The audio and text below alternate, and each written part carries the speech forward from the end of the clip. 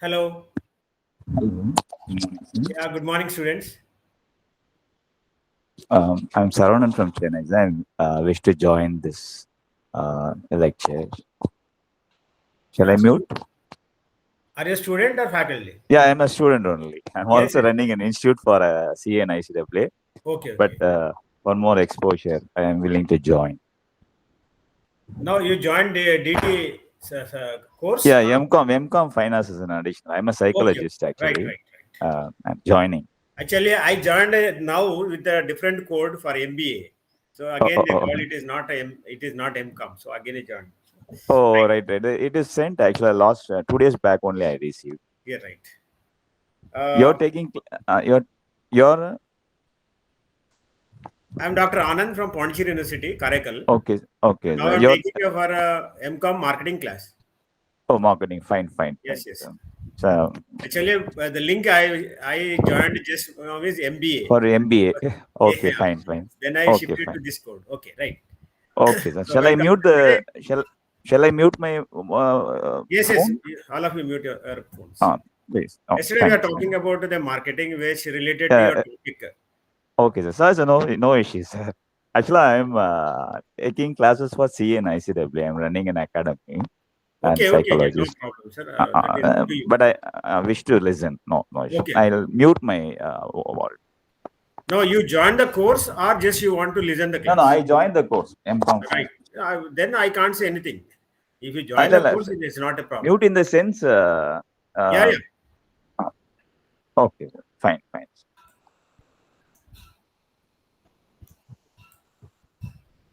Yeah. Good morning, students. Let us go for the topic which was stopped yesterday, relating to your subject, uh, new product development and strategies. Now, what is this new product development? What is the role of this new product development? Why company has to focus on new product development every time? Is it necessary for the company to develop the product every time, or whatever the product it is having, that only it has to make it? Now, when you're talking about this,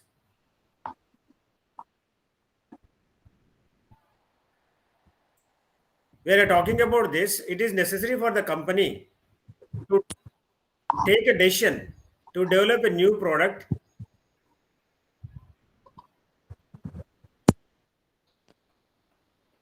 based on the demand of the product. Now, how can you say there is a demand for the product? Now, there are strategies are there where the company can modify the product, or where the company can launch the product according to the requirements. Now, I'll give the example. You know that Kevin Care, wherever fairness cream, how they have launched. Mr. Saravanan, Uh, please switch off your mic. okay. Kevin Care has a launcher they called what Forever Fairness Cream. But by the time we have Vico Turmeric in the market, we have Fair and Lovely in the market.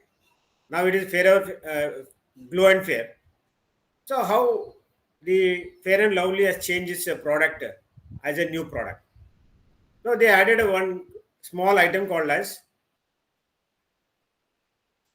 uh, saffron.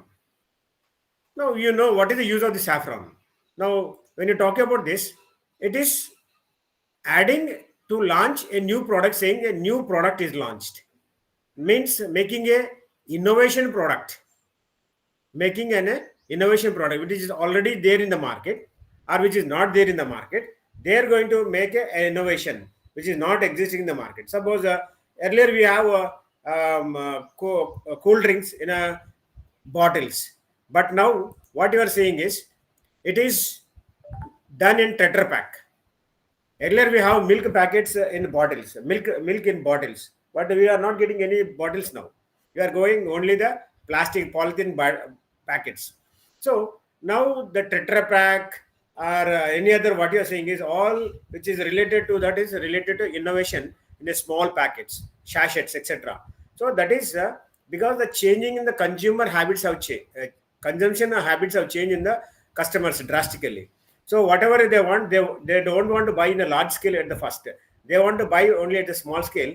So they made an innovation which is a product, what we call as a new product in new sachets. So the product which has gained significant substances for the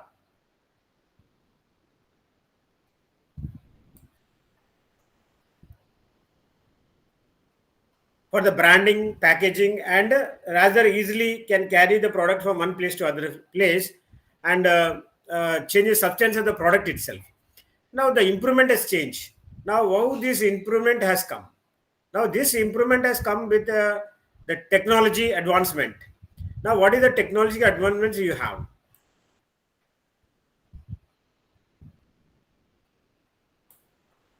Now the technological advancement will bring the company more and more into the picture, where you can say this can be done in a form of existing design or through changes in the product development. What do you call say primitive form?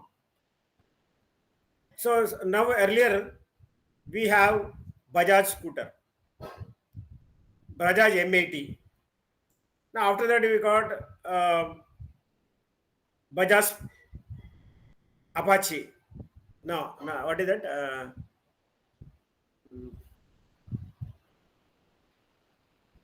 Bajaj Apache or Bajaj Sunny? Pulsar. Ulcer, Bajaj Ulcer. Pulsar, Yes, sir. yes. Thank you, thank you. Bajaj Ulcer. Now, how they are making? Now you don't see Bajaj Chetak here, Bajaj Priya here, Bajaj M8 here, Bajaj Scooty here, because they have drawn out from the market, because their competitors are coming, like your TVS Jupiter and TVS Hero Activa, the Honda Activa, and some other companies are making the product. So they stopped making these old products, and now they are entering into the new product. Now Bajaj has improved the new product. Now we say Apache. So these companies now making a scooter, now already remodified the Chetak into the Bajaj scooter and re-entered into the market. And the LML Vespa, which was there, now Vespa has come into the market. So the product improvement is there over the traditional products, like your TV Suzuki, now TVS Jupiter. Now earlier TVS Suzuki was there, like your Hero Honda. And because the advanced technological innovations, these products are going to change. So the product lines have changed, product depth has changed, product width has changed. With the technological advancement, what you're saying, like what you're saying, example, you take a laptop. Now, when you talk about computers, the Charles Babbage has invented a computer with a size of room of 24 by 24. Now, the technological advancement has changed. The 24 by 24 size room computer has become into a palm size computer, or your mobile phone. Now it can be act as a mobile phone, mobile computer, whatever. Even the TVs, color TVs. Earlier we have only black and white TV. Now we have color TVs. We have only photocopiers at that time. Now we have Xerox machines. So the technological advancement changes in the adopting of sustainable changes in the consumption pattern, and they have significantly utilizing to the user. And we see where the new product, the records of a new product shown, early entrant and reaped into benefits. So that it can be a leadership is a benefit, or we can say entrant based entrants which have faced difficulty in establishing themselves. Now, when you talk about technical matrix, we have growth matrix, which is new product development, a technological newness is there, present or improved technologies, and new technologies. When you talk about the market awareness or new markets, we say current market is there. Where you say present technologies are there, that is improved products are there, and the new technologies are product extensions, or we can say line extensions will be there. Already existing product will be there, but still we'll go all keep on existing with the new technologies. What happened to the old technologies which are there before new technology? They will not perform well. So there may be a wear and tear in production of the product. So they cannot be used. For example, if I ask you to buy a typewriter, nobody will buy a typewriter. Now, if I buy a desktop, every company will buy it, every office will buy it, because everyone will be accustomed to have this computers and laptops only in the organization, because fastness will be there. You can use your computer anytime, anywhere, etc. Any data can be retrieved within a fast movement.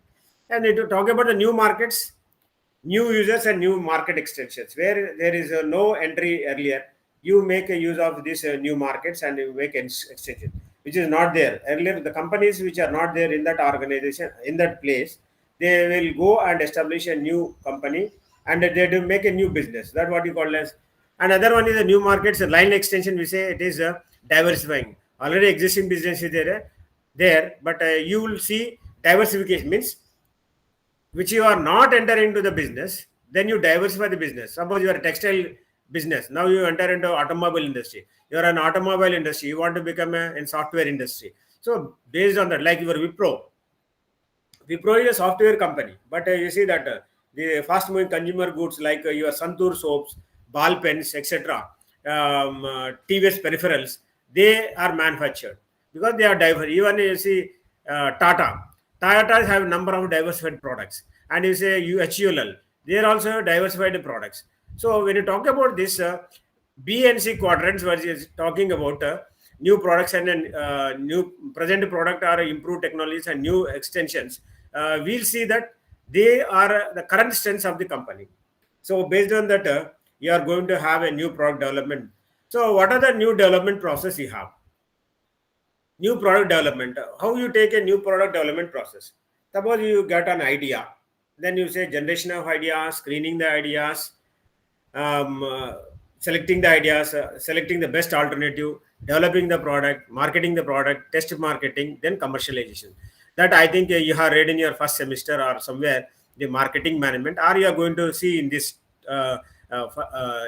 semester also.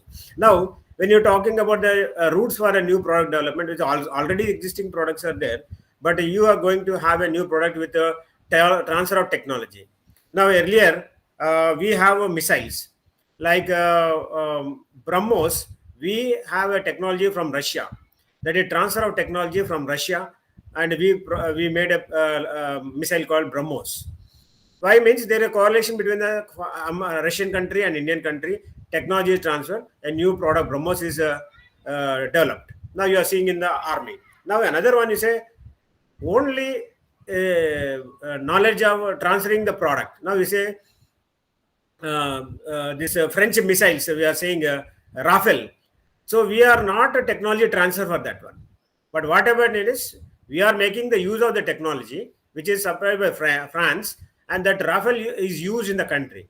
If any problem, and we have to be trained in that one. We have to be trained how to make a Rafale repair if any problem comes. So our pilots are trained there for 6 to 7 months when they are entering into India. So they are trained how to repair this Rafale, and their technology. We have to make our technology in future to make the Rafale repairs.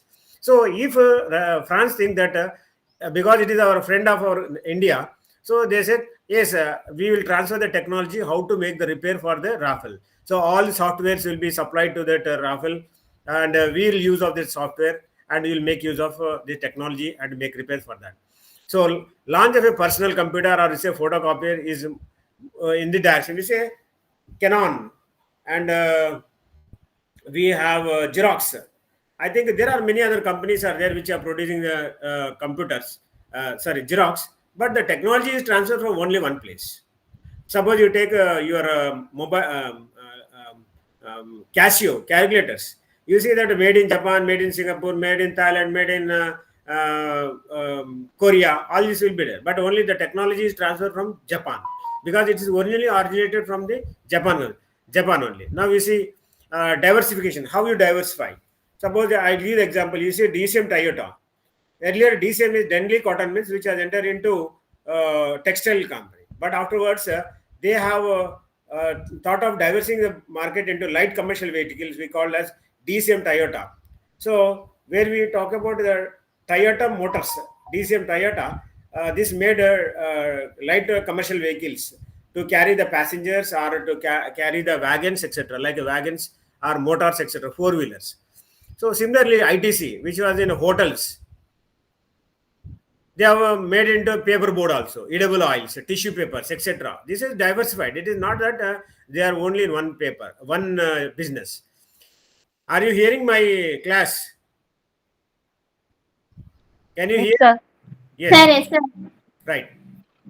So uh, when you're taking only the yesterday you are saying product line, product with product there. So what you are doing is, instead of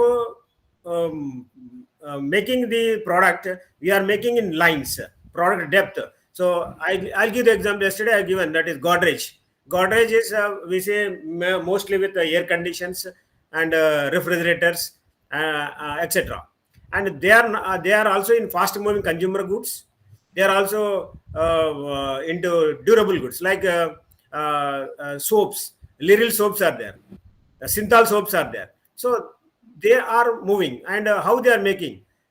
They are into the TV manufacturing at that time also. But what happened? Like bad luck, the TV manufacturing is failed. The TVs are failed, but they are good in manufacturing of electronic goods such as your TVs. Then your they are good in refrigerators, air coolers, and your washing machines, etc. But and music system also. But they are very well with the fast moving consumer goods, or we can say consumer non durable goods like toiletries are to durable, like refrigerators, cupboards, and you say Godrej equipment, office equipment, very very success in the world. So office boards, cupboards, etc., your seating tables, etc., beerwas, etc., are made from. And another one is, you can say, it is the security of India. Lockers, banks use only the Godrej lock. No one can open this Godrej lock, even the thieves, except the company with their duplicate secondary key. So if you lost the key, means you have to send only to the company and get the replace with a new key.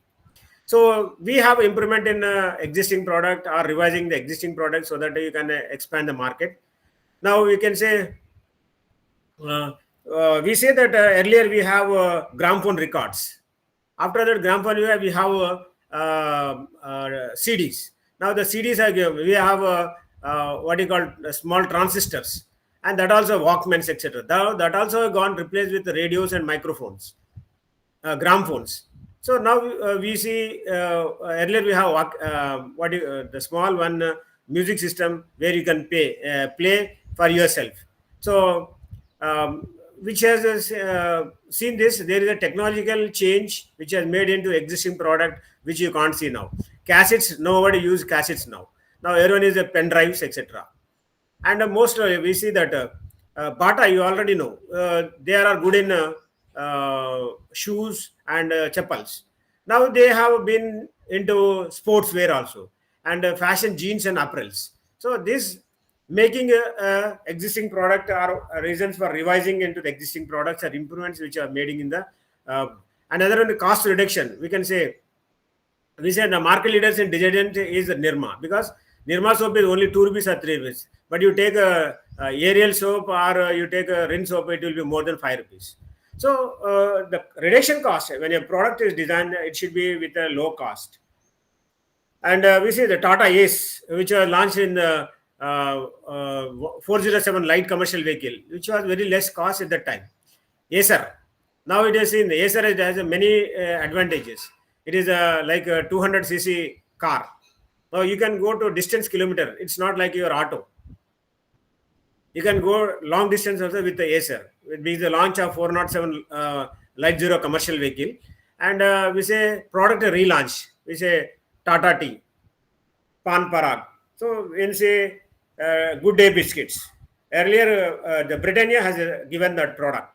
Now earlier we have 50-50. Now this has made with a title of 50-50, very very tasty. So the improvement changes every time. The product is going to change. Now we are saying that everyone is adding a chocolate flavor. Means consumers are preferring the new change in the product. And what is the significance of new product development? You say that is what is the problem is there. So first you are developing a product, that is, you have to make your economic analysis of the product. So which involves a generation of new ideas, appraisal of the various possibilities, and various economic analysis has to be done. Then we have to develop the product development. Then we have to test the product and test marketing and develop the commercialization. So the improvement of the product planning is and modifying or eliminating the existing product. So suppose you take a Maruti Suzuki, which has developed a new product. First we have 1984 Maruti 800 Suzuki. Maruti Suzuki 800cc. Now after that we have a different model. We have Maruti Zen. We have Maruti Brezza. We have Maruti Desire. Maruti again. Latest plannings are coming. So the Brezza, which has made it into, again we have Maruti 800 was removed from the market and Maruti Alto has come. And Maruti Alto 800 and Maruti Prezzo 800. Now after that Prezzo becomes success and Maruti Suzuki has removed Maruti Alto from the market. So when there is a development in the product, there is a demand in the market, and which product is more sold in the market, that only the company is going to market. And totally that Maruti 800, Maruti 8 Alto 800 was removed from the market by the company. So that make a new product development process for diversifying human resources and which affect the factors and events beyond the developing control. So what are the sources for the new product ideas? Now the first and foremost is the customer, where the customer is going to have the product. That is they will discuss if the product is like this feature, it is good. If the product doesn't have this feature, that may be good. The competitor is having this feature. If the company is having to add this feature to that, suppose you take this IKEA or another Hyundai, we see that in the back side we have wipers, but you take Maruti Suzuki, don't have wipers in the back side for some models. Suppose if you think that the company can provide wipers at the back side for that other model which doesn't have wipers, then it will be advantage to the customers, so that customers will also prefer to have that product. So another one is the idea to meet the problems and the competitors, that is systematic approach for our benchmarking of the competition. Now we talk about the benchmarking of the new product sources, where what the competitor is doing, what Hyundai is doing, what Akai is doing, what Kia is doing, what Ford is doing, and what Tata is doing, what this Suzuki is doing. So we will compare the competitors and we will make a benchmark. So what is the product that is good in Tata? What is the product good in Maruti? What is the product that is good in Kia? We will make the note of them and we will say competitors for the sources of the new product ideas. And we say distributors, suggesting from distributors and their problem in handling present product.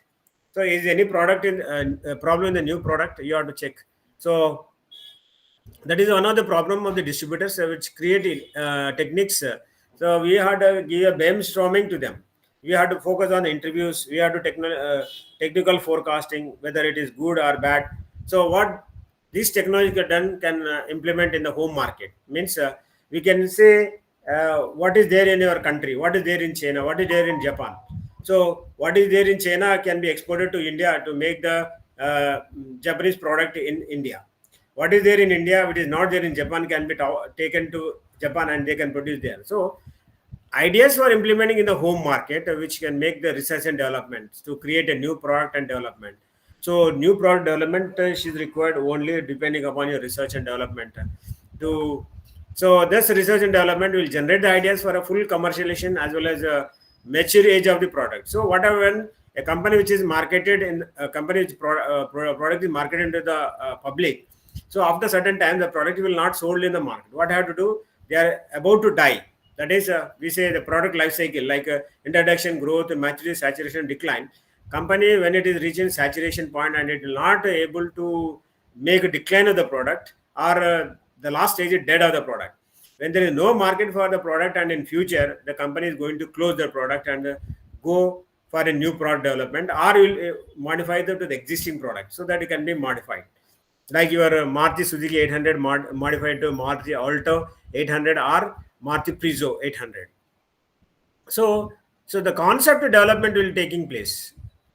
So when you're talking about the concept development, we see that the people which do focus on their need. What is their need? Now, when you're talking about the need that keeps on making the change, that is a concept developing, asking questions. What is that questions you have? What is your need? What do you want? Suppose you go to a shop, you ask. Suppose I want this type of model. I want this type of design. I want this type of features which a company have. Suppose you are going to have a what you call a laptop or a mobile phone. You see what are the features that have, whether it is having WhatsApp, whether it is having the camera features, what is the size of that camera, what is the what you call vision of the camera, whether the front end is there, back end is there, what is the RAM, the speed of that RAM, all this you take. So by offering that, the customer will buy it because they trust the product company and they buy it, and they should be communicable. So what is your usage, what you want, uh, and you adopt it and you perceive the value so that your product can be see that how this can be done. uh, Now perceived value, what you see, suppose I say if you buy bullet, that is a bullet vehicle, we see that it is giving only 15 kilometers per liter. Now the company says, no, no, no, the new modified bullet will give 40 kilometers per liter. So you have to test it. Now the perceived value, whether it is really giving the 40 kilometers per liter or only 10 kilometers per liter, that you have to check it. Suppose if the company says 40 kilometers, but you are getting only 20 kilometers, then it is the perceived value is different. So mostly we say the idea is flowing fast and most cases reject in the equality first. So sometimes what you saying is wrong, so it will be rejected. What you say, that should be accepted. What you are not saying, that should be seen and modified the product, and the original ideation adopted into the specific statement, that is a need form of technology, can be evaluated. Now concept of evaluation, the best concept, that is evaluation is involved difficult, but it is not in one time. In it takes a lot of time to evaluate the product. It is not that one time I can make the product and other time I stop the product. So every time I have to make the evaluation of the product. The first testing only I have to think whether this concept is developed or not. If the concept is not developed, what is that? What is the problem there? If it is the problem in this concept in future, what you have to do? Shall I make any further changes in the future? That you have to take into consideration, and concept testing is to be presented. Now, when you're taking the data, actual, you have to screen that one. So you have to make the proposal, you have to make the prototype. Now you are saying that battery vehicles are there, hybrid vehicles are there, whether it run on battery, whether it run on petrol or it run on diesel, that you have to check it. So if it is completely running on the petrol, means your battery is lost. So if it is running on battery, means your petrol is lost. So other one should be taken. So we have to make the prototype and you have to go well, that finish the product that can be compared with your testing. So the team which will making the data come in for permit the financial analysis near for the end development. So how much finance is required, that also you have to check it. And yes, I got the total, my product is developed and commercialization is taken place. Now both depending the meeting of the requirements, and what you do is you make the commercialization of the product. So review the analysis, is any problem is there, then you go for the launching of the product. So as you launch a new product by offerings into the market to the customers, so you ask the customer to buy because this is never available, this is the first time product, unique sale promotion. So you adopt adopting a market research marketing technique, so that you can nearly say that your product is good. If there is a failure in the market, you have to again study what is the why the product is failure in the market. So again you have to do research analysis, and you have to modify the product, or you have to make launching of the new product with the existing product. So if the customer is not buying, so what you have to do? So if a customer do not pay for mere ideas. The small idea you brought it, but is not useful. So the utterly failure of the product will come. So you have to make the product satisfied. That is the tangible product. New ideas into tangible and visible market offer will be a critical stage for developing the stages from commit major resources. So you have to take a decision that the consumer acceptance proposed new offer. That's why company will not send it directly into the market. What they will do now, they will produce the product, they will tie up with some other product, and they will launch as a specific product. Means free product, buy one get one free.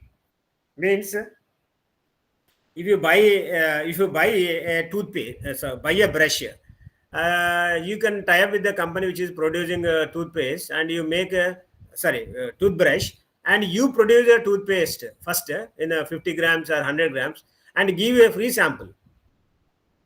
So that's why you buy a brush means a toothpaste is free. So that's why you will launch.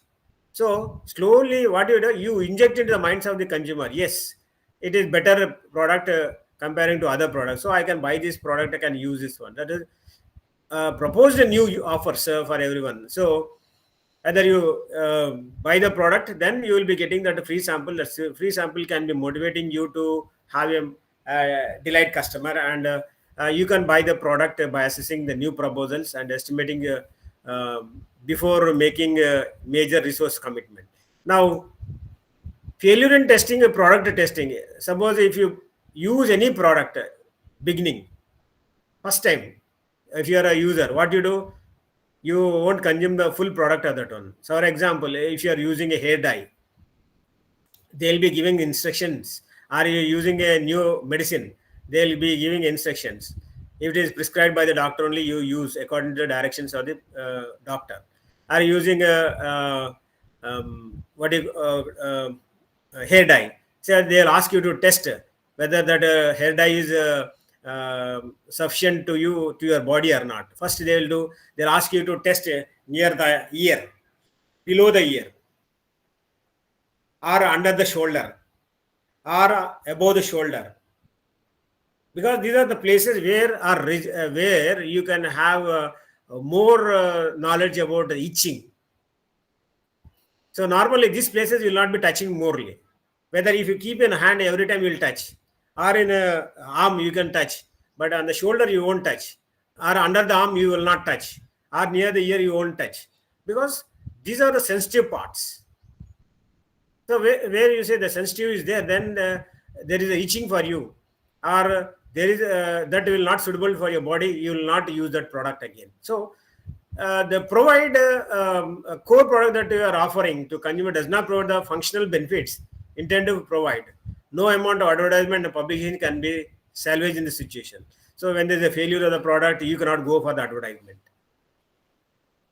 However, even a good product will not survive if it is needs to be made either before the invest of the in manufacturing or later. Now, when you're talking about this, even it is not used by the consumer, it is a waste of manufacturing the product. So you have to think before manufacturing a product, you have to think which sector you have to join, which sector you have to unjoin.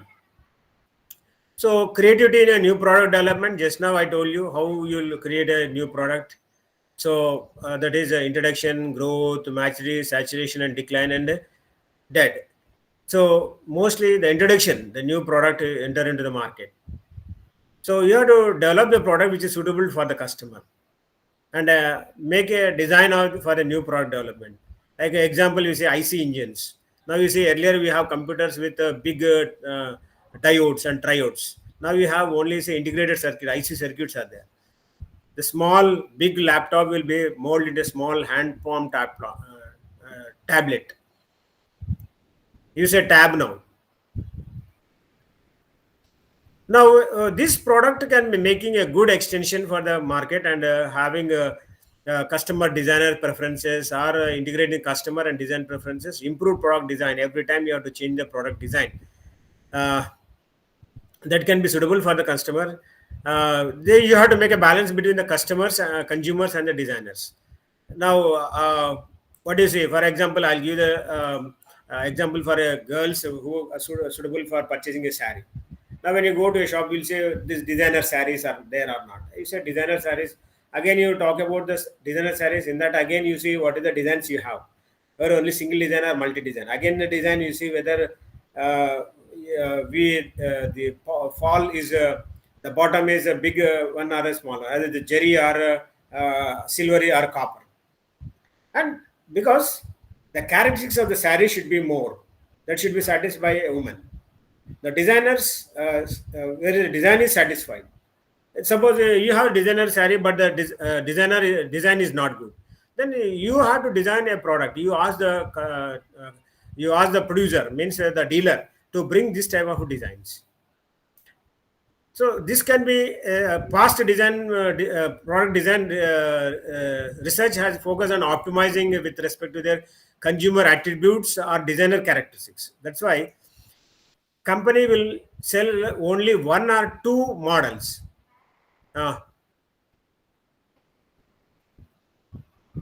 కూర్చో వస్తాను 15 minutes పడుతుంది కూర్చో. So when you say what you say, they will ask, they will send. That's why they send only two samples. The two samples, what they will do, say, sir, this is only two samples, only one model, two models will available. So what you do? So you ask for next time you come, they will say there is a demand for this type of models. So they will ask you to bring more samples, more quantity as an order. So based on that, your satisfaction is there. So the feature for a new product management is necessary, where you can have the product development, etc. So what will the product in the next 10 years or 15 years? So we say that generally we say if it is a good product, like your Tata, you have we say example Dell, or you have HP. So where the product can be standing years together. So we say Intel inside. So Intel. So when the product is made, that should be standing for years together. So based on this, we say the product can be reaching to the customer, the new product development. Now when we say product life cycle strategies, what are the product life cycle strategies we have? Just now I'm telling you, what are the different stages of life cycle? Now what are the different stages of life cycle? So we have introduction, growth, maturity, saturation, decline, and dead. Now when you talk, it is like a parabola, hyperparabola, that is like a umbrella. It is how it will be. Now when you're talking about like the graph will be like this, U shape, inverted U shape. So each time what will happen, each stage the characteristics of the product will be lost. Means when you are introducing a product to the market. Now, when I'm talking about introduction about the product, I'll refer with your human life cycle. Can you say human life cycle? Can you say what is human life cycle?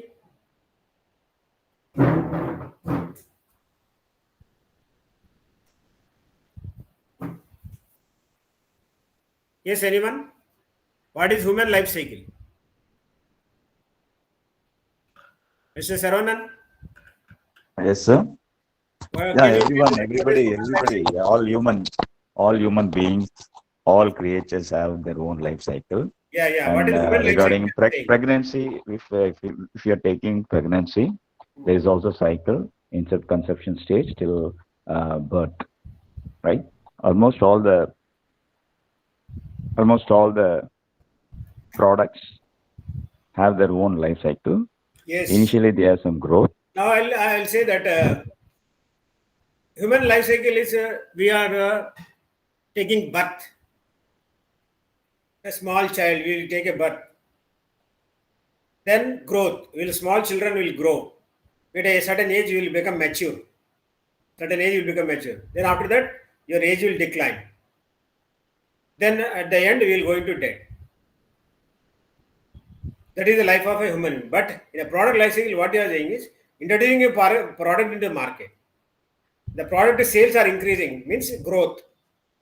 Then after growth is there, at a certain stage, they will become saturation.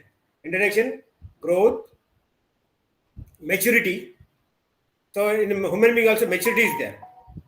So maturity, a product is maturity there will be no product will be sold, then become saturation, and after that it will decline. They will be not in the market. So they will become dead. The company see that it will not be dead. The product will not be dead. So what they will do, they will add another new ingredients to the product and say it is a new product. So we say when you're talking about this type of features, we are saying that research skills will develop a product, that is introducing the product into the market. Awareness and acceptance are minimal. They require high promotional cost. And we see that high promotional cost. Suppose you're taking about Maggie noodles or Kellogg's.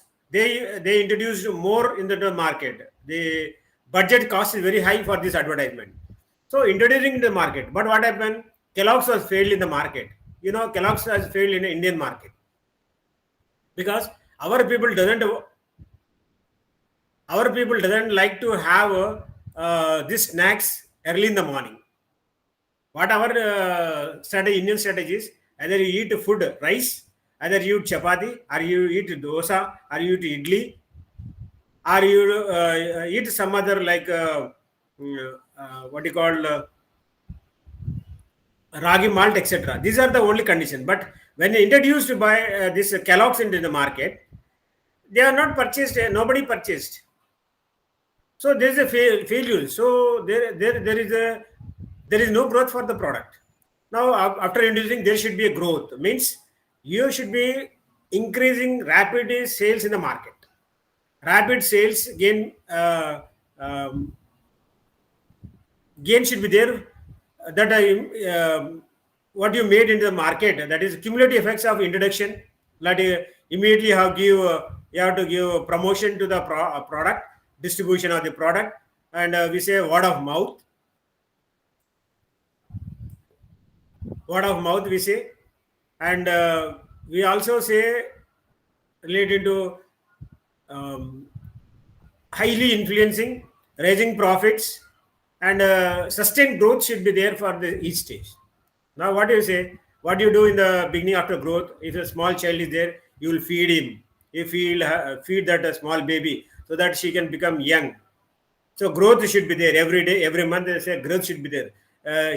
So after 1 year, she has to walk, she has to run, she has to talk, she has to eat herself, etc. So there's a growth for a product is sales should increase. The word of mouth has to influence, raising the profits. That only the sustained growth should be there for the product. Now when a maturity is there, means sales growth continue, but at a diminishing rate, because number of potential consumers remain unaware of the product. So what they'll do? So they say that maturity, yeah, they have reached the saturation stage or mature stage.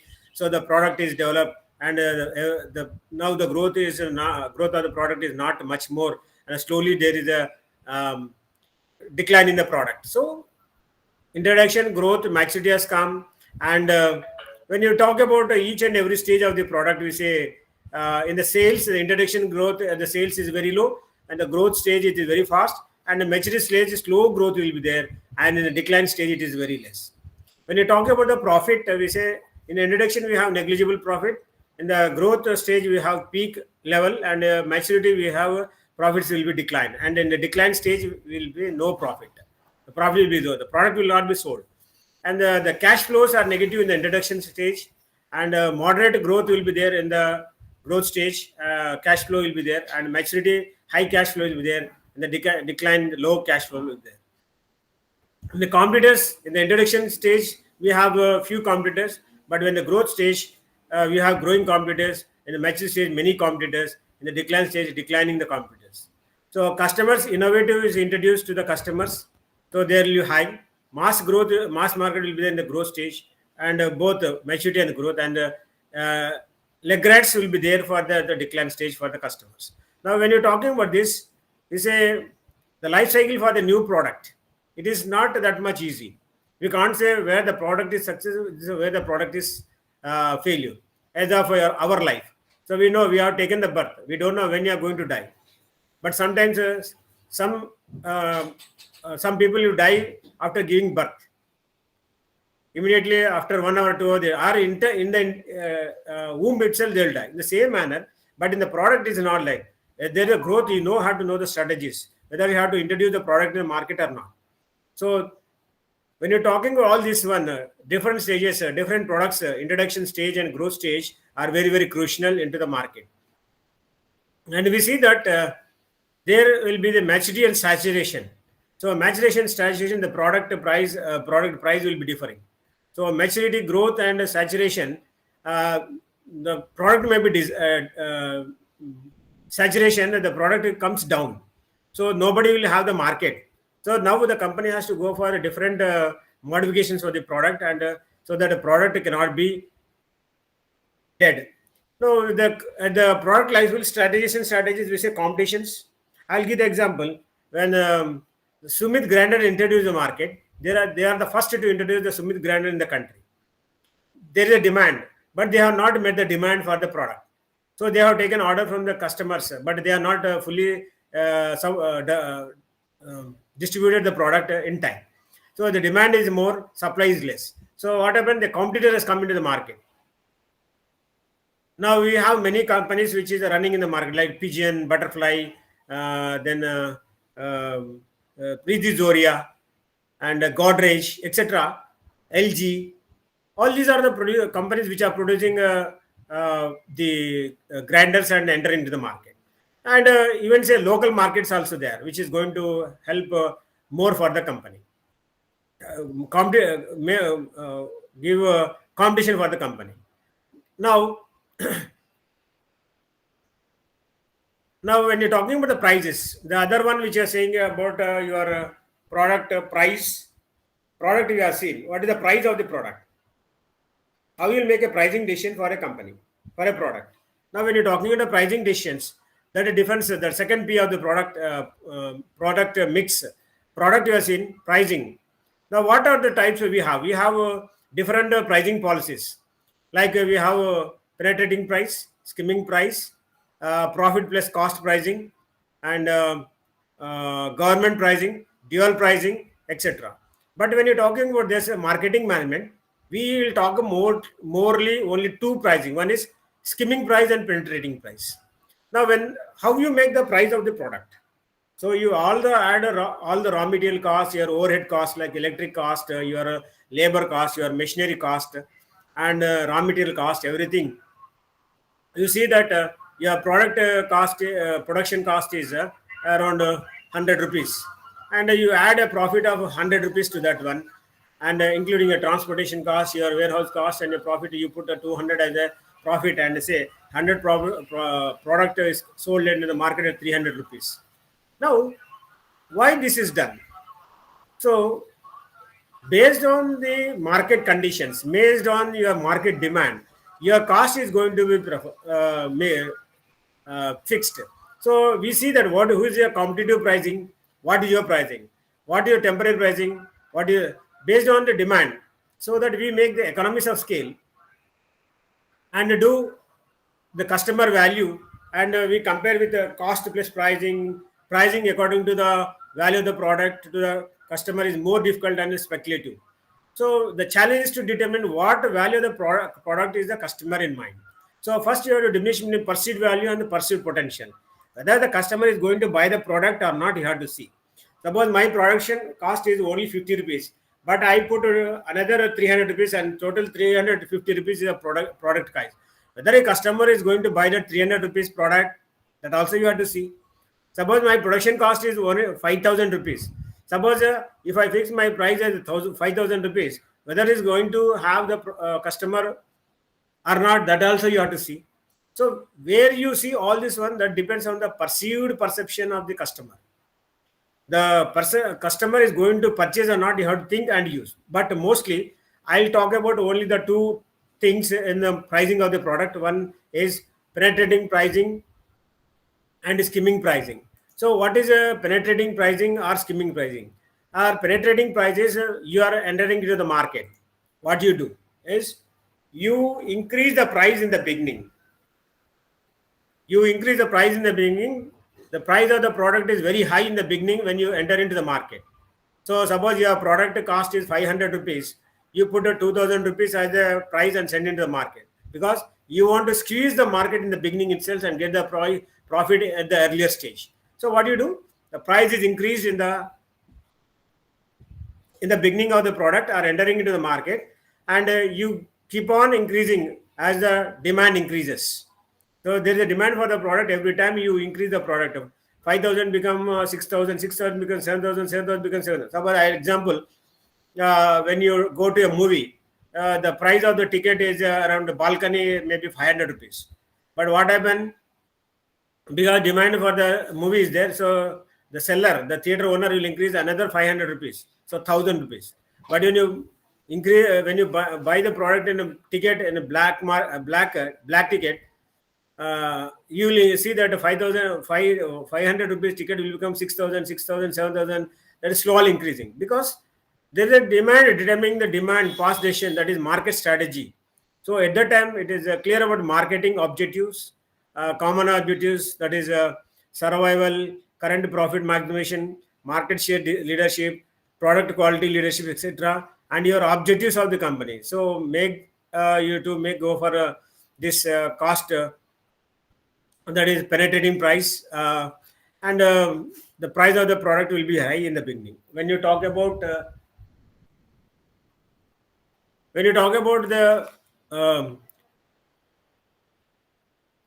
skimming price. Skimming means when the product will be low in the beginning. Low in the beginning, and we say talk about slowly it will gradually increase. When introduction the product, making the product as 100 rupees. After the few days, after demand increases, you make it 200. After demand increase, you get 500. Slowly the product will be increasing.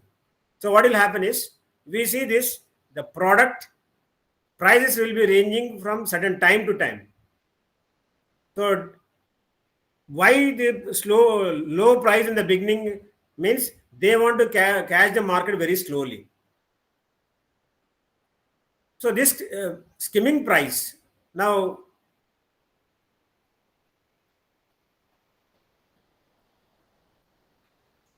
when the skimming price is there, that is that takes place 2 minutes.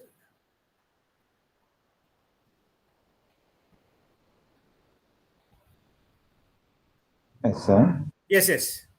Yeah, I used to experience while I was in college, in the year 1992. The new software, Coca-Cola introduced in our In test market. 1990s. Initially they offer us with a very high, meager cost, very low cost, with offer they offered a bottle, but gradually they increase. Yes. It is an example for penetrating. That example Initially, they I thought offer, of giving you. yeah, You and conversely, in the initial stage of introduction of mobile phone, it cost me actually. Even Ericsson, I bought a second hand while I was in audit. I bought a even second hand Ericsson for is much higher. Actually, it is much higher than current cost. And Yes. gradually, with the introduction of more, with the entrant of more competitors, actually gradually they reduce the price. I will That is give the example. Give me for 1 minute, because now it has become 10 o'clock. Other faculty will waiting. Ah, I'll give example. Okay, In sir. 1995, we introduced mobile phones in the country. Now you know what is the price of the call at that time? Per minute, 15 rupees. Incoming is 15 rupees. Outgoing is 15 rupees. Now, what is the cost of cost of the call in the mobile phone? Now, if you say Reliance introduced into the market, now you are saying that you pay for 700 rupees for 2 months or 3 months. The cost is only not more than 15 paisa. Means the introducing cost is very high. Now the current was, everyone got mobile phone now. Everyone, even the broomstick seller also having mobile phone. Even vegetable vendor is also having mobile phone. At least they have. Now, what is the cost call now? Whether you have a what do you call a smartphone or traditional phone or a QWERTY phone, the cost of the call is one and the same. So it differs. So introduction means they want to acquire more market in the market, and they slowly now what they have done is they have reduced the price. Now you pay for one month. You will be talking about 20 paisa per minute, 30 paisa. Earlier, the government of BSNL also introduced. Earlier, it is introducing 2 rupees 50 paisa per minute. After that, they say 1 rupee per minute. After that, they say 60 paisa per minute. Now they become 2 paisa per minute. Second paisa per minute, etc. 2 paisa per minute, 3 paisa per minute. Earlier, Xerox also. Earlier, we have 5 rupees for one paper. Now we say 1 rupee one paper. If as the quantity increases, price decreases. Now this is way how the pricing changes in the market. Not only that, in 1999 when the Sprite is introduced in the market,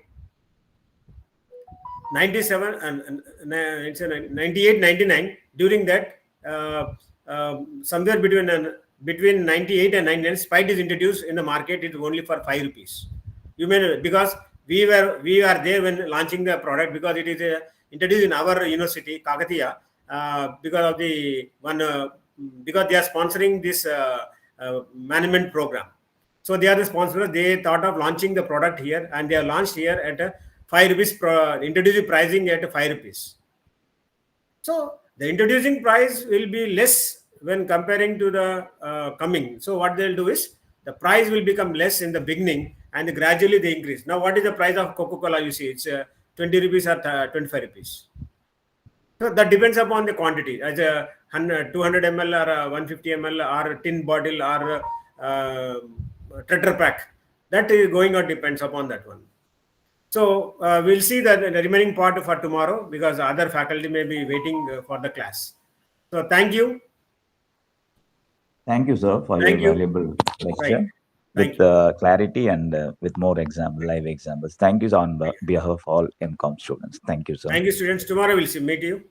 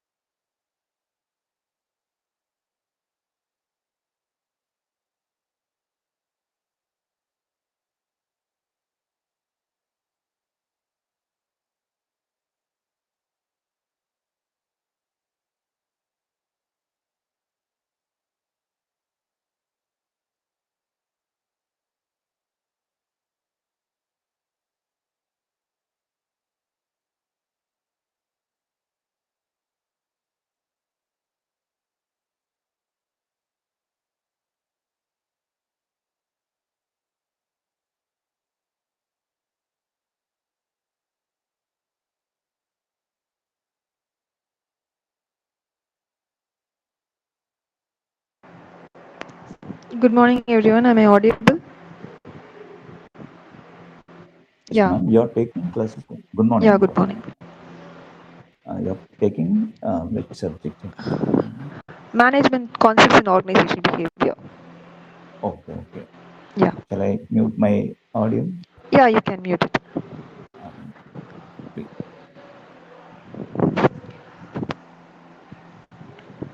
Yeah, in the last class, I have started with formal and informal organization, and due to unavoidable reasons, I have been went in in the middle of the class. So we can continue with it. So, regarding formal organizations, initially, in the aspect of organization, there are two concepts: formal organization and informal organization. The word formal itself will be giving a clear idea about what kind of organization it would be. That is, everything will be meant with proper structure, system, well defined, clarified roles and regulations. Rules and regulations. Definite measures will be there, a proper authority, responsibility, everything will be in a systematic manner which should be followed in the formal organization. Here I have given two definitions. I'll be explaining one of the definition. According to Louis Zallen, the formal organization is a systematic, well-defined job, each bearing a definite measure of authority, responsibility, and accountability.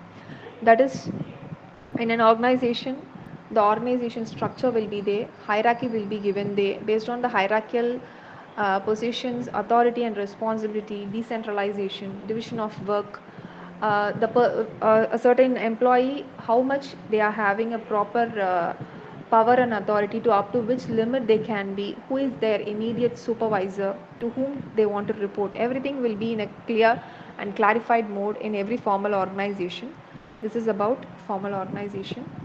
And this formal organization is a goal oriented entity and which is going to exist to attain a common goal.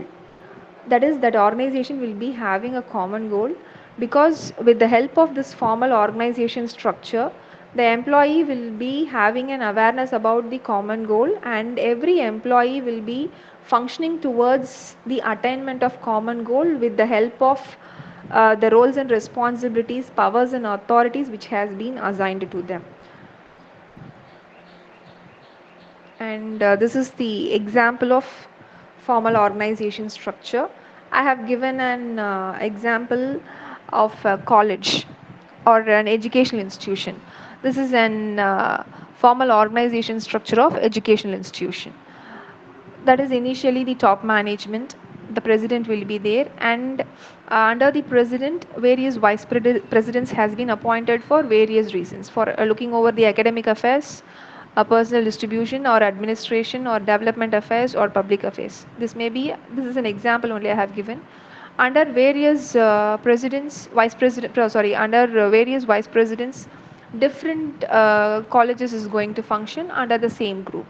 They are an education institution, they are having many colleges, maybe college of education, college of science. So under various colleges, under each college, the departments will be designated. Under the department, the heads will be there. Under the heads, the faculties will be working.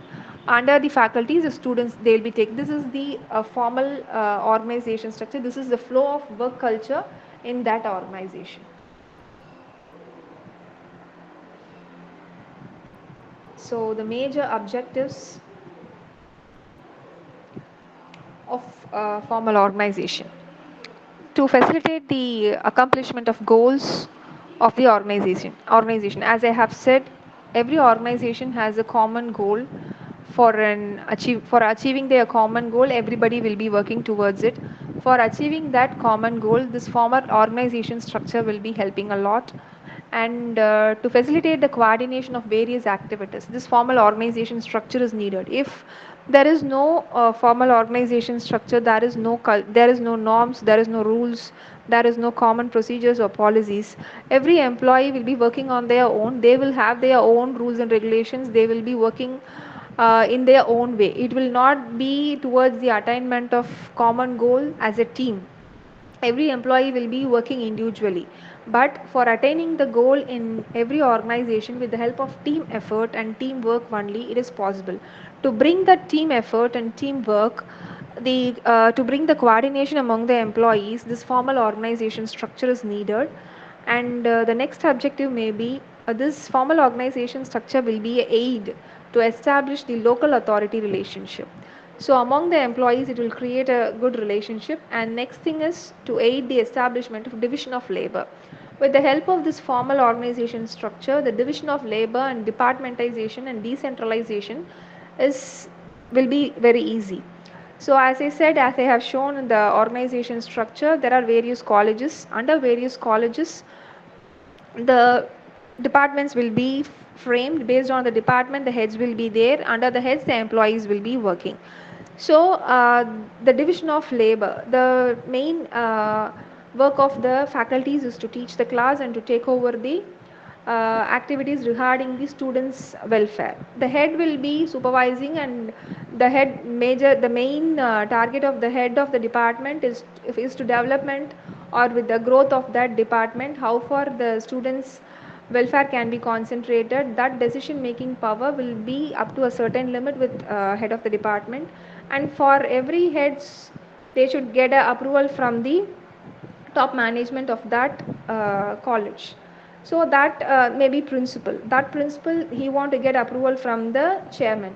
So through this, the division of labor is possible, and division of labor will be clear with the help of formal organizations. And the last thing is, it will create group cohesiveness. It will create group cohesiveness, that is, it will make the employees to work in a team.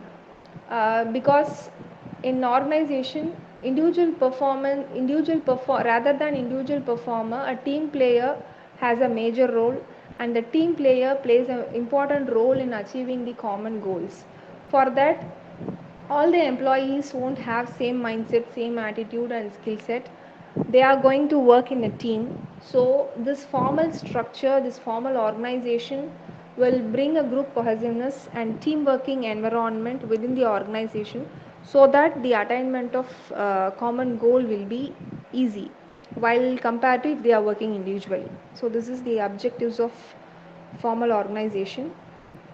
And next thing is characteristics of formal organization. In formal organization, there will be a well defined rules and regulations. The rules and regulations will be defined, and it will be in a systematic manner, and it is followed and implemented properly with care. So this is the first character. And next thing is arbitrary structure. Every formal organization has its own arbitrary structure. And next, third one is determined objectives and policies. Before framing the objectives and policies, the top management of that organization, every formal organization, they will have a discussion. They will take a time to frame the objectives and policies.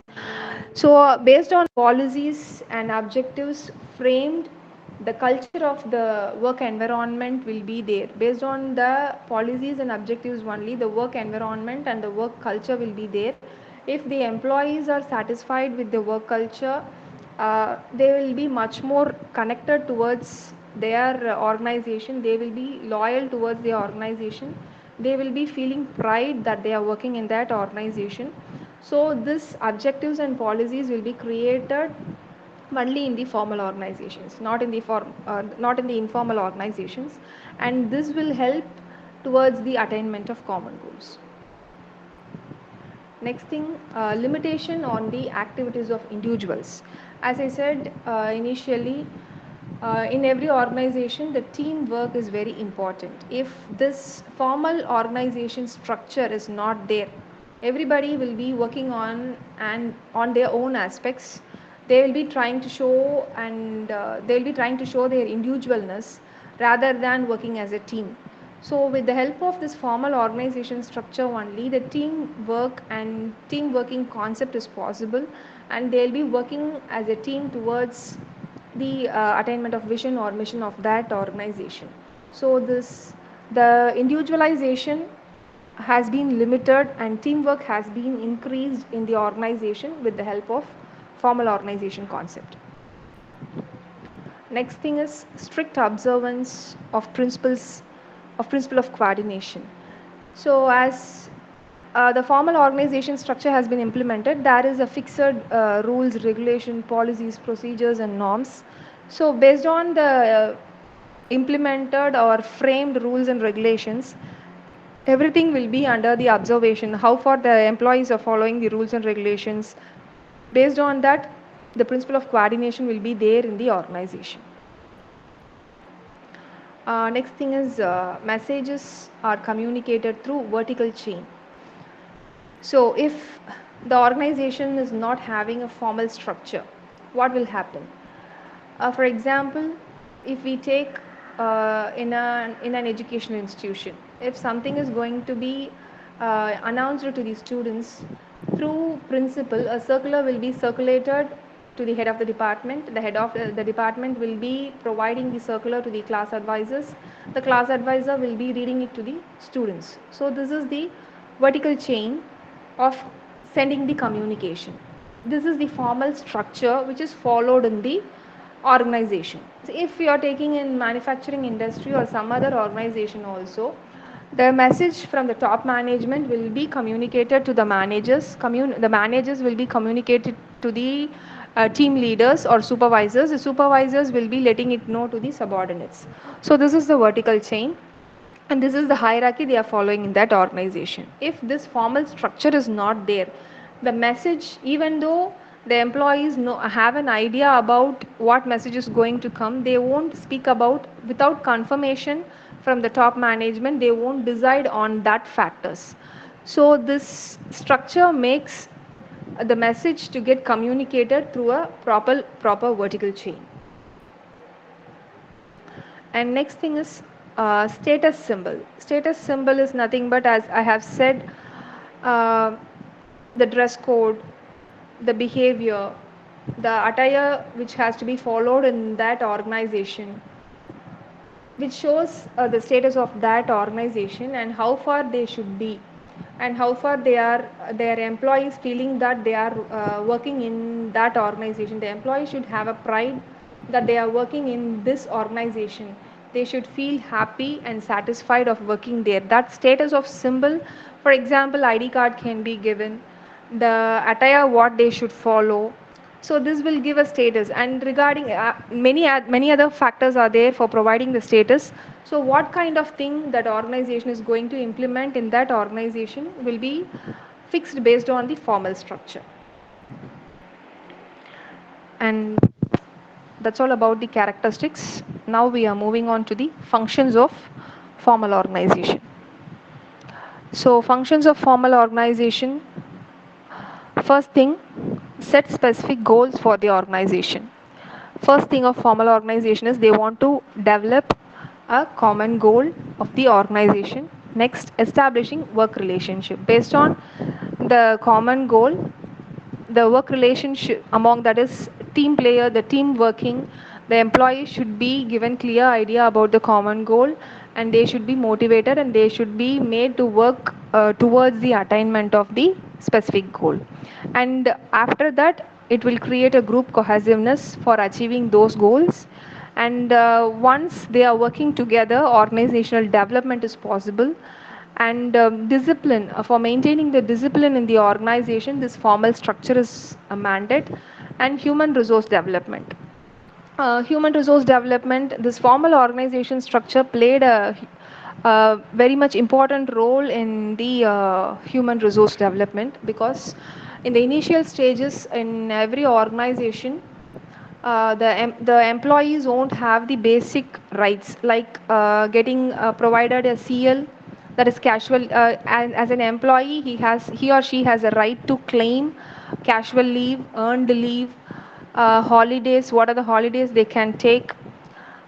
Then vacation leaves, lot of things are there in the initial stages. And overtime, if they are working overtime, they should be paid extra for the overtime. These are all the things, rules and regulations, norms, procedures which has been arrived because of the formal organization structure. If it is not having a formal organization structure, the employees rights and rights is not being protected, and the employees rights has been framed with the help of this formal organization structure only. And for monthly, an employee can claim 2 or 3 permissions. So these are all the basic things, or employee welfare things should be given to the employees. And that organization will be fixing the rules and regulations, policies and procedures for the development of employees. So when this has been attained, means this form, once the organization is going to implement a formal structure only, this human resource development is possible. So these are all the functions of formal organization structure. And here I have given the benefits. First thing, financial aspects of benefit. First thing, security. Slow but steady promotion. First thing regarding security means salary is fixed. In a formal organization, salary date is fixed every month, maybe 6th or 7th or some date. The salary date is fixed, salary amount is fixed. Security, that is the work culture, the protection for employees, the safety of employees will be ensured in the formal organization. Next, slow but steady promotion. Uh, Yearly once the promotion factors will be done. It may be slow, but it will be steady. Everybody will know in the every year, this month the promotional factors or performance appraisal will be done. So the clear idea will be in the mind of employees. They will be working towards the attainment of their performance appraisal. Next thing is commissioned ranks open to men and women graduates.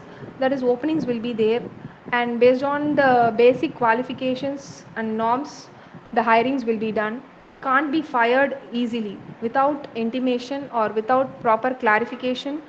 given to the employees. No, none of the employees can be sent out of the organization. It is possible, it is easy to send an employee out from the informal organization, but it is not easy in the aspect of formal organization to send out an employee without giving a clarification to the employees. And good retirement benefits is possible with formal organization structure. So this is the benefit regarding financial aspects. While coming to the social aspects of benefit, many different branches appeal to different interests and social status is there. For example, if a candidate is working in TCS or some other MNC corporates, they will feel pride. See interesting places and peoples.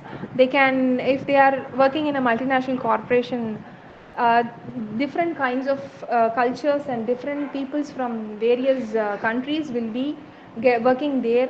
The employees can, they will be, the employees will be having exposure of understanding various cultures, norms, their traditions. It is possible. So this is the benefits in the aspect of social aspects.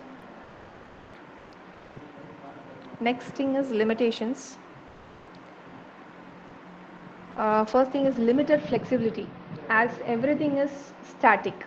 In formal organization, everything that is rules, regulation, policies, norms, and procedures are static. The flexibility is very much limited. Only the employee can have a casual leave in a month. An employee can have only one casual leave. They can amend with earned leave. They can take a vacation of how many days it has been allotted. If they are crossing that limit, it will be going in a loss of pay. So the flexibility will be very much limited in formal organization.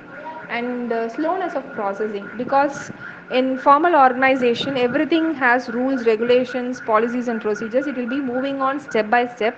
Immediate processing will not be there in the formal organization. There will be a slowness in processing.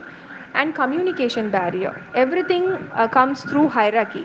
Easily the employee or the low level worker can't able to meet the middle level managers or the top management to give their queries, because the workers are going to tell their thoughts to the management with the help of their superiors. If in case the superior person is having a vengeance or problem with a particular employee, and that particular employee grievance will not be taken to the middle level management or top level management. So the communication barrier is more in this formal organization. And quality of decision,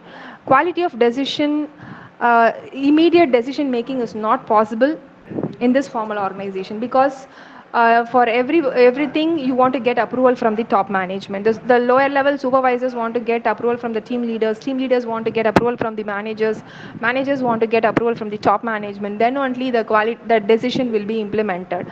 So the quick decision making will not be possible in the formal organization.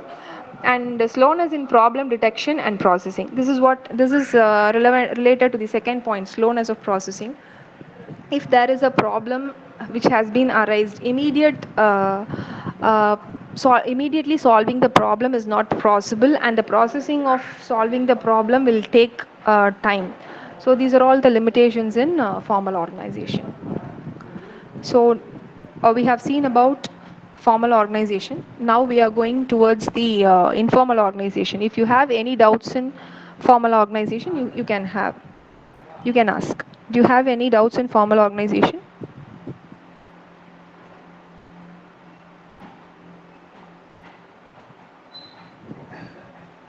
It's very clear, madam. And so you clearly explained the concept. Yeah, okay. So can I move? So I'll be moving with the informal organizations. So the word informal, it will be making you clear that it is not in a formal way. It won't be in a structure. So the informal organization is generally with how it has been formed as a group. And this informal organization is, that is, the employees will be forming on their own, uh, apart from the formal environment. So informal organization is a network of interpersonal relationship that arise when people associate with one another. That's what I said. This definition is given by Kate Davis. The employees working in the organization, they will create an informal organization. for discussing. It will not be an official factor, it is an unofficial factor. So the informal organization is an interlocking social structure that governs how people work together in practice. It is a social structure, it is not an organizational structure. And how if people are working in a team, if the people are working in a group, they will be forming an informal organization, which is aggregate of behaviors, interactions, norms, personal and professional connection through which the work area is built with. Okay, the organizational efficiency or based on the uh, behaviors, attitudes, likeliness, and cohesiveness of the human beings. Based on their own interest, they'll be forming this organization or groups. So this is the diagrammatic representation which shows the informal organization. So that there won't be a hierarchy, there won't be a vertical line, there won't be a proper structure. So all the social structures, emotions, everything will be it will have a mess, and it will be a clumsy thing which will be happening among the employees in the organization. They will be jealous, they will be a politics, they will have a lot of problems among them, they will have a happiness, everything is mixed in this informal organization. So the next thing is informal leader. So who is going to be an informal leader? The leader of informal organization is elected by a member of groups from for different reasons, such as age, seniority, technical aspects or competence or work location, responsive personality, depending upon the work situation. For example, if you are a group of 6 members, and among the 6 members, some person will lead you. You won't mention and you won't give a position that you are a leader, but they will take the position and you will also accept that and you will follow him or her. So how it will happen? You may, because on based on the age or seniority factor, how the others will accept him or her as a leader means, I have mentioned here many factors: age, seniority, technical competence, work.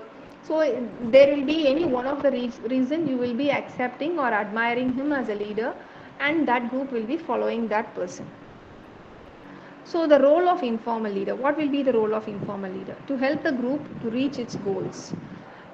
Because, for example, you are working in a team, you have a superior, and your team consists of 5 members. But you are not comfortable with that team environment, and you are not comfortable with your superior.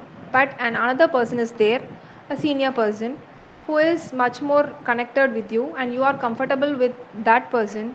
So if you are going to ask a help, formally, for example, I'll be telling there is A and B. There are 2 persons. A is a person who is going to be a formal leader for you, that is a team leader for you, and you are going to work in a team with the person A.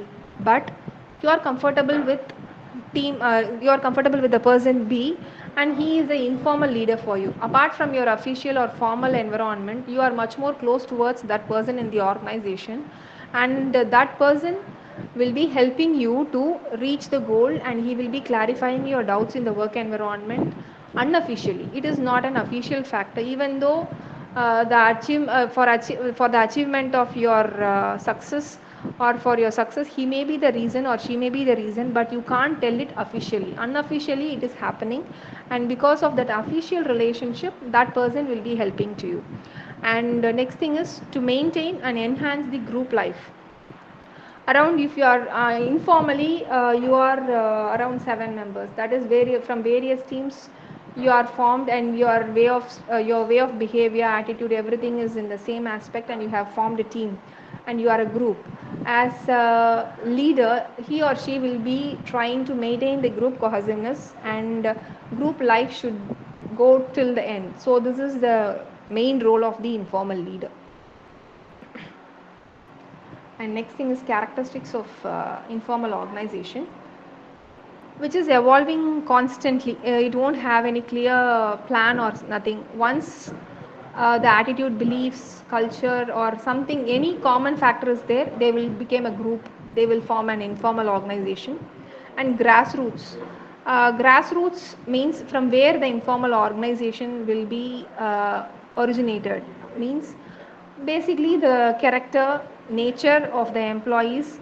Once there is a resemblance and comfortable with some other person, they will form a, that will be a grassroots for the formal organization, sorry, informal organization. And next thing is dynamic and responsive. This informal organization is very much dynamic and very much responsive, but in formal organization is very much static, and it is slowly responsive. But this informal organization, if you are going to ask your official team leader, he will wait, he will follow the rules, regulation, policies and norms. But in the informal organization, informal group, if you are going to ask your leader, that person will immediately respond, give a responsiveness to you and solve the problem. That will happen in informal organization. Excellent motivation will be there in the informal organization, because in formal organization you won't have that much emotionally connected towards your leader, but in informal organization, emotionally connected towards your leader. He or she knows everything about you, your family background, your social status, your problem, what kind of person you are, what kind of skill set you possess, where you are lagging, what is your strength, what is your weakness. So these are all the things will be known to your informal leader. So as a person, this informal organization will provide you, because as a team you are being there, means that informal team is going to give a great motivation to you based on your skill set, because about you everything they know. There is no restriction, there is no rules and regulation in this informal organization, so they will give an excellent motivation to you. And next, it requires insider knowledge to be seen, because in formal organization you won't, or you may not be given a space to explore your knowledge, to tell that you are a person having this kind of capacity. But in informal organization you will be having a space to show your knowledge, to speak about everything. You will be very comfortable with it, and treat peoples as individuals.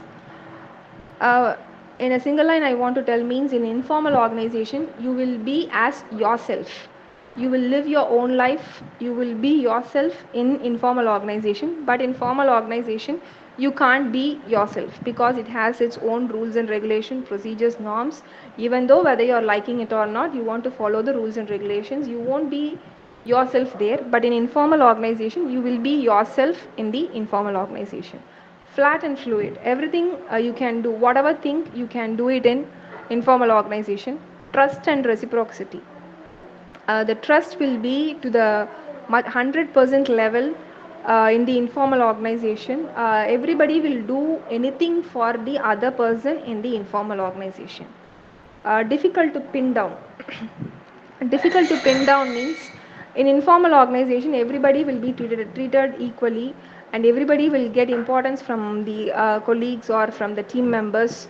So it is difficult to make them down, it is not possible in the informal organization. And essential for situation that change quickly or not yet fully understood. This essential situations, through informal organization quick decision is possible, and but quick decision, in many times quick decision may not be the right decision also. So this is also possible in informal organization. So this is about characteristics. Next, functions of informal organization. So the first function, portray the cultural and social values. So in informal organization, the social values and culture. In formal organization, there is a structure, there is a norms, what kind of dress code, how you want to behave, everything there is fixed structure will be in formal organization. But in informal organization, it is based upon the group of people who have framed the informal organization. Based on the entire group, the culture, the dress code, the values, norms, If, for example, if a set of women's or set of girls are going to form an informal organization, their dress code will be different, their culture will be different, their social values will be different, their attitude, their thought, their interest will be different. If a boys alone is going to have an create a group or create an informal organization, their dress code, their values, their cultures will be different. If a group is going to be a mix of both girls and boys, there the different code will be different, there the values will be different, there the social norms, dressing style, hairdo, grooming style, everything will be different. So this is the first thing. And next thing is, it provides uh, social status and satisfaction. Social status and satisfaction in informal organization, they will be enjoying and they will get satisfied. All the employees are working in that organization only. While they are working under the formal structure, they won't have their satisfaction towards their job.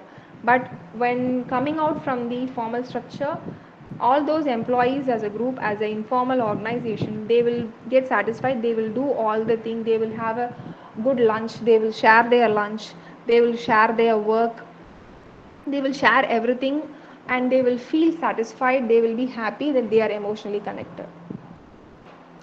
And next, promote communication among members. So gossiping without getting clarification, a message will be viral among all the employees through informal organization. Uh, for formal structure, I have given the example as circular. Uh, in informal organization, the communication is word of mouth only. If a message is being out with one employee, it will spread like anything within a minute or within a second to all the employees. That is in the informal organization.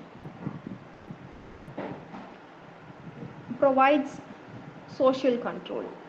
Provides social control means if any issues arises, if any problem is being there for a single employee or a single group member, everybody will stand as a one and fight for that employee's rights. It is possible in the informal organization. So those are the functions. Now we are going to see about the benefits of informal organization. Better total system. Even though the organization is following a formal structure, the informal structure will be the biggest backbone for creating a bond among the employees, a bond towards the organization. That with that bond only, the employee will be sustaining and continuing their work with that organization. Next thing is lighter workload for management. Lighter workload for management in the aspect, if the management knows there is an informal organization also and they are letting it allow, the employees will be sharing their works without the instruction of top management itself. That is because they want to help their colleague or because they want to help their team member. And work group satisfaction will be given by this informal organization. Safety of values for emotions. In formal structure, emotional values cannot be given much more weighted, but in informal organization, emotions of each and every individual and employee is very much important. And cohesiveness, group team coordination is possible because of informal organization only. This informal organization only fill the gaps.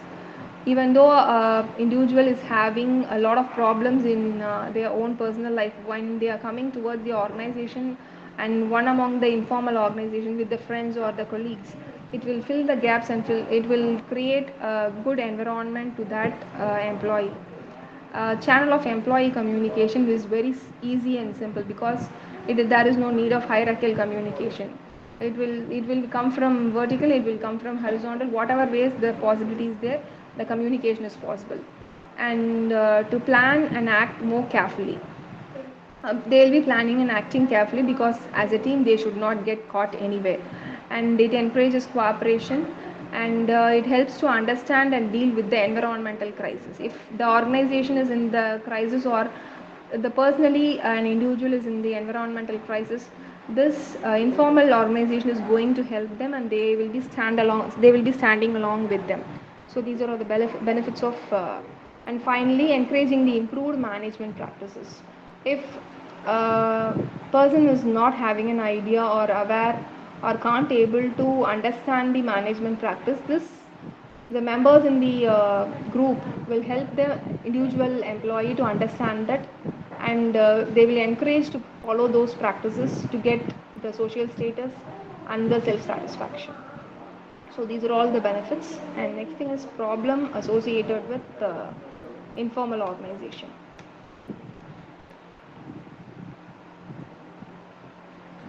So resistance to change.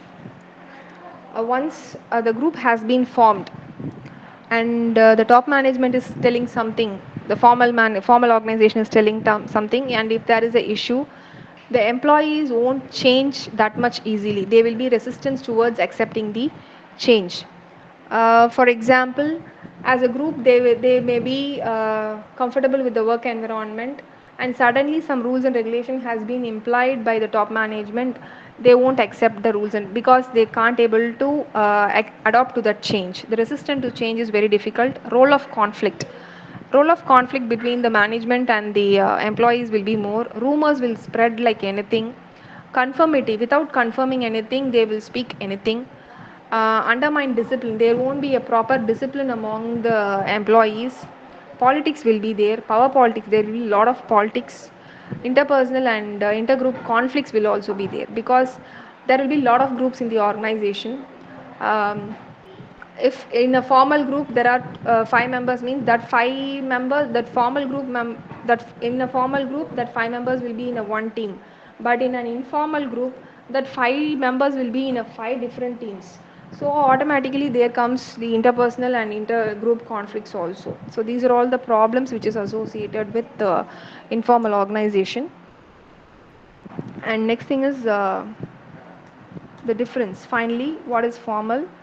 The difference between formal and informal. This is just a summary of formal organization and informal organization. Formal organization has its own rules and regulations that must be followed by the members, that is employees and managers. But in informal organization doesn't have its own rules and regulations. And second thing, it has a system of coordination and authority, but informal organization has no system of coordination and authority. The same thing in formal organization, it has a clear superior subordinate relationship, but in informal organization, it doesn't have any superior subordinate relationship or any specific or well defined objectives also. And finally, informal organization, all the members are given specific duties and responsibilities. But only in informal organization, the communication is only done through grapevine. There is no specific duties, responsibilities, hierarchies, procedures, norms will be there. And the formal organization is formed by the top level management. This informal organization is formed by the social forces with the help of formal organization, because already they will be working in the formal organization. The person who is having a same mindset, same attitude, they will form a informal organization.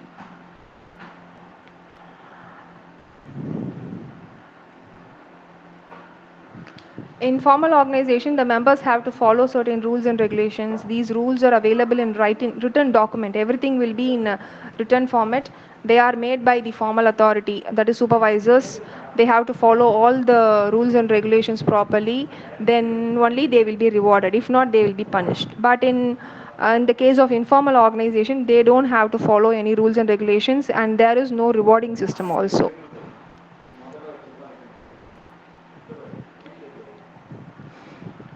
The duties and responsibilities and accountability of each member is well defined in formal organization.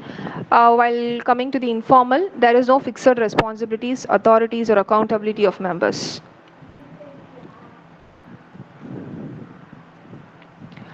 In formal, the objectives or goals are very specific and defined, but in informal, the objectives are not specific, and it will not be a well defined one. In formal, the main objectives are productivity, growth, and expansion. But in informal, the main objectives are friendship, security, common interest, individual and group satisfaction. So this is the difference while coming to the in the aspect of objectives and goals. Next, benefits. The members get financial benefits, perks like wages, salary, bonus, traveling allowances, health insurance, etc. in formal organization. But in informal organization, the members will get a social, personal benefits like friend circle, community, group. So this is the benefits. Apart from this, these are the other things. Formal organization will be stable. Use of formal channels for communication shown on the organization chart. Informal organization, it is not stable. It won't use formal channels. That is, they will spread messages like they will be using a gray point technique and not shown. This organization will not be shown in any organization chart. So this is the basic difference between formal and informal organization. So this is about the formal and informal organization. If you have any doubt in this topic, you can ask. Any doubts? It's finally explained. Hello. Yeah, Ma'am? yes, sir. Yeah, it's Yes. finally explained. During the corona pandemic, almost all the companies work under informal. Even I Yeah. observed in one architect firm actually, because even Junior Rangman, she coordinated everything actually. It Okay. happened, and moreover, the shift is on informal one in modern companies. MNCs mostly almost if it is professionally managed, the hierarchy level, it is though it is. Theoretically it is present, but in practice it is informal only. Thank you. Informal only. Yeah. Yeah. Yeah, Thank you. almost it moves towards informal structure. Yeah, in practical, that too after COVID, everything has been. We want to go with informal way because initially we won't accept the messages which is coming through WhatsApp as a proof. But now we are working with WhatsApp groups also. Initially, we'll be accepting through mail only. We will be showing everything which has been come through as mail only as a proof in formal organization structure. But after COVID, we all everything will be working with informal work only. Currently, formal, but we want to go along with the informal way. Then only our work will be done. Okay, this is with the first unit. Shall I move to the next unit? Please. Yes, ma'am. Yeah. Yeah. Thank you.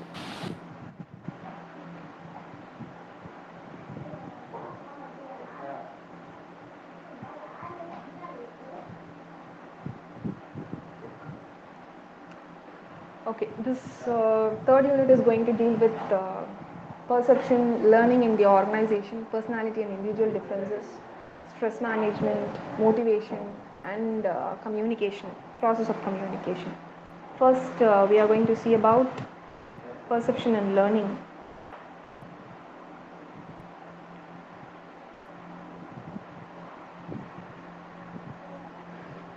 So, first thing we can see about perception. Perception is the thing how an individual is perceiving an aspect. There is a thing, the way of perceiving will be differing from human being to human being, individual to individual. Based on the mindset, based on the situation, the perception will differ.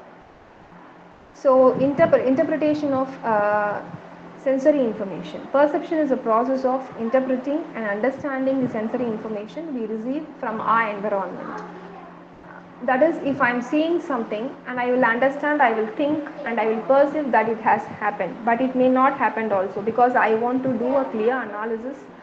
By seeing alone, I should not make a decision, but the perception is on seeing it or seeing the environment. My mind will process something and I will perceive this has happened. So this is the interpretation of sensory information. And selective and subjective. Perception is selective as we focus on certain stimuli, and subjective, it is influenced by own experience, beliefs and expectations. For example, if a mistake has been done, if a mistake is done by the person whom I like most, I will perceive that it has been done unintentionally and it has been done as a mistake. I won't take it in a wrong manner, or I won't perceive it as a big thing. But if the same mistake has been done by a person whom I didn't like, at that time what I will think means he will be done with a purpose. So the perception will differ based on our own experience, beliefs and expectations. And the shapes behavior. How we perceive the world around us directly impacts our thoughts, feelings and actions. within an organization. For example, if I believe I'm much more comfortable with the organization is doing everything towards me, and it is my organization, the work and the stress, I will accept it and I will move on towards the improvement of my own career as well as the development of the organization. If I'm not comfortable and I can't able to accept the environment which is prevailing in the organization, I will feel very much hectic to survive there. So the perception is based on the individual, how which has impacted based on his or her own thoughts, feelings and actions. So this is perception and factors influencing perception. So first, individual factors. How an individual will perceive something. In perception process, what are the things the individual will be getting influenced? Personality. The individual human may be an extrovert or introvert. A person can easily gel with other person easily. Some persons it is not possible for them to adopt with other persons easily. There may be a lot of different personalities. Based on the nature of their personality, the perception factor will differ. Values. The values which has been with the individual, every individual won't be same. Societal value will be different, individual value will be different. For example, for a child, his mother or his or her mother or father will be the higher priority, and next comes the others. But in some situations, if a father and mother is not good towards that child, and some other person is taking care, and that child will be giving much more value to that person only. Based on the situation and environment, the perception will differ. The attitude, past experience, the past experience which has more control over the perception aspect, because an individual, he or she may be faced something in the past, and again that situation is going to happen or feeling that is prevailing in that environment. Without analyzing that environment, they will think that it is going to happen once again. The perception will be like that. So this is how the individual factor influence the perception. And the organizational factor, the organizational culture, the leadership, the policies can influence how the employees perceive their work environment. The organizational culture should be employee free, that is friendly environment should be there.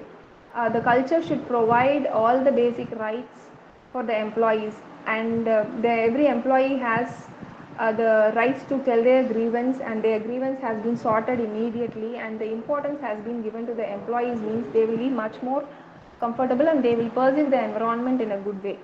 And what kind of leadership has been adopted in the organization, whether authoritative leadership or democratic leadership or laissez-faire leadership, what kind of leadership is being followed in that organization, and how the employees are perceiving it. That is the organization factor, that perception will be influenced.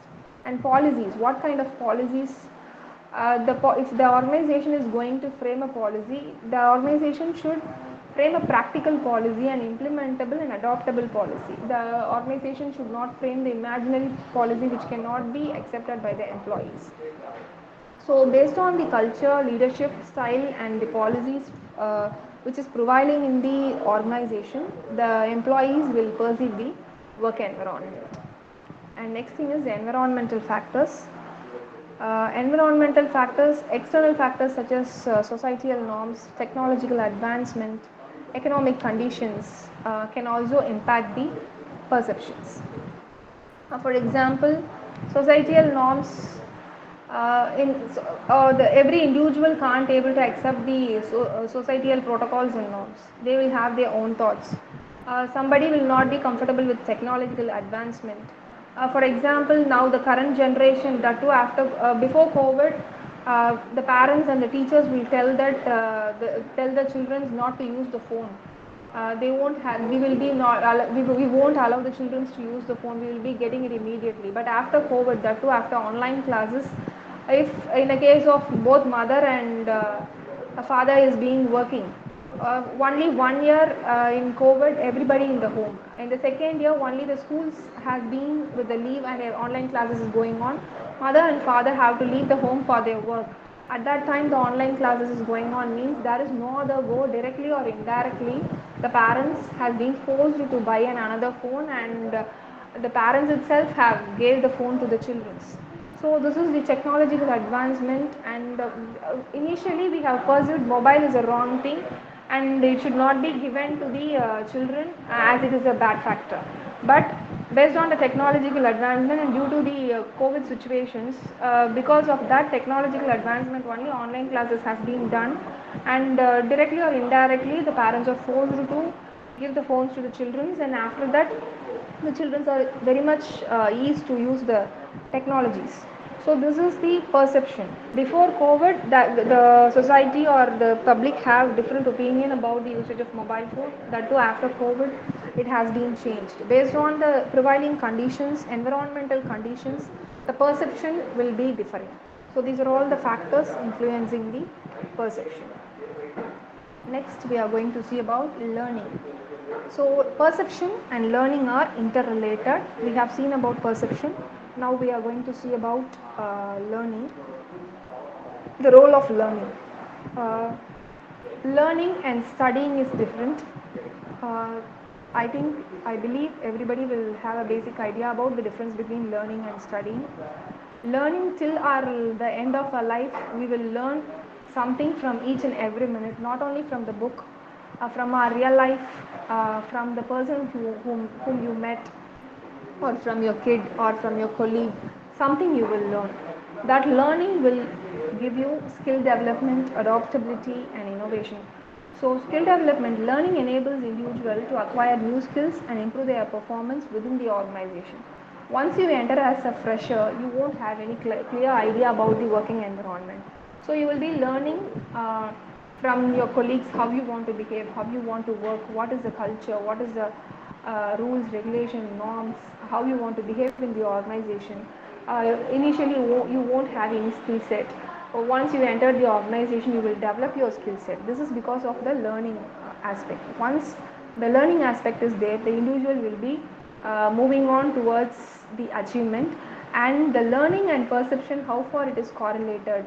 It means if you have the learning urge, your skills will be developed, and because of that skill development, the way of perceiving things will be differing, and you won't have a narrow down the perception. You will widen your perception aspects.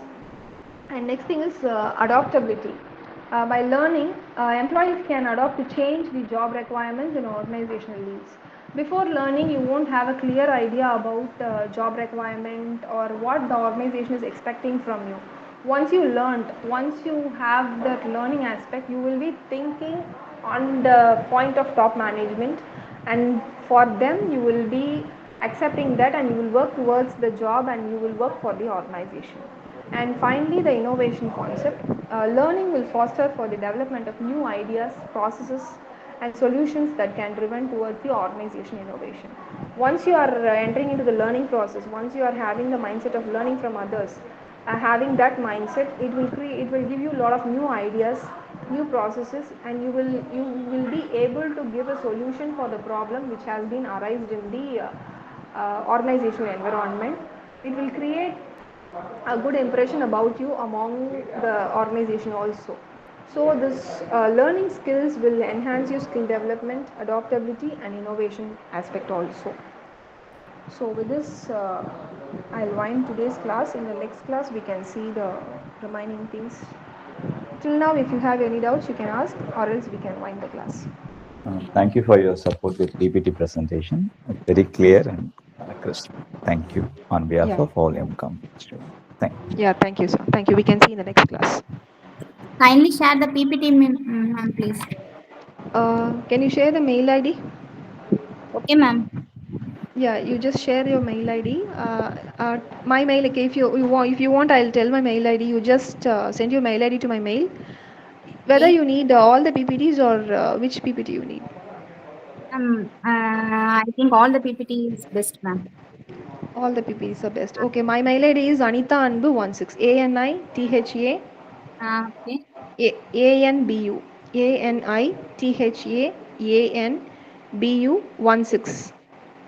at gmail.com. Okay, ma'am. Thank you.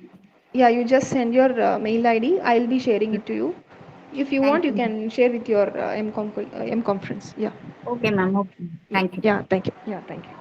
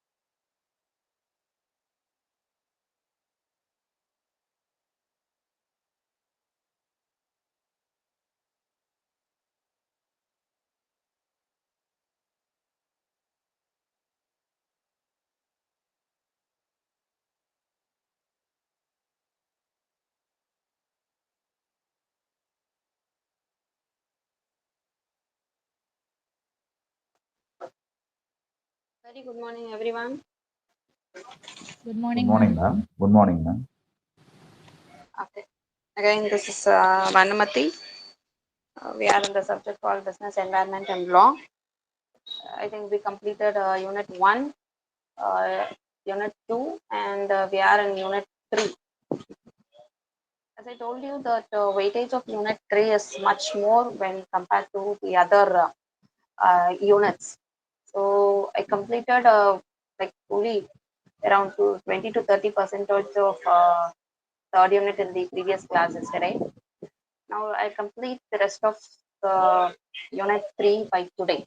So you have only 5 hours per subject. So I think this is the fourth hour. So 1 hour is there. Now I'll complete this third unit, because again there is a vast content to be discussed now. We'll complete the third unit. So remaining the fourth and fifth unit, I'll finish it in the last class, because fifth unit is very small. That is, though it is act, the content is very small. You can finish it by 10 or 15 minutes. And so it will take half an hour for fourth unit and half an hour for fifth unit to complete. Okay, now I'll start with the rest of the third unit now.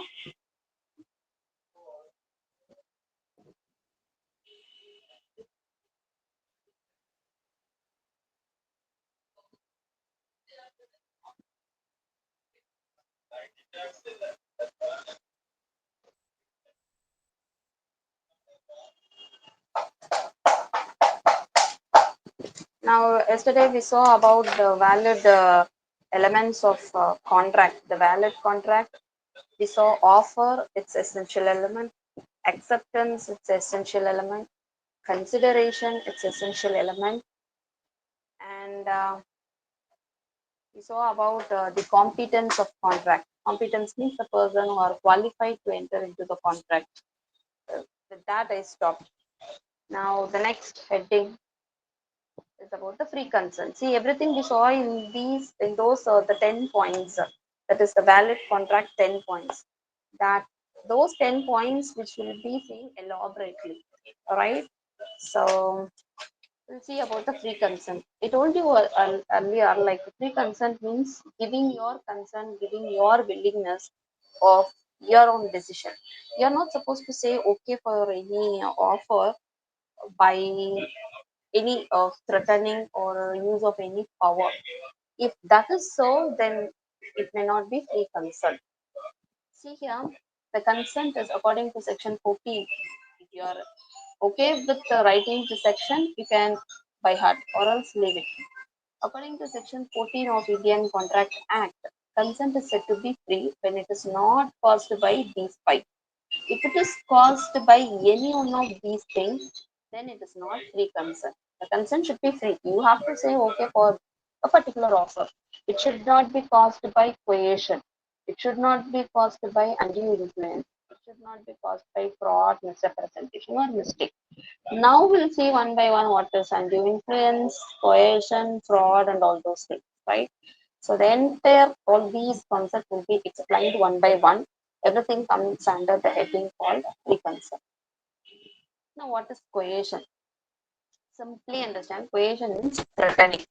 Okay, one person is threatening the other person and making him to say okay for the offer. Okay, see the example. See, a definition will be explained by each and every section. If you are okay, you can write the definition, or you can explain the concept of your own word. Now, rather than seeing the meaning in this act, especially the law of contract, read many number of examples so that you will understand the concept rather than reading the meaning.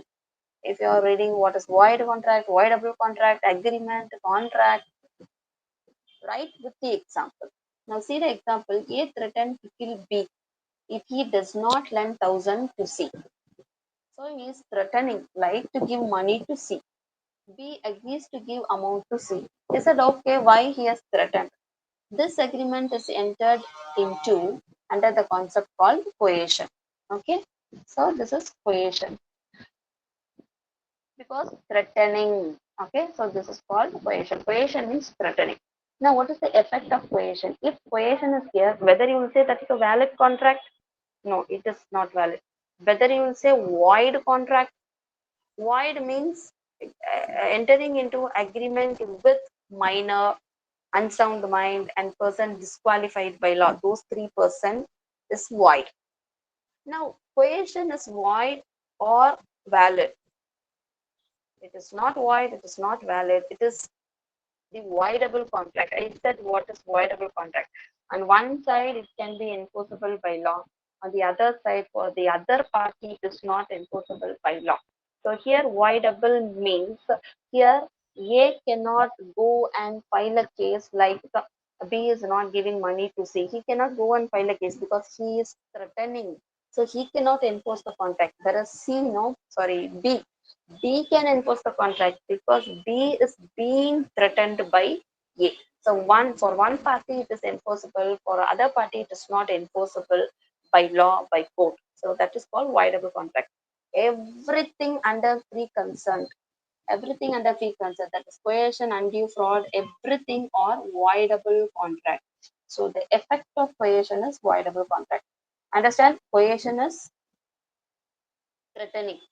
You can give certain example like by way of threatening. Quote some example and what is the effect? The end of the contract is voidable contract. Likewise, undue influence.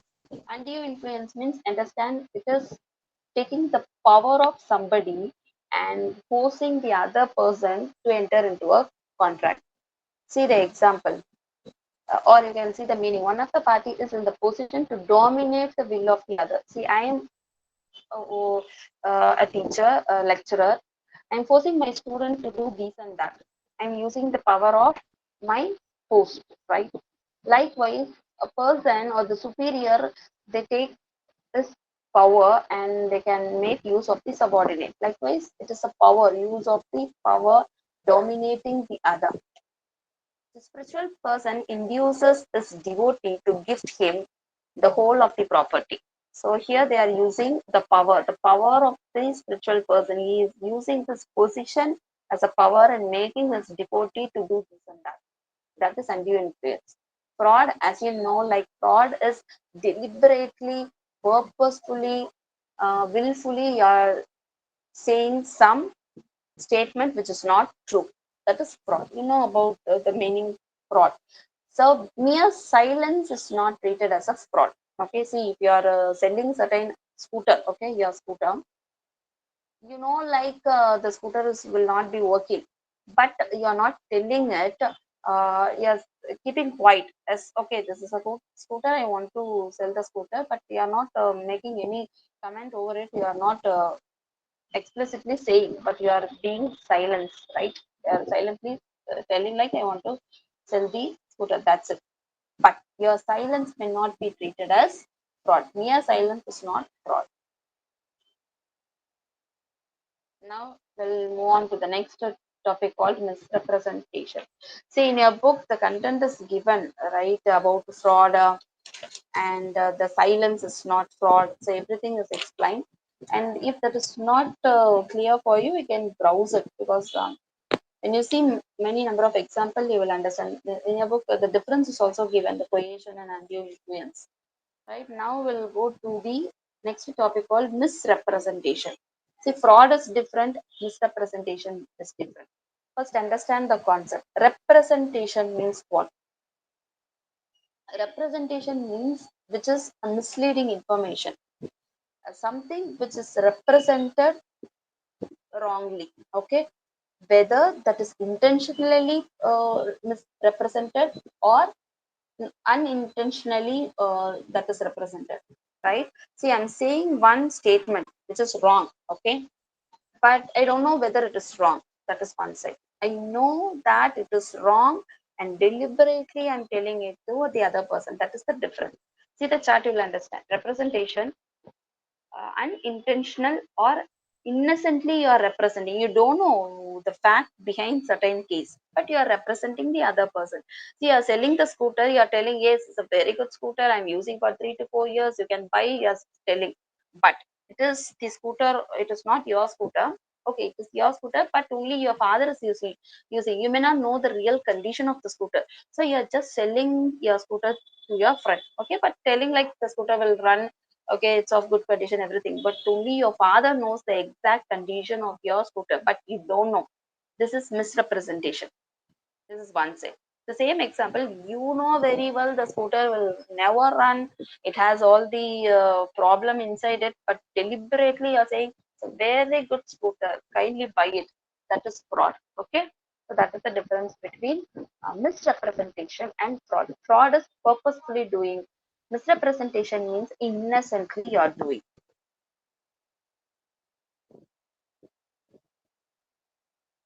Now the next heading is mistake.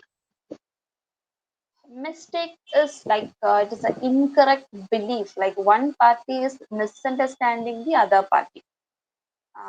Right, see a simple example, like by mistake I understood like you'll be selling your blue color scooter, but while I told like I'll be selling your scooter, obviously it will be green color or whatsoever. I have stated one statement, but the other party misunderstood, or by mistakenly he assumed the another scooter. So this is mistake. Mistake may be of one side or of both sides. That is called bilateral mistake, unilateral mistake. Unilateral means both party is making a mistake. Bilateral means both parties making the mistake. Unilateral means one side, either A or B is making the mistake. Now this is a very big chart. Actually, this is the chart which is not given in your book, but the entire topic of mistake will be explained like this. See, mistake of fact, mistake of law. In mistake of law, you have two different category: law of land and foreign law. So it is here mistake of law and mistake of fact is explained in your book, but there won't be chart like this. And mistake of fact means it is divided into two: bilateral and unilateral. Mistake of law is only two things: law of land, that is our land, our country. Another thing is foreign law. If you see mistake of law,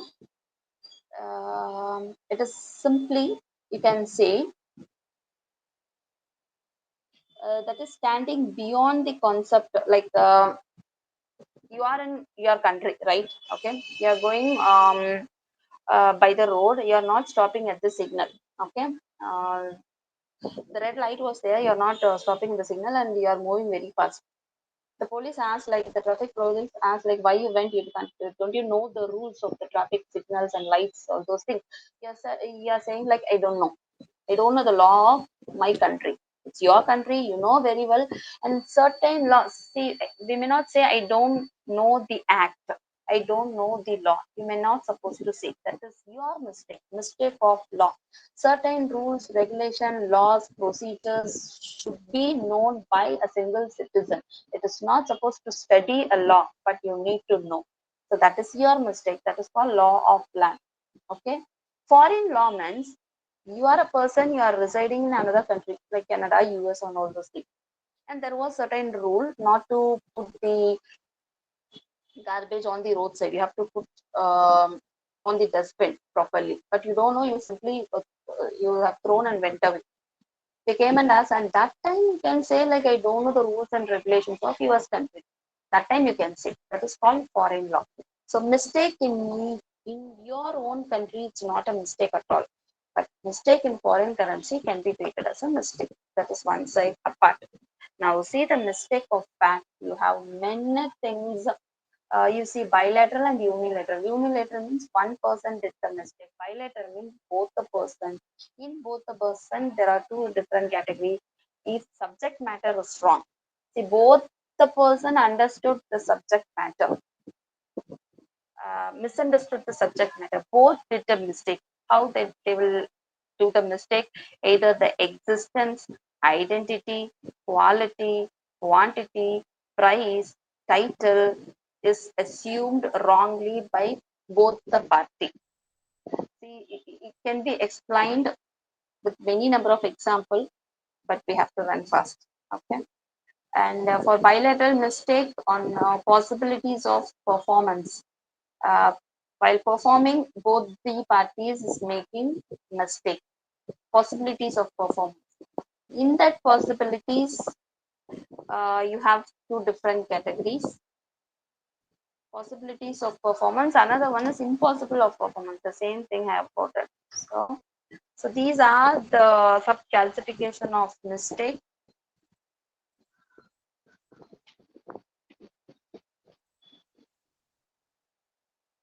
So with this, your free consent heading is over. In free consent, we saw coercion, undue influence, fraud, misrepresentation, mistake. Okay. Now that free consent is over, then coming to the next concept, performance and discharge of contract. It is as per your lesson 2, page number 121. Till now, we saw only lesson 1. Now you'll see the performance and discharge of contract. Contract can be performed in two different ways. One is actual performance, another one is attempted performance. Actual means like the transaction is being done. A is selling the book to B. A delivers the book and B also made the payment. That's it. The actual performance is done. Attempted performance means the party was bound to perform under the contract and willing to do it at a proper time and place. He is not done. One part A has done his part, but B is yet to do. That is called attempted performance.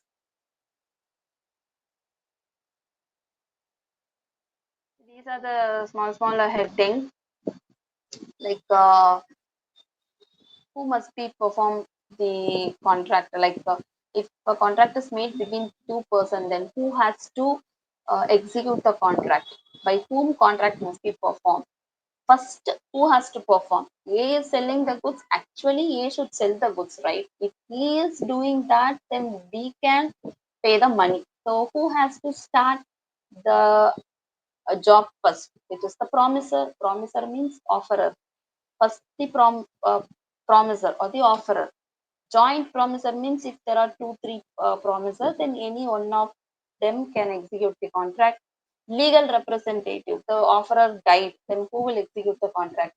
His legal representative, either the third party or his agent. So these are the person who can perform the offer. Time and place of performance. What is the time and place the performance is to be done? It should be done on the time which is stated, on the place which is stated, during specific hours, and how it has been entered into the contract, and accordingly the performance has to happen. In your book, everything is explained, like the actual performance is explained.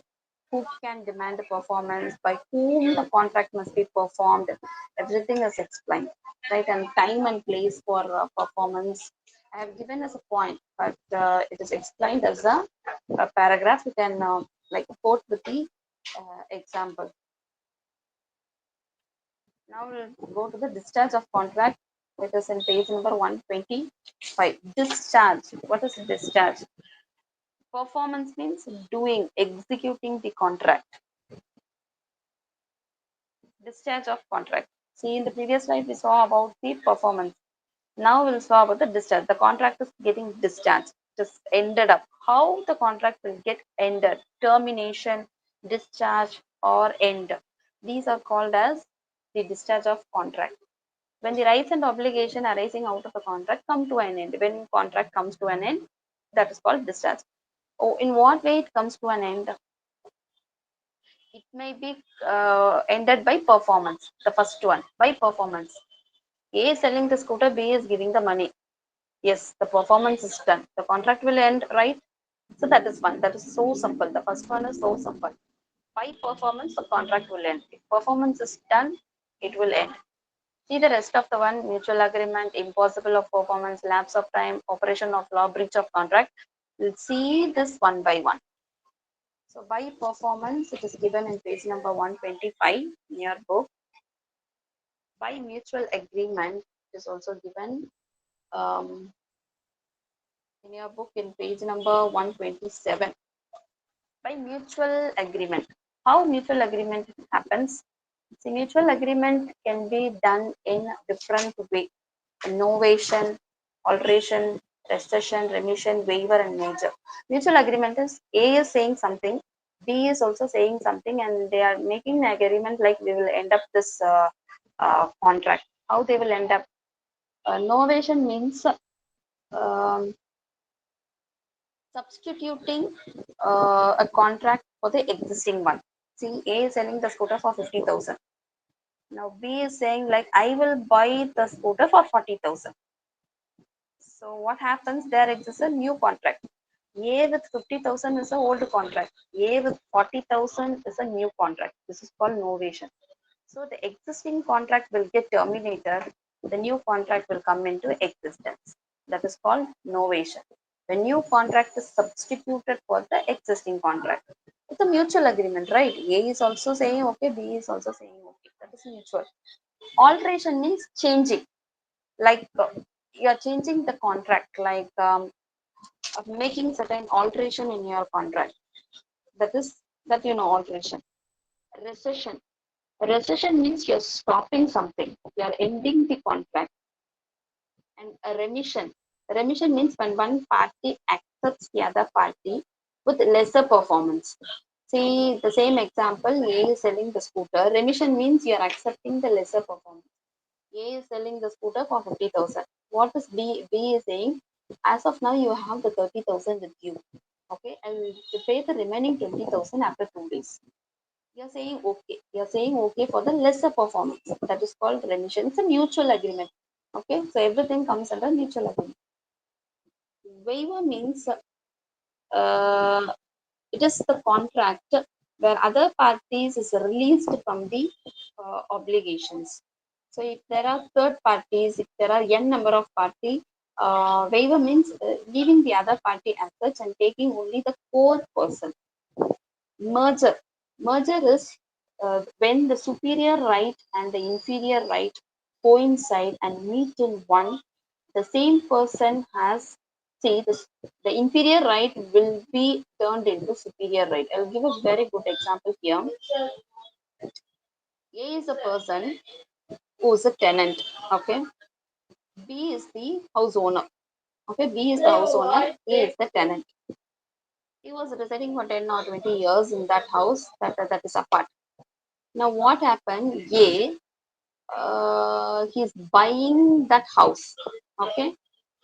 And now what happens? A in the previous years he was treated as a tenant, and now he becomes the owner of the house. See, the inferior right become the superior right. This is called merger. So A is buying the house from the tenant. He is shipping to the owner. So that is, it's a mutual agreement because he has sold the goods. Sorry, sold the house. Now A has bought the house and he becomes the owner. This is mutual agreement. Then impossibility of performance. This is actually a very big topic. Contract which can be excused in some way. Contract which cannot be excused in some way.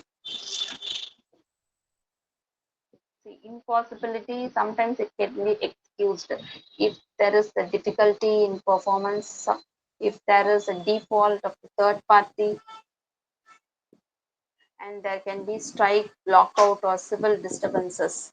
Whether a certain contract which cannot be excused if your subject matter of the contract is district. See, there is a example like A, he hired a person B to sing a song, but that person died. Then how? Whether it can be excused or not? It can be excused, right? So, certain contract can be excused, certain contract cannot be excused in the heading called possibilities of event. The change of law, you cannot go and fight for the change of law. That can be excused. Declaration of war, death, or personal incapacity. These are the certain conditions whether the contract can be uh, excused and not excused. See, that is given in your book 127. Okay, impossibilities as a rule, there's no excuse for non-performance. Cannot be excused. This is given in your book. So whatever I have given on the left side, it is given in your book, page number 127. And the can be accused. It is actually not given in your book, but you can refer the slide. Yes, it is given in page number 127. Supervening impossibilities may arise in any of the following ways. It is given in page number 127. I will go to the next one. Operation of law. The discharge can be done by operation of law. The contract can be discharged if a person died. Your contract may be stopped if the person become insolvent. Right? Insolvent means nothing is there in his hand. Insolvent means all the money, everything is vanished. He becomes zero. Then how will you enter into contract? The contract will be discharged. And material alteration. If he is doing some alteration in the contract, how you will enter into the contract? It will get discharged. So that is the third one. Operation of law. It is given in your book, page number 129. Operation of law.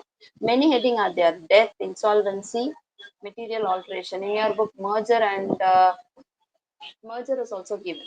So these three are enough. Next one, discharge by lapse of time. It's in page number 128. Lapse of time. If time is over, then your contract automatically will get discharged. As I said yesterday, the bus example. The bus will stand for only 5 seconds or 10 seconds. Within that, you have to get into. If time gone, the bus will go, then the contract will be discharged. That is the best example for discharge by lapse of time. Breach of contract. Breach means breaking, or you're doing something, thereby you're not executing the contract, right? Discharge is different. Discharge means as by the rule, as by performance, you can stop. But breach means you're carrying, you're not okay for the contract to perform. So it is called breach. Breach is different, discharge is different. If the breach is done, straight away you can go and file a case against the other person. Breaking the obligation without lawful excuse. So you can file a case. Now, what would be the solution? Say A has sent the scooter to B. Okay. B is not paying the money. It is breach of contract. Okay. He's not paying the money. He's breaching the contract. Now, what are the solution for breach of contract? Remedies for breach of contract. This is the very important question you may get. Um, breach of contract in page number 129.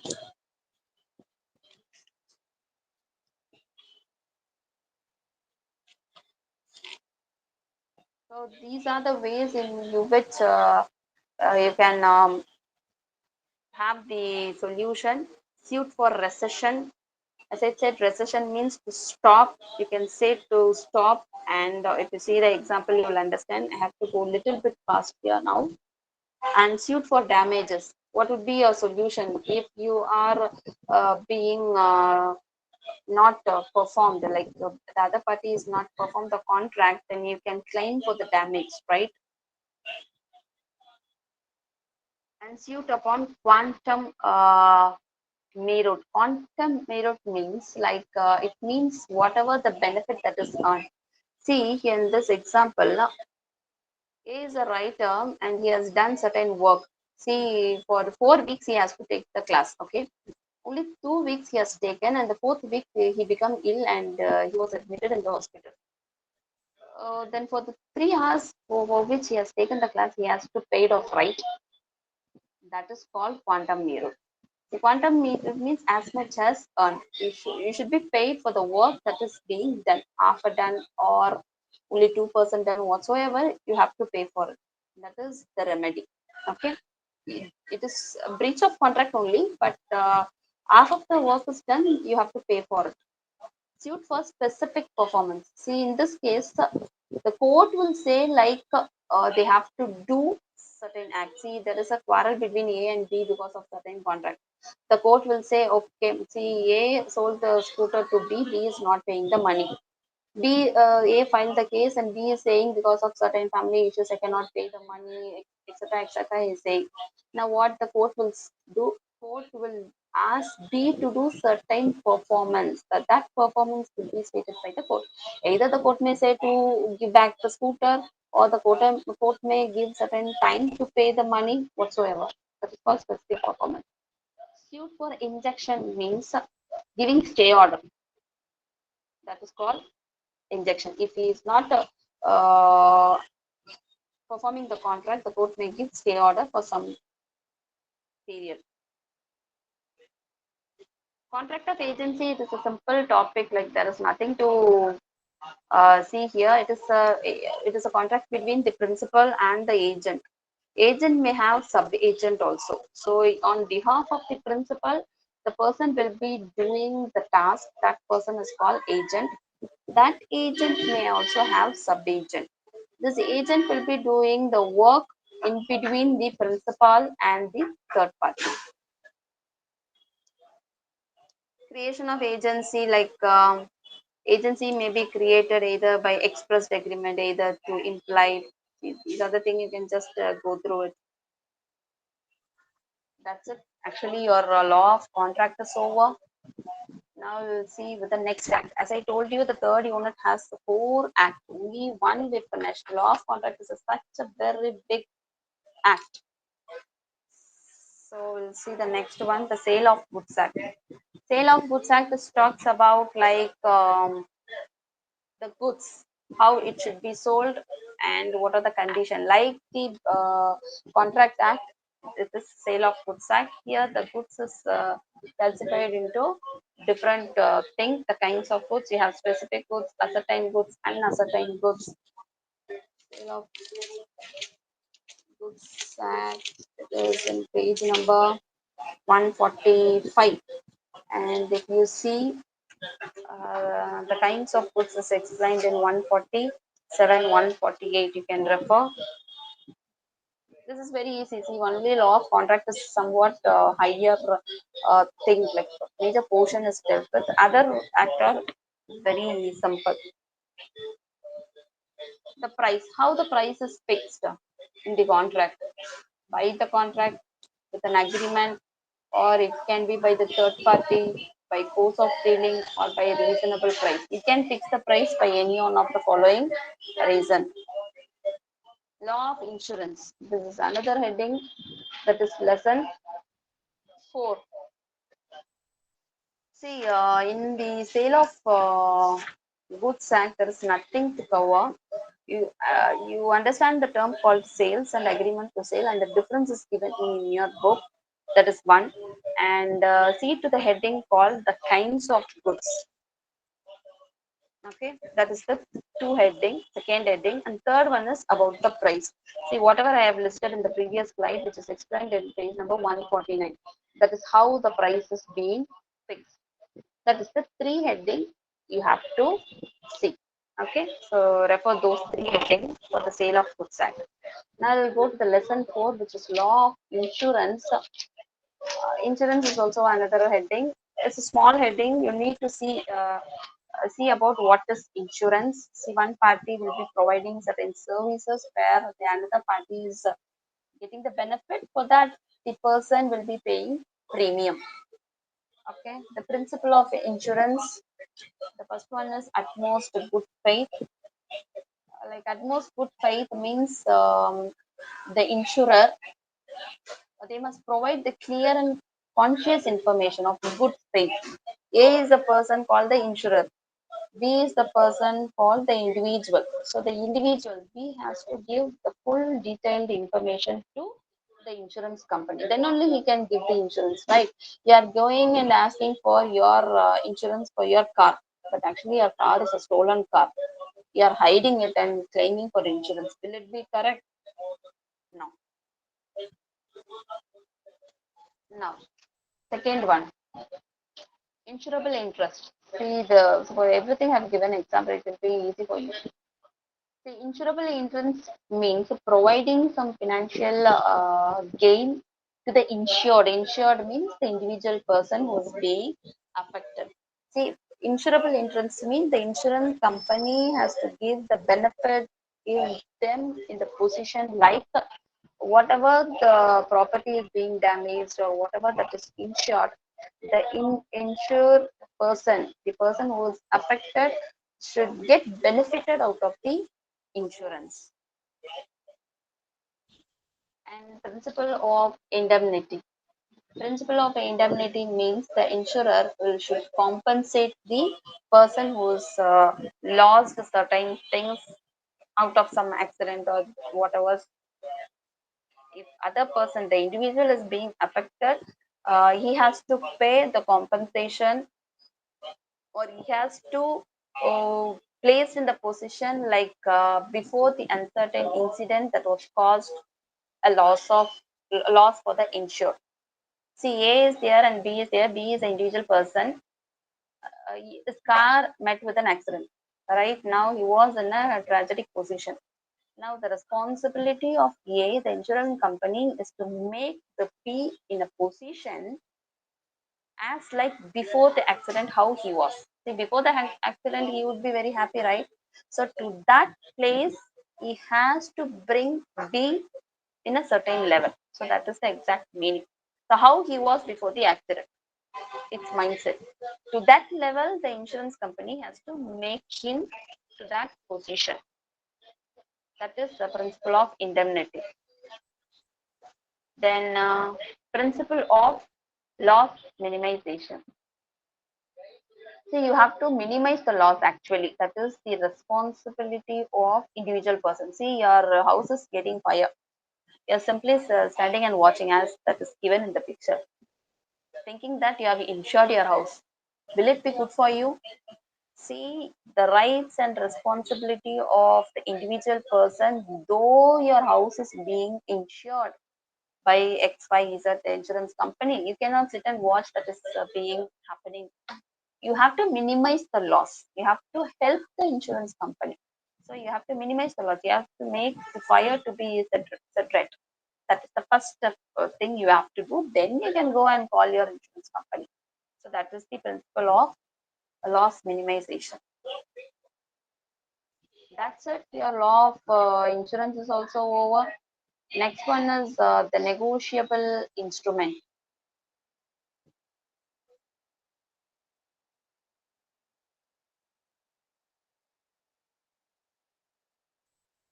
See, the first important act is law of contract. Second one is the second important thing is negotiable instrument. Yes, we are at the end of the unit. Negotiable instrument is the last act. We saw law of contract 1. Then we saw sale of goods act 2. Then we saw law of insurance. Then we are seeing about the negotiable instrument. This is the fourth act. 1 is law of contract, 2 is sale of goods act, 3 is law of insurance. And in insurance, you won't get much question. I'm damn sure you won't get much question. The question will be from law of contract and negotiable instrument only. Okay. Now we are in the fourth law of Negotiable Instrument Act 1881. Now, negotiable instrument means it is the transferable instrument. It is being transferred from one person to another. Now, what would be the condition between the party who are making use of this negotiable instrument? Negotiable instrument, you have 3 different instruments. I'll say the page number. It is in page number 161. So 3 different instruments. One is promissory note, other one is bill of exchange, and the third one is check. See, there are different parties. The term will be different in different instrument. See, promissory note means simply you can say it is a note or the promissory statement between A and B. The person who was making the promissory note is called the maker or the drawer. See, simply, if I say in Tamil, you say that as Patiram, right? That is promissory note. Promissory note means A has given 5 lakh rupees to B, okay, as debt because of certain financial condition. B he borrowed money from A. Okay. So A is given 5 lakh to B. Now B is writing a promissory note. That is, B is writing, putting date and every details and writing, I myself B has borrowed rupees 5 lakh from A on this date, this time, with interest or without interest whatsoever.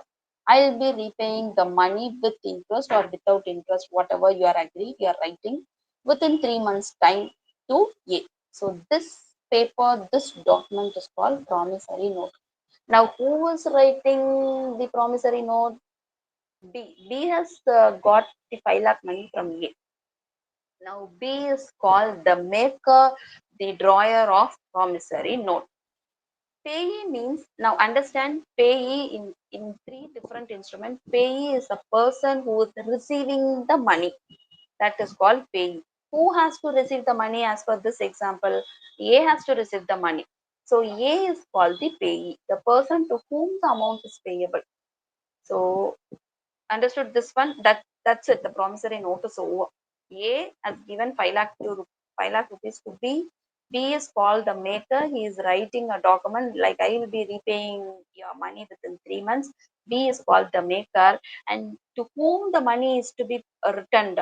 So B has to make the payment to A. A is called the payee. This is promissory note.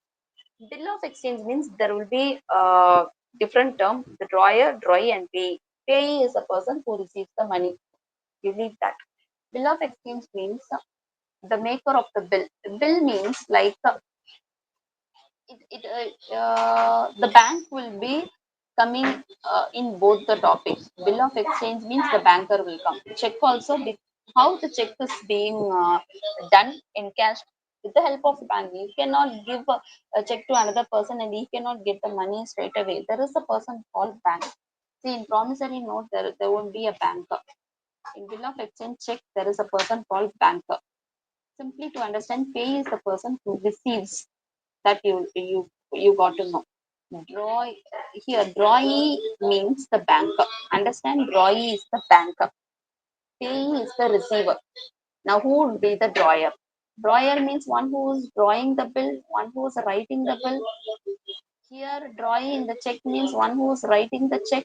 That's it. Understood, right? I am writing a check, right? I am the drawer. Drawer is maker of the check. Drawer, maker, both are same. I am writing the check. Okay. Pay means to whom I have to pay the money. That is pay. In between the drawer and the payee, where the check will go to the bank. Bank is the drawee. Here also in bill of exchange, I am writing the bill. Bill of exchange means like you are agreeing like you will be paying the money within 3 or 6 months. You are making a bill, giving the bill to the banker. Banker is the drawee, and banker will be paying the amount to the payee, that is the so-called person. Now these are certain format for your promissory note, bill of exchange, and the check. Check you know very well. Promissory note means it's like the Tamil term patiram. You can draw a statement like, you can give the example. And bill of exchanges, it should be duly stamped and signed. The seal should be there. These are the format.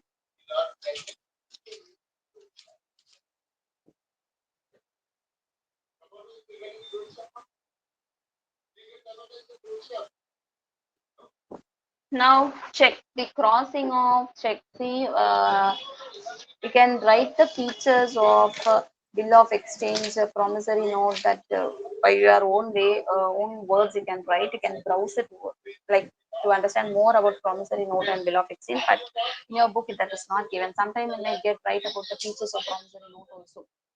So refer that question. Now crossing of check, I don't know why this question will be asked, because I don't know, but this is a very important question. Write about the crossing of check, or what are the different types in crossing of check. This is an important question that is repeatedly asked. Crossing means crossing the two lines in the check, right, in the top corner. That is called crossing. There will be different types of crossing.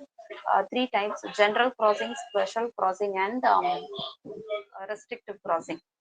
So general crossing means it is with the diagram. See the diagram. General crossing means you can write simply two lines, draw two lines, or you can write and company, or you can say account pay, or simply not negotiable. Crossing means the check will be stated like it is for safer purpose, right? It cannot be negotiated. Negotiation means actually transferable. Not negotiated means it cannot be transferable. Okay. Now, special crossing. Special crossing means you are using the name of the bank. That is called special crossing. If repeatedly you are transacting with the State Bank of India, will you write two lines and write State Bank of India, State Bank of India? You can have a stamp like fixing the seal like State Bank of India because you are transacting more with the State Bank of India. This shows that the amount will be paid to the particular bank. The effect is the banker will pay the banker whose name is written in between two lines. Only to that particular bank, the amount will be deposited. Restrictive crossing means you are making a condition like it is done either by writing account payee or account payee only. Here the check cannot be encashed. You cannot give this check and ask the bank to give the money in hand. You cannot encash in hand. It can be encashed to the particular account only. Okay. Now the last heading it is holder and due post. See, understand the concept of holder and due post. Holder of a check. I am having a check in my hand. Now I am called the holder of the check. Okay. Holder means a person who is having the negotiable instrument. Negotiable means transferable instrument. If I am having that instrument in my hand, I become the holder. Holder in due post means in due post means in a short period. See, one has written a check and the check should be encashed within 6 months, right? I'm giving the check to B. B is what happened. B is receiving the check and he is not encashing. He's not like getting transacting the money. He is signing at the back of the check and endorsing. Endorsing means signing and giving to C. C is called holder in due post. In 6 months period, due post means period. In those 6 months period, how many times or to how many person the check is being transferred? All those person is called holder in due post. They are holding the check within the expiry of the check. They are called as holder in due post. See now and read the meaning. The person who acquires the negotiable instrument bona fide for some consideration whose payment is still due. See, a third party check is the holder in due post. So I've given the difference between holder and due post. To better understand, you can just browse. It is explained in your book also. Holder and due post in page number 164. So that's it. Your negotiable instrument is also over. I think we successfully completed our third unit. There are two more units. In the next class, I will complete both the units because both are very small units only. Concentrate more on this third unit, right? I will send you the PPT. Yesterday, I didn't mail you. I'll mail you the person which I have sent the previous units. Okay. Thank you. Thank you thank you, madam, for your valuable advice also. Thanks. Thank you. Thanks a lot.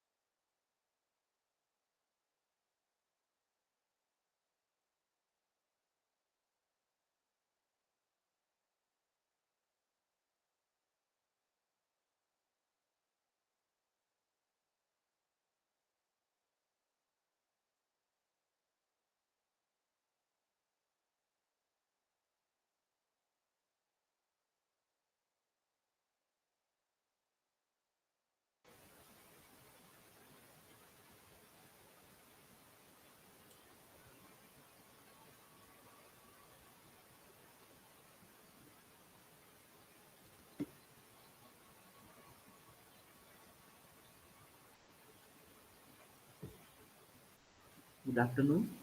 Whether my voice is audible? Good afternoon, sir. Yes. Thank you. Good afternoon. It's clear only. It's clear. Thank you. Please.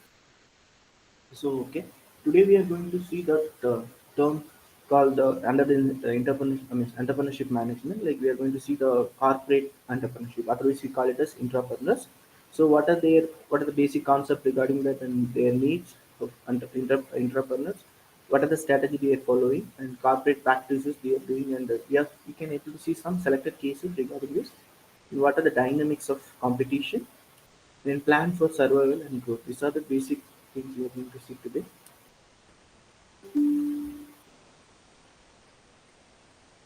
Okay, so first we'll see the basic part, like the conceptual things and all. So what do you mean by entrepreneurship? Basically, entrepreneurship is it's a create an entrepreneurial environment by enabling employee to use their entrepreneurial skills for the benefit of both company as well as themselves. Basically, entrepreneurs are employee of particular organization. Okay, in particular organization, some employees are there. So if they are having certain mindset of entrepreneurial things, so they can be motivated to do those things. So that will be called it as intrapreneurship. That's why it will be called it as corporate entrepreneurs.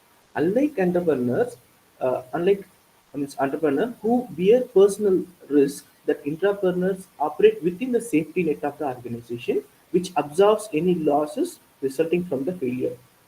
In case of entrepreneurs, if they went through some any I mean it took some wrong decision or something, what will happen? It will affect their but personal business. But in case of entrepreneurs, it's not like that. It will be getting affected, that this their decisions will get affected to the organization. So it will be then some safety net will be there for the entrepreneurs. So this organization will absorb the losses, okay, because of the failures will be happening in the entrepreneurship. The term entrepreneur was coined in America basically in the late 70s.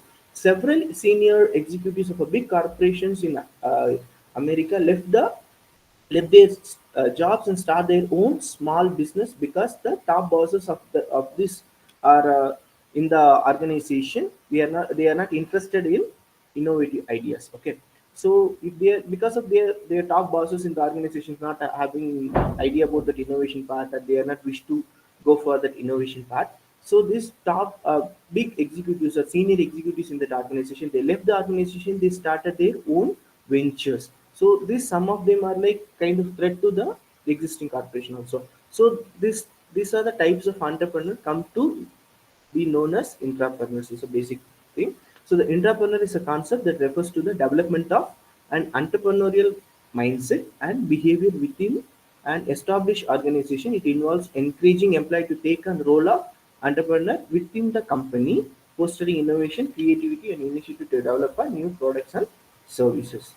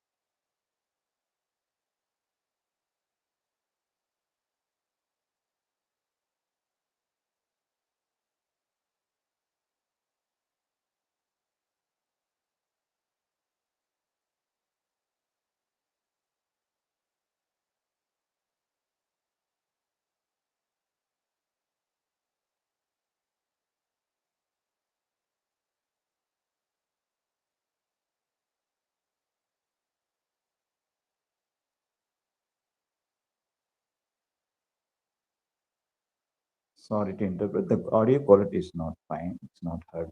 Please.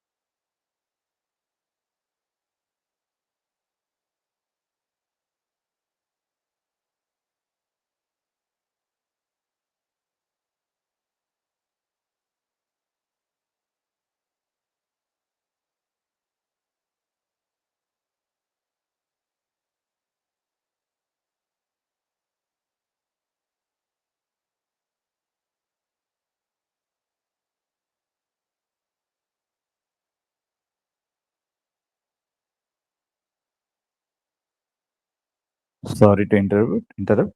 The audio is not connected. I think so. The presenter's voice is audio is not Sorry, involved. sorry. Now it is connected. Na? I think yes. Yeah, it's fine now. Fine. It's fine. Please. I'll repeat again. It's okay.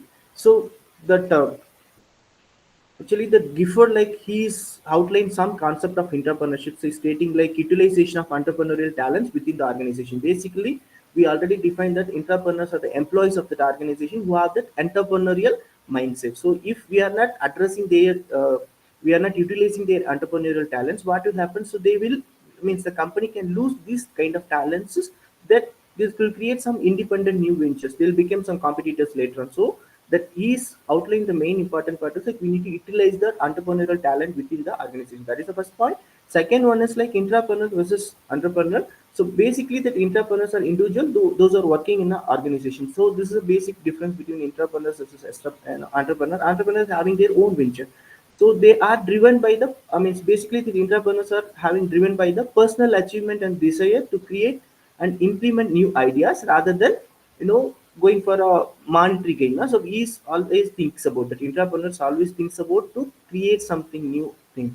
So that is their kind of achievement. They feel they'll be kind of motivated. So that's why like the before like he suggested that these individuals should be provide the financial resources from the organization, and they need to be provide autonomy to develop and apply their innovative ideas. This is the second point we are highlighting. The third one is like creating a supportive organization culture. So that if you want to nurture that entrepreneurship activities in your organization, we need to create the culture to encourage risk taking, autonomy, and innovation. This part will be there. So an entrepreneur should be given a status within the corporation similar to the entrepreneurs in the society, with the freedom of operate independently within the organization structure. Because like every time in organization, most of the thing their structure is be like hierarchical part. They have the centralized decision making things. So if you want to create the culture of entrepreneurship, we need to go for like we need to create the culture like an entrepreneur. So the entrepreneurs mostly they prefer like a flat hierarchical things. So they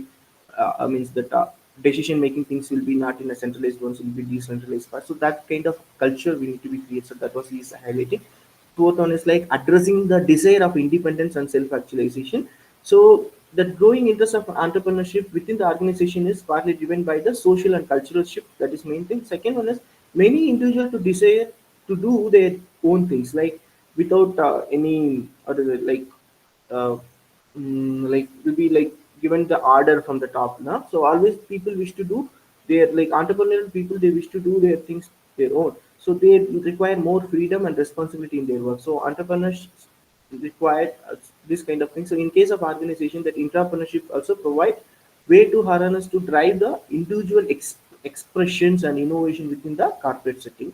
And final one is like avoiding discontent and fostering productivity. Organization that fail to provide avenue to entrepreneurship, they will lose the talent of individuals to other institutions or independent ventures.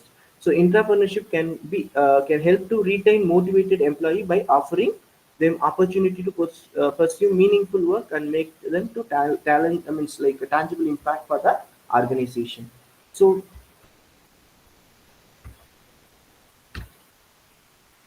there are certain features of entrepreneurship. We'll see one by one what are the features. Like first one is like their mindset. So entrepreneurs having the entrepreneurial mindset. So entrepreneurship is about like instilling an entrepreneurship mindset among the employees, where they are encouraged to think and act like a entrepreneurs. So this involves taking ownership, being proactive, and having a strong drive to innovative and creative values. Second one is like innovation and creativity. So entrepreneurs having more importance of innovation and creativity within the organization. So entrepreneurs need to be given the freedom and resources to explore the new ideas, experiment with the different approaches, and develop innovative solution to the business challenges.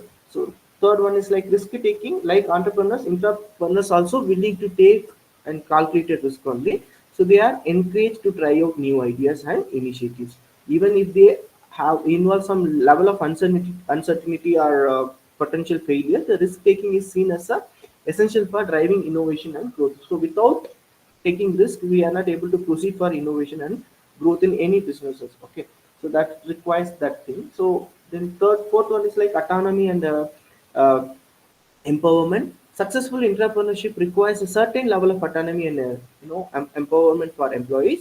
The entrepreneurs need the freedom to make decisions, access to resources, and support from the management to pursue their ideas. So these are the things will be in the autonomy part. And the fifth one is internal venture and project.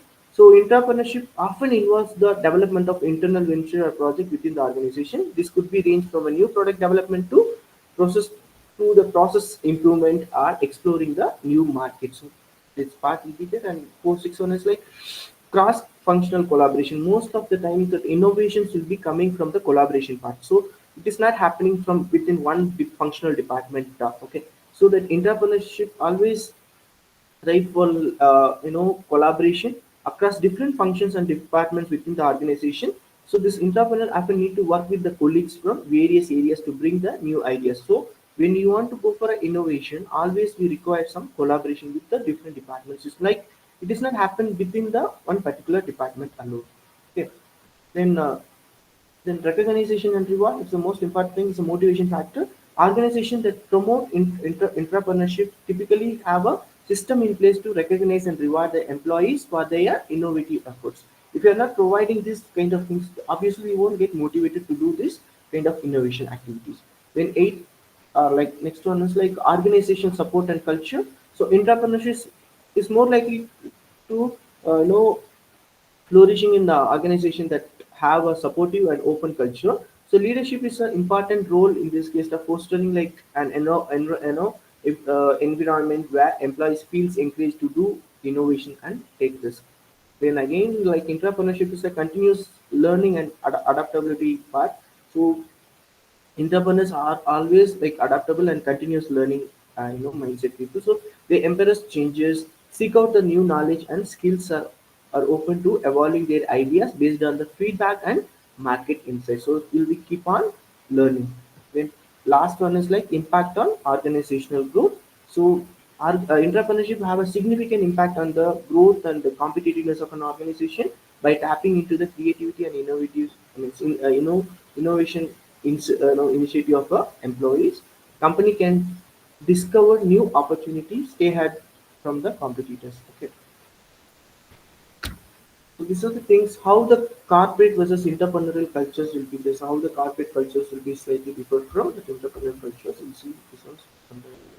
Basically the corporate cultures having the conservation in the decision making. So they always like giving more importance to the gathering the extensive data before making decision. So decision to be like mostly to avoid risk and like aiming to minimize the uncertainty. So that is the main thing. So it's a conservation in the decision making. Again, in case of corporate culture, we have the hierarchical structure.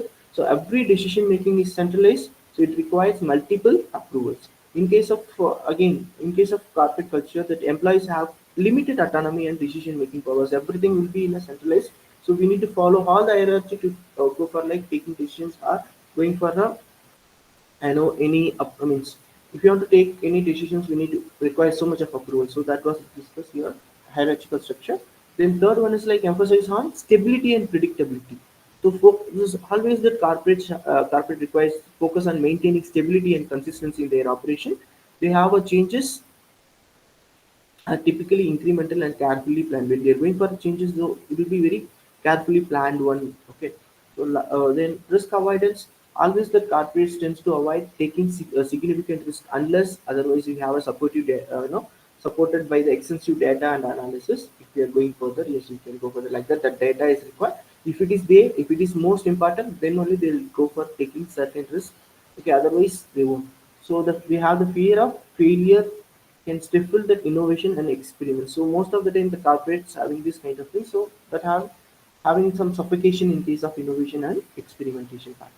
Then role of manager in case of corporate culture, the role of manager is very clear. So the manager oversees the operation and ensure adherence to established protocols. They always follow the protocols, and the primary focus is efficiency, resource allocations, and meeting the predetermined goals. So this is the main part in case of corporate culture. Suppose you are taking an example of entrepreneurial culture. So it's mostly emphasized on that agility and innovation. So they are always in the light. So they are very often are ready to change. No? So that will be there in case of entrepreneurial culture. The value, speed, and adaptability in decision making that encourage experimentation and learning from failures. Then flat organization structure. So in case of entrepreneur things, they have a flat organization structure. They promote decentralization and empowerment of employees. The team are often like cross-functional and collaborative closely on a project. Then third one is tolerance of risk. That are means entrepreneurs always accept the risk and they are embarrass like for a calculated risk as part of the innovation process. In case if any failures happen, they'll consider that is a learning process. Okay, so they'll keep it as a stepping stone for a success, as well as they'll keep that one as a learning process for the future. Then fourth one is like focus on growth and descriptions. So they pursues growth opportunity and descriptive ideas like disruptive ideas like they have a value creativity, descriptive thinking, and breakthrough innovations. They are focused on this kind of things. And what are the role of entrepreneurs? Entrepreneurs have visionaries who identify market opportunity and drive for innovations. They take calculated risk, often leveraging personal resources to start the venture. In last one is that intrapreneurial culture. How is it there? That innovation within the established organization. Already organizations are established. They will go for that innovation within that. So entrepreneur operates within the corporate structure to drive innovation. They exhibit entrepreneurial behavior while leveraging the organizational resources. They have the balancing risk and resources. Entrepreneurs navigate corporate hierarchy to secure resources from a new venture. Sorry, for a new venture. They advocate for innovative projects and incentives within the company. And third one is like promoting changes and adaptation. Like entrepreneur challenge the status quo and champions of new idea. So they collaborate with the colleagues to build the support and momentum for an innovation projects. They always change. Going for the changes. Like what is the role of this manager? This manager is like intrapersonal settings. I mean, managers in the intrapreneurial setting, they support and empowers intrapreneurs. That's the first thing. And they provide resources, remove obstacles, and advocate for a culture of innovations. So these are the role of manager in case of entrepreneurial culture. Then we'll see the comparison of traditional manager, entrepreneur, and intrapreneurs.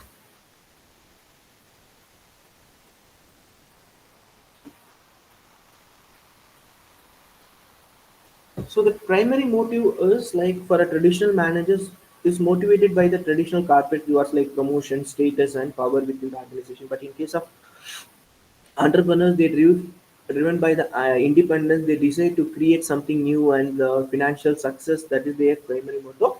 But in case of entrepreneurs, they seek balance between independence and career advancement within the corporate structure, aiming to contribute to innovative products or innovations. Then time orientation. In case of traditional manager, they'll focus on short-term goals, like they meeting the goals, like then budgeted targets within the specific time frame. So because in case of managers, like traditional managers, they are always going for the short-term things. So the company fixing like we need to increase the sales, they will target only is that. So once the sales is increased, the target is achieved. So that way they have the short-term goals only. But in case of entrepreneurs, they have a balance between like short-term survival as well as with the long-term growth and the sustainability of their business like over 5 to 10 years. In case of entrepreneurs, they navigate between short-term corporate objectives and need for innovation and for a long-term impact within the organization. Then activities and involvement. So in case of traditional manager, they delegate tasks so and the responsibility overseeing the operation from a managerial perspective. So they delegate the authorities and responsibilities like task and responsibility to the subordinates, and they see overseeing the operation from the managerial perspective. But in case of entrepreneurs, actively involved in all the aspects of the business from strategic planning to daily operations. But like entrepreneurs, they daily engage in project development and implementation and leveraging resources within the corporate framework. So, in case of risk taking, traditional managers typically risk averse, like preferring cautious decision making to avoid mistakes and maintain stability. That is the main thing in case of risk part. In case of traditional manager, so in case of entrepreneur, uh, they'll take a moderate risk. So, willing to take calculated risk to pursue their vision and business goal. In case of entrepreneur, they are similar to so in case of entrepreneur, they are similar to entrepreneur. They navigate moderate risk within the corporate context to drive the innovation and challenges. In case of status and recognition, um, traditional managers have the concern about the maintaining status symbol and recognition within the corporate hierarchy. In case of entrepreneur, not focus on traditional status symbol, they will go for a value independent success and recognition in the market. In case of entrepreneur, they have the value independence within the corporate structure and seeking recognition for successful entrepreneurial initiatives. So how they will manage the failures? Approach to the failures and mistakes. Traditional managers, as we discussed, like risk taking part, they always avoid mistakes and the surprise to maintain the stability and control. But in case of entrepreneur, they have embarrass like failures as learning opportunity and adapt for a quickly to overcome the challenges. That was the things in case of entrepreneur. In case of intrapreneur, they navigate to the corporate constraints and challenges, leveraging from so they will learn something from the failure and drive for innovation and changing within the organization. They are decision making. The traditional managers usually align the decisions with the upper management directives and corporate objectives. Whenever the top manager picks some objectives and all, the traditional managers' decisions will be related with the objectives framed by the top level management. But in case of entrepreneur, they are driven by personal vision and goals. So the decision making is based on the intuitions and market insights. In case of entrepreneur, they influence decision making within the organization, aligning the personal and corporate goals to drive the entrepreneurial venture forward. What is the family background and experience of the particular part? Like in case of traditional managers, they have some traditional managers have often come from their family background. They were members worked in a large organization. But in case of entrepreneurs, they typically have an entrepreneurial small business background, exposed to independent venture and innovation. So, entrepreneur shares the similarity with entrepreneurs in terms of their career background and their exposure to innovation and independence. Lastly, relationship with others. The traditional managers and like giving more importance for the hierarchy and formal relationship within the organizational structure. In case of the traditional management, they do. In case of entrepreneurs, they focus on transactions and deal making. So build the relationship with customers, suppliers, and stakeholders. Like in case of entrepreneurs, they navigate the hierarchical structure while fostering collaboration and teamwork across the different functions and the department. There are some climate for entrepreneurship. So how can the climate for entrepreneurship can be established in an organization? In establishing the entrepreneurial environment, certain factors and leadership characteristics need to be upfront. The overall characteristics of a good entrepreneurial environments are listed below, like starting with operating on the frontier of technology. So entrepreneurial environment must hold the cutting edge technology and encourage R&D efforts.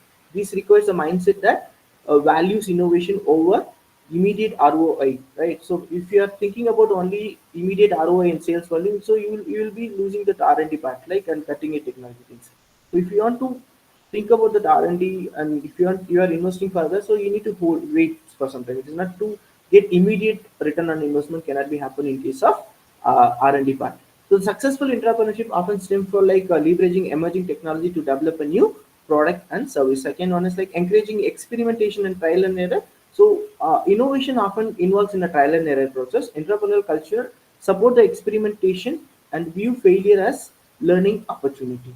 Then removing opportunity parameters in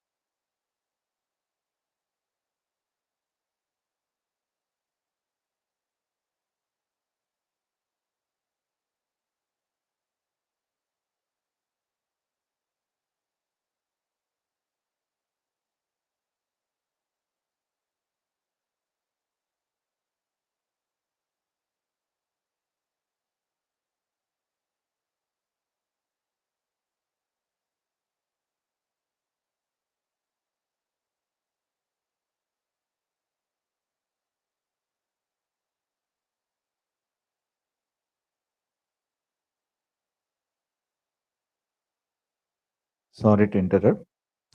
We supposed to join YouTube, or shall we continue with Google Meet, because the audio is not clear?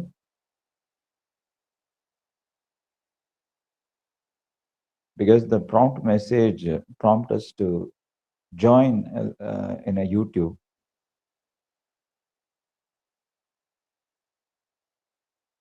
Shall we?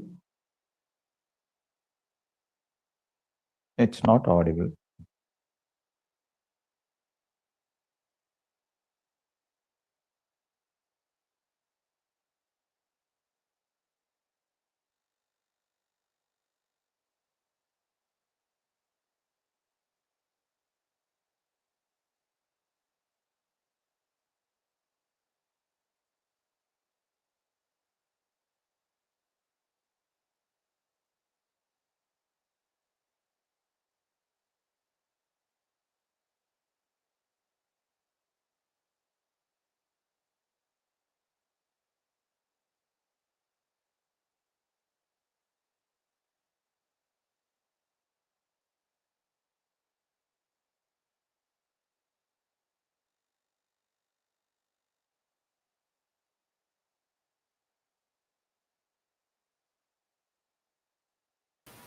sorry, due to power cut now, this internet disconnected.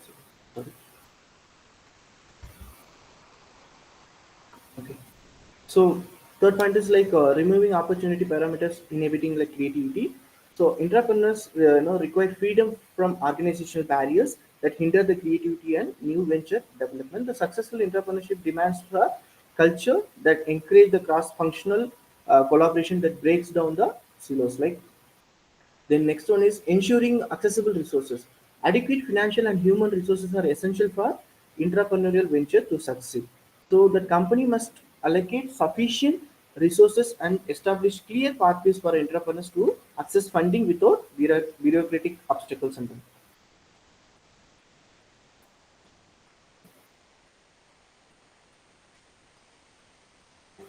Next one is like promoting multidisciplinary team approach, collaboration across diverse functions and disciplines is crucial for a successful entrepreneurship. So entrepreneurship teams should know comprise of individuals with varied expertise to foster innovation and problem solving. So innovate voluntary participations and self selections. So entrepreneurship is not like imposed one. So individual must come with the voluntary embrace the entrepreneurial mindset. So it is not like forcefully you can make, you can't make someone become an entrepreneur. The successful entrepreneur possesses the distinct characteristics and thrive in an environment that value risk taking innovation. Then so next one is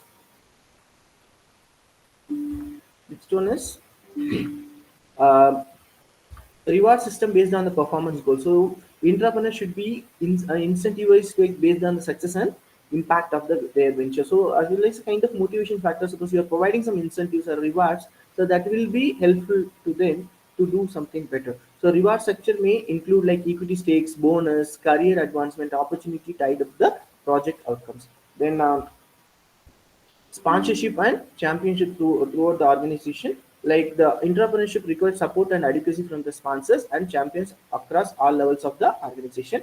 So top level management support and leadership. Executive leadership is paramount in creating entrepreneurial culture. The top level management must actively support and champion the entrepreneurship allocation, like allocating resources and setting up the tone for innovation and risk taking part. Next one is need for entrepreneurship. So why it is entrepreneurship is required? So their need for entrepreneurship arises from various factors like and challenges that modern organization faces today because of the dynamic and competitive business landscape. So entrepreneurship is essential for organization to stay innovative, adaptive, and resilient in face of rapid technological changes changes and the changing consumer demands and the global market shifts. So because market is so much of dynamic in nature, so for which we need to have a proper entrepreneurs to, we need to, then only we are able to go with the market things and the market changes. So basic first thing is like fostering innovation and creativity. Entrepreneurs promotes a culture of innovation within the organization by encouraging employees to think creatively, explore new ideas, and develop novel solutions to the business challenges. Like we can say, the innovative products and service process are crucial for organization to differentiate themselves and capture market share and sustain in the competitive industry. For example, we can say like Google has like 20% time policy that allow the employees to spend a portion of their work hours in their own project, right? So this will create more initiatives, no, in the case of innovation. Okay, so because of these kind of things, we have that innovative products like Gmail and Google Maps. This demonstrating the power of entrepreneurship in driving transformative innovation. Second one is like driving organizational growth and competitiveness. So entrepreneurs fuels the organization growth by identifying and grasping new opportunities in the market. You can say, for example, like Mahindra Rice initiatives, like Mahindra groups, they have the Rice Rice initiatives, but embodies like entrepreneurial spirit by encouraging employee to take ownership, drive innovation, and explore new business opportunities. This approach has led Mahindra to diversify their various sectors, like from automobile things, including like agriculture, aerospace, and hospitality, and that. So then next one is like adapting changes and disruption. Entrepreneurship enable organization to adapt a rapid changes and disruption in the business environments. Like we can say IKEA introduced like Space Chain Innovation Lab to explore the solution related to the sustainability, urbanization, and technological part. So this will provide the best you know solution for the many challenges, right? So entrepreneurs are often at the forefront to the leveraging emerging technology and trends, helping organizations to stay agile and responsive to the evolving customer needs and market dynamics. In next one is like employee engagement retention, encouraging entrepreneurship, enhance the employee engagement and satisfying by providing opportunity for autonomy, creativity, and personal growth. Entrepreneurial environment attract and retain top talent who are all motivated to make meaningful impact within the organization and solving complex business problem, so that entrepreneurs empowers employee to tackle complex business problem and inefficiency with the innovative approaches. Okay, so that's the reason why we require that entrepreneurs, like harnessing like internal talent and expertise. Entrepreneurship leverage the diverse skills, then knowledge and perspectives of internal talent by empowering the employee to become an entrepreneur. Organization tap into their potential to generate valuable ideas and contribute to the continuous improvement.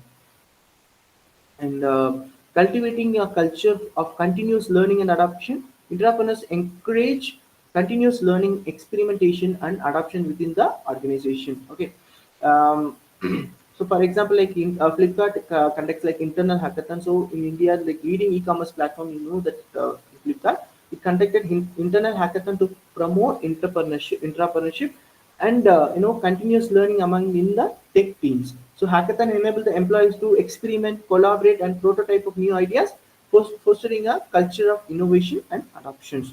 Okay, we stay ahead of market trends and customer expectation.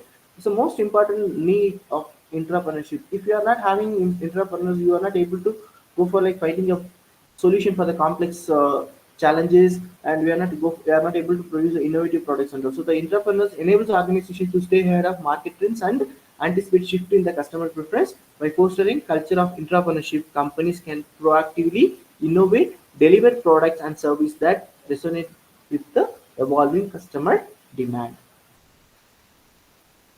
There are strategies.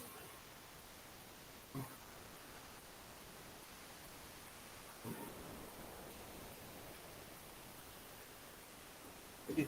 There are some strategies for entrepreneurship. Like entrepreneurship involves like implementing specific strategy within the organization to foster innovation, empower employees, and drive business growth. What are the strategy they are following? Okay, this like strategies to create supportive organization culture. So the foster a culture that value creativity, risk taking, and continuous improvement. Encourage open communication, collaboration, and idea sharing across all the levels of organization. We celebrate the recognize the entrepreneurial effort and success to reinforce desired behavior. Then empower and encourage employee autonomy. This is a kind of strategy you're following. Like it provide employee with autonomy and ownership over their projects and ideas. It will encourage self-direct work and decision making, allowing entrepreneurs to take initiatives and drive their innovative forwards. Okay, yeah. And next one is like allocate dedicated resources. So if you are allocate dedicated resources like financial, human, and technological to support the entrepreneurial initiatives, yes, it will establish innovation fund or like budget specifically embark like for entrepreneurial project. It will ensure accessibility to resources, need for idea development, prototyping, and implementation part. So these are the kind of strategies we are following to promote entrepreneurship. So then establish structured innovation. We create some establishing we are structured innovation programs like implementing strategic structured programs like such as innovation lab, hackathons, idea challenges to encourage creativity and innovation. Like it provide training, mentorship, and resource to help the employees to develop entrepreneurial skills and cultivate innovative thinking. And promote cultural cross-functional collaboration. It encourages cross-functional collaboration by forming multidisciplinary teams to work and entrepreneurial projects. Breakdown service like between departments and foster collaboration across different departments or different areas of expertise. So, for example, you say like Amazon's two pizza teams, like Amazon organize teams that are small enough to fed by two pizzas to promote collaboration and agility. This is the kind of strategy we are following in case of Amazon. So they, because of that, they found so much of innovation things and that. Set clear objectives and goals. That is the most important things when you are creating strategies. That need to be very clear. It need to be have a clear idea as well as the goal. I mean, clear objectives as well as the goal. If you are defining the clear objectives and goals for entrepreneurial initiatives, it will align with the overall business strategy.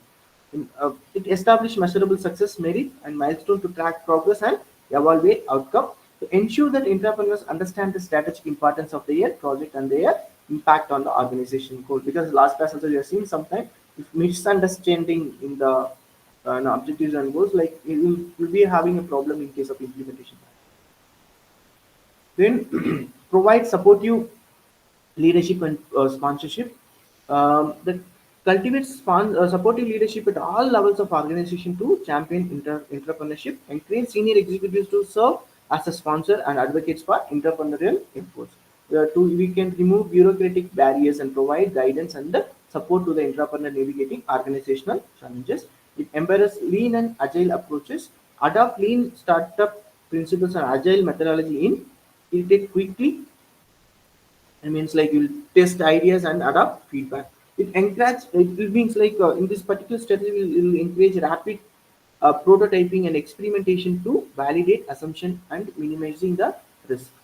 And the rewards and recognition for an entrepreneurial achievement, the implementing a reward system to recognize an initiative in entrepreneurial behavior and outcomes, it will give more output for us. Like I mean, suppose you are offering incentives such as bonus, promotion, and career development opportunity for a successful entrepreneurs.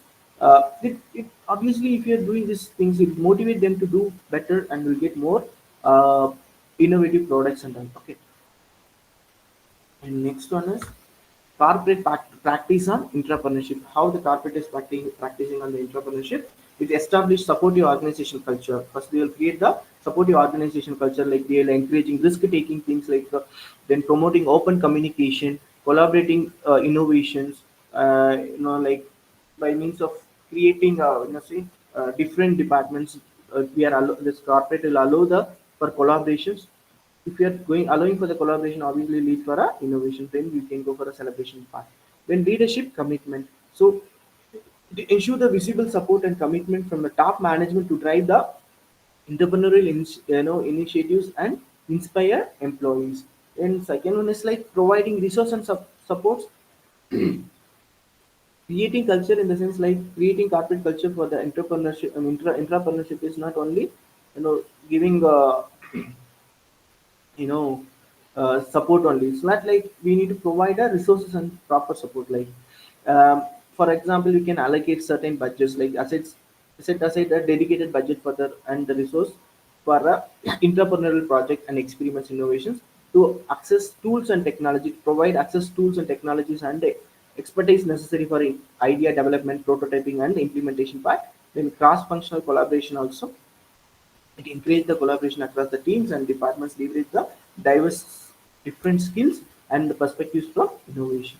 In implementing innovation program and initiatives, innovation labs and incubation centers, uh, and hackathons and idea challenges things and entrepreneurship trainings will give a kind of implementation of innovation program in our organization. That kind of things they are doing in corporate culture. Then empowering employees with autonomy, flexible work structure, provide autonomy and flexible with the work arrangement to enable entrepreneur to pursue their ideas and project, and empower employee with the decision making authority and ownership over their initiatives, and create opportunity for career growth and advancement based on the entrepreneurial contribution and success. Then establishing clear objectives and metrics, it ensures that entrepreneurial initiatives are aligned with the overall business objectives and long-term strategy. Define clear goals, milestones, and success metric to track progress and evaluate the impact on entrepreneurial efforts.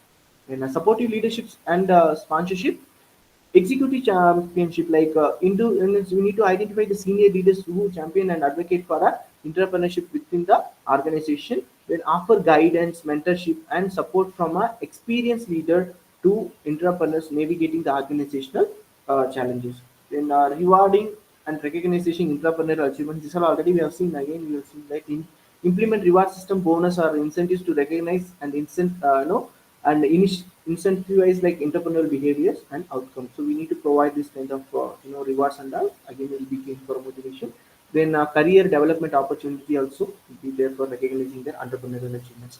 Continuous learning and adoption. So we need to encourage a cultural experimentation and learning from failure to improve entrepreneurial initiatives. Then stay agile and adaptable to market changes by continuously evolving the entrepreneurial projects based on the feedback and insights from uh, means, then measuring and scaling successful entrepreneurship. So identify the successful entrepreneurship projects and initiatives with the potential for scalability and wider impact. So selected cases, like you can explore these cases in Google also. That Google creates like 20% time initiatives, like um, what is the thing, like Google famously implemented the 20% time policy, allowing the employee to dedicate 20% of their work hours to pursue their personal passion, project, or innovative ideas. It will be kind of impact in the entrepreneurial activities. This initiative lead to creation of several successful projects, products, including like Gmail, Google News, and we say Google Maps and also, which originated from the employee-driven project during their designated 20% time. What the strategy there Google adopted? Google supportive culture empowers the employee to experiment and innovate, promoting autonomy and creativity. The company allocate resource and provides platform for employees to develop their ideas, contributing to Google's reputation. And second one is 3M's posting notes invention. Like in 1974, 3M scientists like Spencer Silver invented the weak adhesive like that could be repeatedly repositioned, but it not had immediate implication application part. Okay, after another 3M scientists recognized the potential of silver's adhesive for creating bookmarks, leading to the development of post-it notes. Post-it notes, like it's not a thing like you can know this one. It's a sticky note part. So this innovation will be happen in the kind of innovation part only. Uh, it has like entrepreneurial impact. This post-it notes became a global success and transformed the 3M product portfolio, showcasing how entrepreneurship can drive unexpected innovation. So this is a kind of innovation happened. Then IBM Emerging Business Opportunity EBO program. So this program established to identify and nurture the emerging technology and market outside the traditional business area. Uh, Though through this EBO program, IBM successfully enters new markets such as cloud computing, analytics, and artificial intelligence. And these initiatives enabled IBM to stay competitive and relevant in the rapidly evolving tech industry. And Adobe Kickbox programming also, it introduced Kickbox program to empower employee to develop and pitch innovative ideas. Okay, so this Kickbox program has resulted in numerous innovative projects and initiatives in Adobe, fostering to culture, entrepreneurship, and continuous innovation part. So these cases will be already there in Google also. You can just go through those cases a little bit in detail. And the dynamics of competition. Market is having so much of dynamics, that because of that having so much of competition. Okay, so the dynamics of competition reflect the complex interactions and strategies employed by the business within the market and industry to gain competitive advantages, attract customers, achieve sustainable success. Okay, to understand this dynamic is essential for organization to navigate challenges, capitalize on opportunity, and effectively position themselves in the marketplace. So first we need to understand the market structure and the industry analysis. Like in case of understanding how markets are segmented based on the customer need, preference, and behaviors, and we can go for analyzing the industry by means of assessing factors such as market size, growth rate, trends, and competitive leadership. Competitive leadership in the things who are competitors and part. Like we need to understand the strength, weakness, and strategies of and position of the competitors within the industry. Also, this way we can analyze the market. Second one is market entry and exit. So identify the barriers that limit new entrants in the market, such as high capital requirements, regulation, and established brand loyalty. There are certain threats for the substitute, like assessing the availability of means because we are doing some coffee business. Obviously, if someone is coming with other coffee business or someone coming with the tea business, the kind of substitute threats will be there for us for our business. So we need to assess the availability and attractiveness of the substitute product or service that could be disrupt the market. And market exit strategy, understanding the factors that may lead to business to exit the market, such as declining profitability and changing industry dynamics and all. Then competitive strategies. Competing based on the lower cost to offer product or service at a competitive price. You can go for a differentiation in the product, like this will be seen in the porters like generic model, no? So cost leadership, differentiation, and the focus market. So this will be helpful in case it will give some provide like it will provide some competitive advantage for us in case of the dynamic competition market. Then customer centric approach. We need to identify the target specific customer segment with the tailored offering and marketing strategy. I can say the best example for this customer centric approach is our focus market is like we can say the Kinder Joy part. Like Kinder Joy now they're coming with a more means it is the chocolate they're selling for a kid. So obviously they'll put some new gift for them. Even now they're differentiating the boy and girl child. So for which like they'll provide the toys are based on the kids gender and all. So this will be the kind of customer centric approach they are following. This customer experience, they're delivering the experiential customer service and personalized experience to build the customer loyalty and satisfaction. With technology advancement and transformation, so digital description like embracing like technology to streamline operation, enhance customer engagement, and drive business growth. Data analytics like leveraging data analytics to gain insights into the customer behavior and market trends and competitive strategy. And regulatory and legal factors, we need to adhere to the regulatory requirements and mitigating risk associated with the legal, environment, and social factors. Understanding how government policy and regulation having an impact in the industry dynamics, market competition, and business operation. Then we can go for a collaboration path, like we can go with the strategic alliance, like we can go with the supply chain management. So this collaboration path will having impact in our competition part. Then adaptability and agility, like embrace agile methodology and adaptive strategic to respond quickly. Agile is like you are always in a life, so you are going for response quickly to the market changes and evolving customers' demand. And globalization and international competition, exploring opportunity in the global market and navigating international competition and trade dynamics. In plan for survival, and entrepreneurs visualize business opportunities and organize various factors of production for setting up an enterprises. In modern competitive world, enterprises need to be strong enough to face challenges posed by the changing business environment successfully. Business growth is natural and ever-going process. The growth of an entrepreneur is reflected in increasing in sales, volume of output, assets, and profits. Why this need for growth? The need for growth. So first one is like need for survival. First one is in order to survive in the present environment, the firm need to strengthen stamina, which can be generated only through growth. Then benefits of social economic, so benefits of economy of scale. How do you get achieve economy of scale? When you are doing something in a larger in quantity, you can able to reduce the price that way.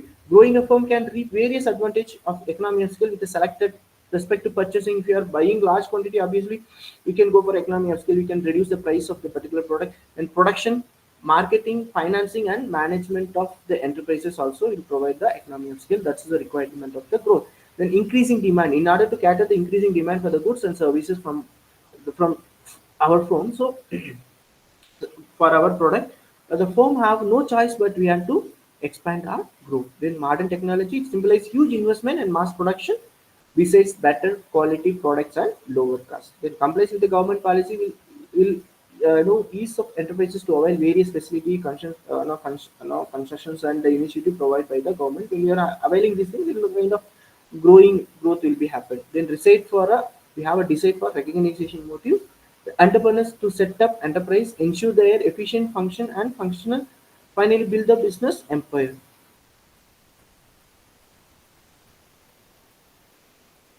Then there are strategy for growth. What are the strategy like for growth? Like market penetration. Market penetration focus on increasing market share within the existing market to our customer segment. How we can? What are the strategy we can follow? Like we can go for a price optimization, adjusting price to attract more customer. Then promotional campaign we can do. Product enhancement we can do. The improving the existing product service based on the customer feedback and all. So that will be kind of strategy we can follow for the market penetration. Then market development. That market development involves extending into the new market or new geographical regions by with the existing product or new products. These things. So what are the strategy we can follow? The geographical expansion, like identifying the new regions first one, or you can find a new customer segments, or allowing going for a partnership with the or partnership with other business, other things to start a things like okay. So that way you can go for a market development. Then product development focus on introducing new products or existing ones, enhancing the existing ones. Like first if you are first you can able to develop a new product or you can develop the existing ones. Okay.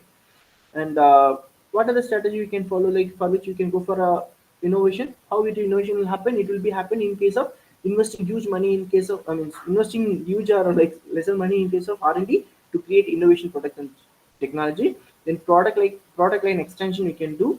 Then quality improvements we can do for the existing product. Then diversification involves like entering into the new market industry with the new product or services. Like what are the diversification we have? Like horizontal diversification, like expanding into the related business industry. For example, software company entering into the IT consultation. Then vertical diversification, like integrating upstream downstream activities into the value chain, like manufacturing company acquiring a raw material company. That is like vertical diversification. Then concentrating diversification, like entering business that are related to the existing product and technology. Okay. Then conglomerate diversification, venture into the entirely unrelated industry. These are things. And mergers and acquisition, This is the kind of strategy we are doing. Like mergers involves combining two or more existing company while acquiring innovation purchase and purchasing other company. When going for a joint venture, it involves partnering with the other firm to collaborate for a specific project or venture. In subcontracting, it involves like outsourcing the specific task or process to the external firms or suppliers. Okay, so we have some more things to see like dealership, networking, and franchise deals. These things you'll see in the next class since very shortage of time. Okay, so if you have any doubt, for 2 minutes we'll discuss. Otherwise, we'll leave. Thank you for your presentation nicely. Hello. Yes, sir. Thank you for your presentation. And my level of understanding is in the Maslow's need hierarchy theory, many of you are aware of Maslow's need Yes, sir. hierarchy theory. In the last stage, it's not a last stage, but in the hierarchy order, self-actualization stage. So Yes, sir. suppose if you're working in my firm, right? You already achieved some benchmark, and I don't want to lose you. So I'm giving you in some project entirely. Actually, I'm going to fund you, right? In that way, MNCs they develop a cost centers. Each center is different. I don't want to lose because it is possible. This type of entrepreneurship is nowadays it's very even in India, the top executives are mostly entrepreneurs. They are being Yes, sir. encouraged by the MNCs mostly. Right? This Yes, is sir. what my level of understanding. Right? Yes. And Yes, sir. yeah, you nicely presented actually within a nutshell of a time frame. And my request to MCom students, actually, as I am a psychologist too, instead of preparing for exam, suppose if they are looking this paper, especially entrepreneurship, so that they can start their own venture on their own also. In that way, very thankful. Nice presentation. Thank you, sir. Thanks. Thank you, sir. Thank you all.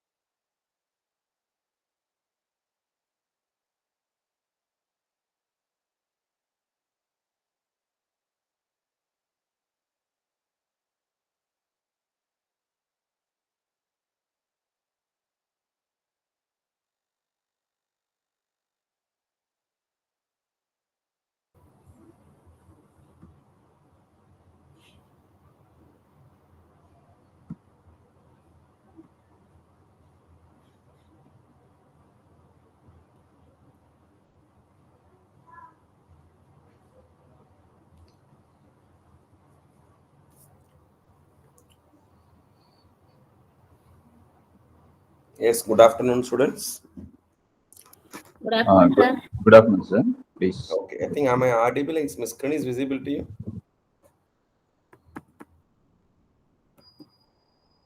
Yes, I think my screen is visible to you, no?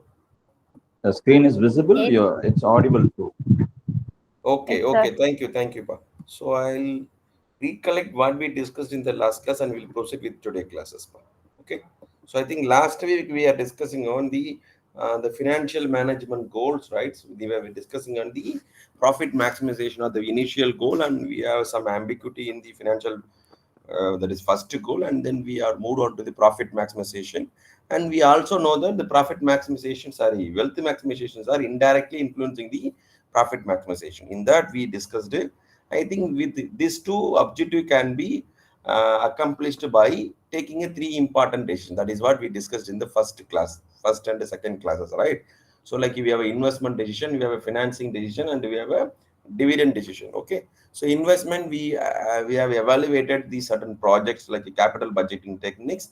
In that we were discussing on non-discounted technique like a payback period method and accounting rate of return method or average return method.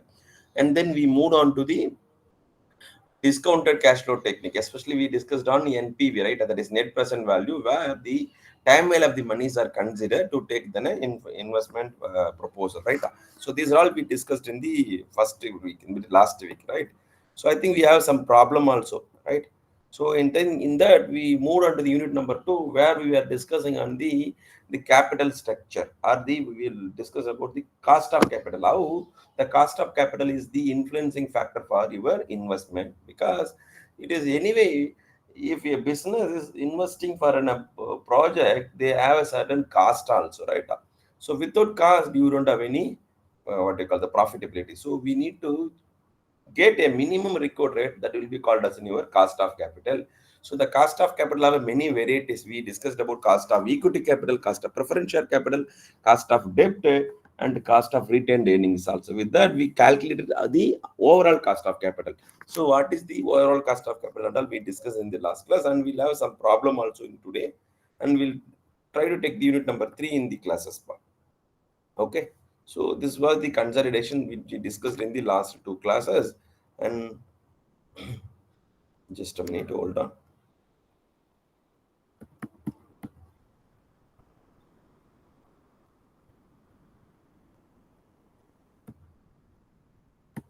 I think this problem we discussed. Let me take this problem.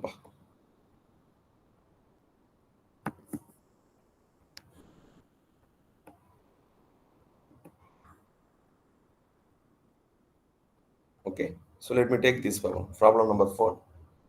Okay, so the following is an extract from the financial statement of XYZ Limited. So they gave the operating profit of, that is 105 lakhs. These are all in the lakhs actually. And interest on debenture is given, that is 33 lakhs. Income, that is tax, is given at 50%. So they have a 72 lakh as a profit. In that they are paying off of the tax, right? So this is given here. And the profit, that is net profit after paying interest and the tax, is given as a 36 lakhs. And they give you the what they call the capital structure also. So they have a 220, that is total is 520 lakhs capital. In that equity share is 200 lakh, reserve and surplus is 100 lakh, and they have some that is non-convertible debentures also is given at 220 lakhs. So the total capital structure is 520 lakhs. So with this, they're asking to some questions. Okay, it was not complete financial information or complete balance sheet, but they gave you some glimpse. Okay, so they gave some important concept or important highlights in the financial statement as well as your balance sheet. Clear? So with this, they are asking you to calculate what is the first question is, again they gave the market price of an equity share is rupees 12, and debenture is given by 93.75. Okay, so debenture current value is, that is market price is 93.75, which is having 100 rupees as a face value. Same way equity share, which has our 10 rupees as a face value, it is currently trading at 12 rupees. They are asking you to calculate some information. So our number 1 question is, what is the earning per share, that is EPS, they are asking you to calculate. The second one is, what is the percentage of cost of capital to the company for the debenture and the funds of the equity. So they're asking you to calculate 2 things. One is, what is the EPS, that is earning per share. The second one is, what is the cost of capital of the debenture and the equity. Okay, so we need to calculate these two, no? So let me take the EPS formula, that is earning per share equal to, it is normal formula, no? That is profit after tax will be number of equity holder or number of shares. So the formula itself very, very simple, because if the, what is the profit which is available to the owner, so that we are going to calculate. So the profit is meant, that is operating profit meant for the debenture holder and the tax. So what is residual we have after paying interest and tax, that will be called as net profit. So the net profit is available is 36 lakhs. Okay, well, this is what mentioned here. So we have a 36 lakh as a mentioned profit, that is a net profit. So it was not shared by any single holder, no. So we have, what is the share capital value, Pam? 200 lakh. Okay. So 200 lakh, each are contributing at 10 rupee per. So we need to know what is the number of shares are available. Okay. So we can calculate, Pam, 200 lakh divided by 10 rupee per share. The value is given 200 lakh and divided by 10 rupee per share. So we can calculate, that is 36 lakh as a net profit divided by this 20 lakh rupee. So 20 lakhs owners are there, 20 lakh shareholder are there. So we are simply dividing by 200 lakhs divided by 10. Because why we are dividing by 10? Because each share is having a 10 rupee value. So the total value is a 200 lakh. So we can say the 20 lakh shareholders are there. So 36 lakh divided by 20 lakhs owner. So we'll be able to know that the EPS, that is earning per share, is 1.8 rupee. What is indicating? There are 20 lakhs shareholders are there. Each of them are able to get a 1.8 rupee as a earnings per share. This is not a dividend.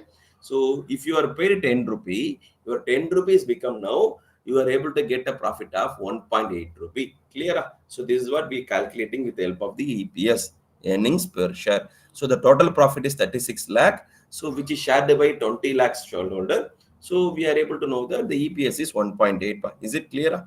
So the second question is computation of cost of capital. So this was actual question here. So they are asking you to calculate the cost of capital of the equity and the cost of capital of the debenture fund. Okay, so we can calculate, actually it was easy, no, because they also given you the market value also. Okay, so first we are going to calculate in the face value and then we are going to calculate in the market value also. Listen with me very carefully. So the cost of equity formula is very easy, but that is KE equal to D, that is dividend divided by market price. Okay. Okay. Is it clear, Appa? So in that way we can calculate. So dividend is available ready-madely here, Appa? It is not available, no? So because you don't have information, say that what is the dividend they are paying. Okay. So in that time, we can able to measure the expected rate of earnings per share. So that can be your dividend. So we can assume that 1.8 rupee you are able to get when you are investing a 12 rupee per share. Because even though value of the share is 10 rupee, we cannot get a share by today by 10 rupee. If you are going to get a 12 rupee, sorry, 1.8 rupee as a dividend or the earnings per share, you have to pay 12 rupee because the current value of an equity share is 12 rupee. So 1.8 divided by 12 into 100, will you know that the cost of the capital is 15%. Is it clear, Appa? What do you mean by cost of capital? If you are going to get a company share and you have to pay 12 rupee now, Appa. Okay, so the 12 rupee, the company is supposed to liable to pay 1.8 rupee as a dividend because that is the maximum profit they had. So how much they can pay maximum? 1.8 they have to pay each shares. Okay, so if they are getting a money from the equity shareholder, so 12 rupee they have to pay 1.8. So that is what the cost of an equity. The cost of equity is how much? 15%. How we calculated 1.8 as a EPS, that is earnings per share. Even we don't have a dividend, I mean we can consider 1.8 as a dividend, even though if it is not, dividends are available, and the market price is 12 rupee. If the market price is not available, you can take by the 10 rupee, which is the face value of an equity share. So the value of the cost of capital is 15%. Is it clear, Appa? So now we are going to calculate the cost of the debenture fund at the cost of the debt. So again, it is given the value of the 15% debenture is how much it is, pa? 2,20,000, which is at the book value. But what is the value which is available in the market price?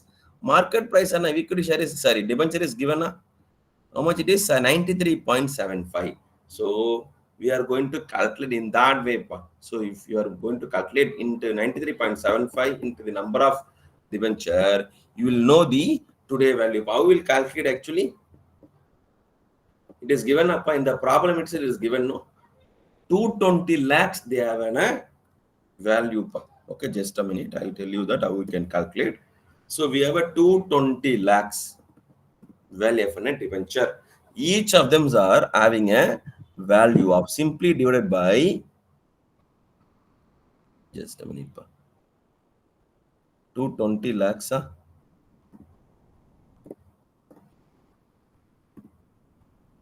220 lakhs. So again we have to add 50 up.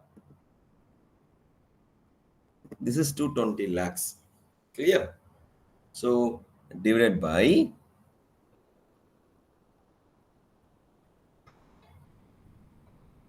where is divide actually? Yes. Divided by 100 rupee per share value per debenture value divided by 100. So you have a 22,000 numbers of debenture. So 22,000 you can multiply with 93.75. So that is the value now, 93.75. So we know that 22,000 debentures we have. So that as a value of 93.75, you will may know that the value of a debenture at market price. The market price of debenture is not at 22 lakh. So it was 20 lakh 16,500. That is what mentioned here. Clear? So 22 lakhs, sorry, 20 lakh 60. That is what mentioned in here. Because since we are maintaining in the lakhs, so common the 50 we are removing. So the value of the debenture at the market price is that is 206 lakh 25,000. Is it clear? So again we are calculating the interest we supposed to payable. So what is the interest they are paying? In the problem itself it was mentioned that they are paying an interest of 33 lakhs. Clear? It was mentioned here. So it was mentioned in 33 lakhs. So we calculating how much they are paying in interest. So 22 lakhs if they are borrowing mean they are paying at 33 lakhs as an interest. Again there will be a called as an one effect. So when you have a debenture or when you have a debt to money in your cost of capital structure, you can serve your tax. That will be called as a tax benefit when you are having a debenture portion or debt portion in an overall capital. So that reason only we are considering only half of the amount, not the entire amount. Whereas in the equity share we consider entire amount, because the reason is equity share will not give you any tax shield or tax benefit, whereas the debenture you're able to get the tax benefit. What do you mean by tax benefit actually? Because of you have a debenture, because of your debt, you can pay only half of your, or for why it is half year? Because we have a tax rate is 50%. So remaining 50% will be your savings, because the tax will be applicable your debenture. You are going to pay only 16.5 lakhs, half of the 33 lakhs. Clear? So that is what we are going to mention. 16.5 lakhs we are paying an interest for 220 lakh. Okay. So if it is by in a book value, it was 7.5. If it is the market value by, it was 8 lakhs. We are not considering 33 divided by 220. That is also right. But we are not going to consider in that way. Clear? Since we our debenture value says 15% we are paying in a debenture mean interest, we are not say that the cost of capital is 15%. Why it was not equal in that way? The reason is the tax savings you make it because of having a debenture. Okay, I'll explain. So how we are going to get a tax benefit? Okay, if your operating profit is assumed that double the amount, it was not 105, it was 210. In that time, how much you are going to pay interest? Is your interest going to be double when your operating profit is increased? No. Clear? Even if profit was 3 times from 105, maybe 315, you are going to pay 3 times of your interest? No, because interest is the fixed amount you are going to pay irrespective of your operating profit. So this amount, this 33 lakhs will be the benefit for you. How much it will give you benefit? 50% of tax rate you may get a benefit because you are not going to pay entire amount for the debenture. Clear? So after paying this, you are going to get an operating profit will be in a significantly improved. Low profit, you are going to get a low net profit, whereas high profit you are going to pay same thing. Okay, so that is why it will have some tax benefit. If you have a debt to capital in your part of the debenture, in a total capital structure, the debt to capital will save you. What the extent it will save you? It will save you at the extent of debenture, tax rate. Okay, so that is why we are not considering as it is.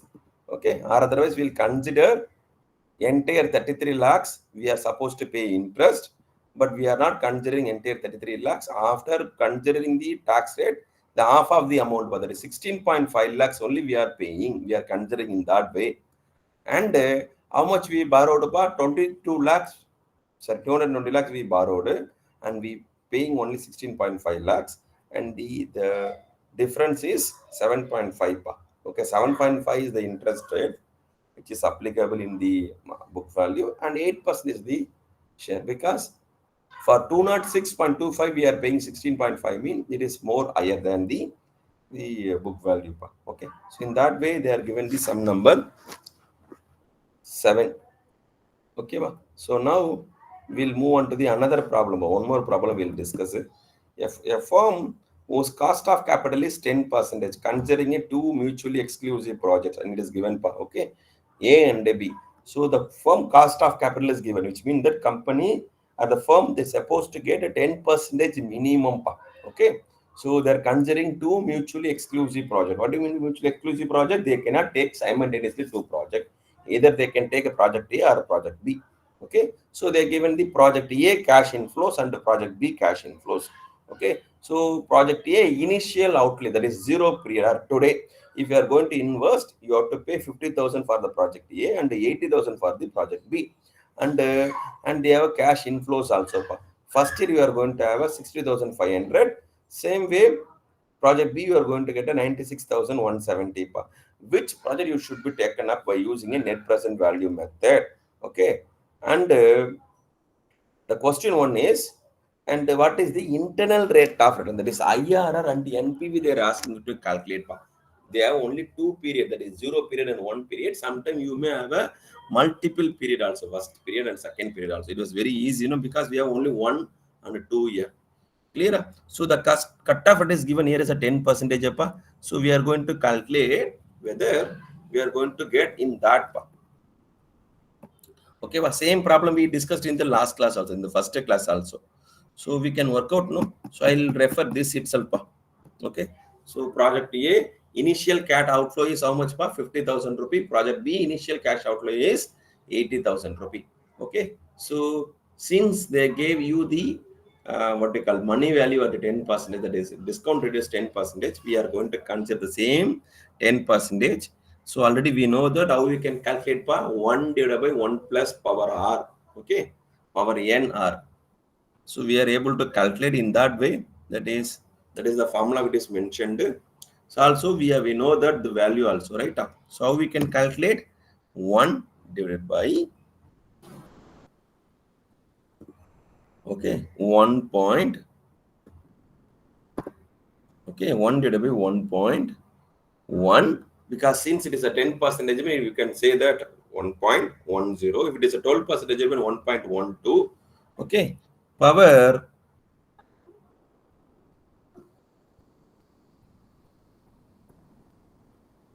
1. Since the first year is 1, we are not going to mention the power. So this will give you the first year value.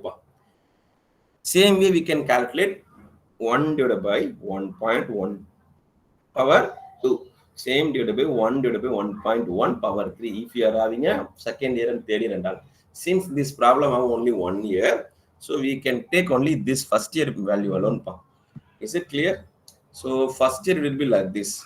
1 rupees become 90 paise. Okay. So 1 rupees become 90 paise. So we are going to calculate if 1 rupee value is become 90 paise, mean what about the 62,500 rupee value? So we simply multiplying on 0.909 with respect to 60,500, we are able to get 56,812. Okay. So that we deducting from this value. That is, if you are investing 50,000 rupee, how much you are able to get extra? 6,812. Okay. Clear? How much you are able to get? 6,812. Okay. Same way for the project B.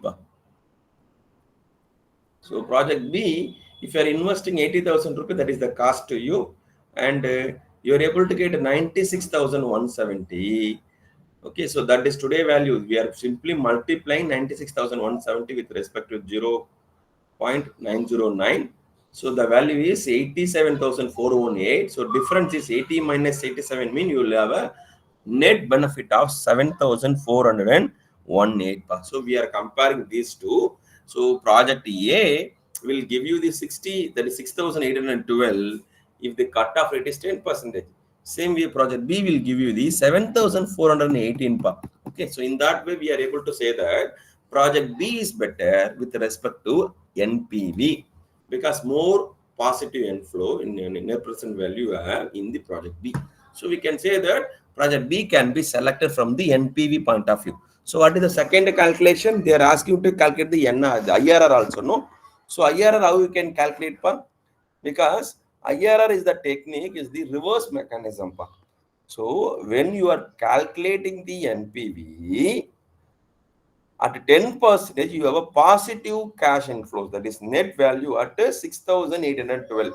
Same way project B, you are able to get a 7,418. So we are going to have such a discount rate.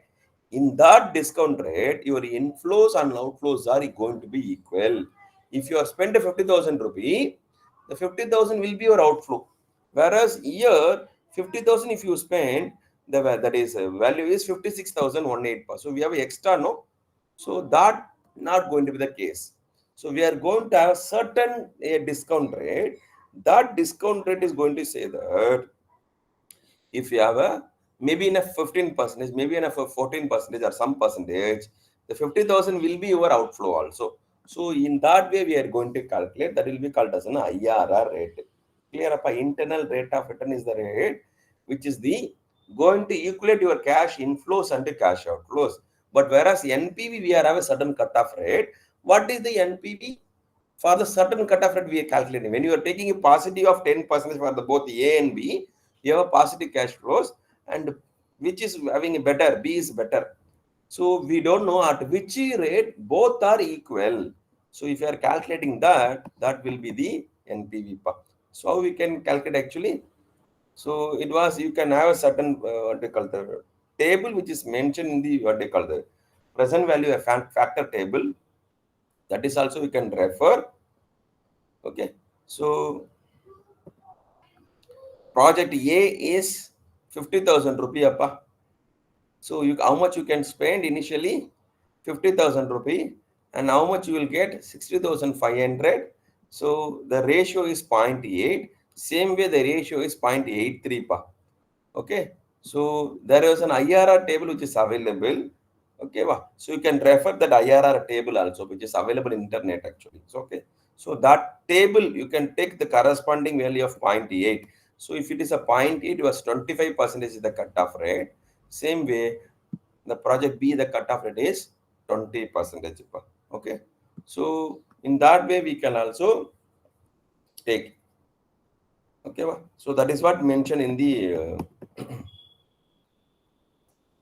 what do you call the suggestions. So suggestion according to the net present value, project B is better than the higher positive NP, but according to the IRR method, project A is better investment because project A is in the 25% return.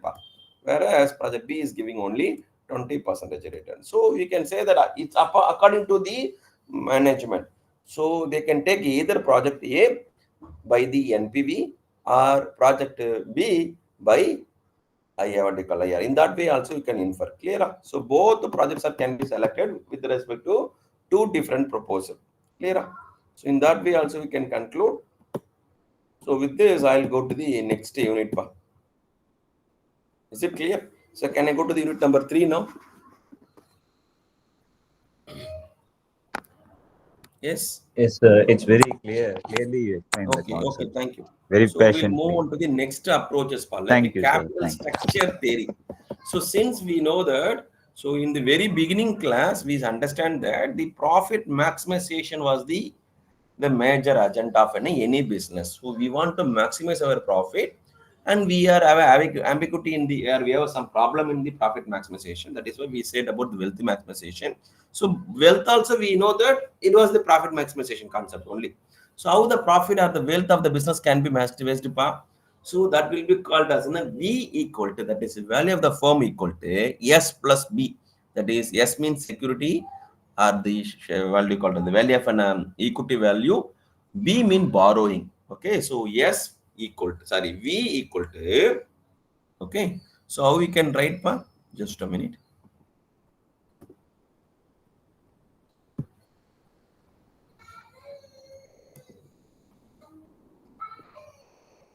Okay, so the V value of the firm is equal to S plus B. S mean your equity value plus your borrowing. So borrowing mean your money. So any value of the firm will be like this, no? So any value of a firm, if you are going to calculate, you are going to have this two. Okay, assume that you have a value of a firm which you having a two component, that is owner money is 5 lakh rupee and borrowed money is 5 lakh rupees. So what is the value of the firm? It is a 10 lakh rupee. No, it is the comprise of the 5 plus from the owner money and the 5 from the borrowed money. So how can I increase the value of the firm? If my borrowings are increased to 6 lakh rupee, so you may have a 11 lakh as your value. So in that way, you can increase your value. Certain concepts are telling that increasing or decreasing your share capital also increase your value of the firm. So that was the called as an what they call relevance approach. So if you are altering your VS or B, corresponding your V will alter. So that will be called as an relevance theory. Clear? Certain we have irrelevance theory. So what they are arguing, so assume that earlier you have a 5 plus 5 as a total value of your value V.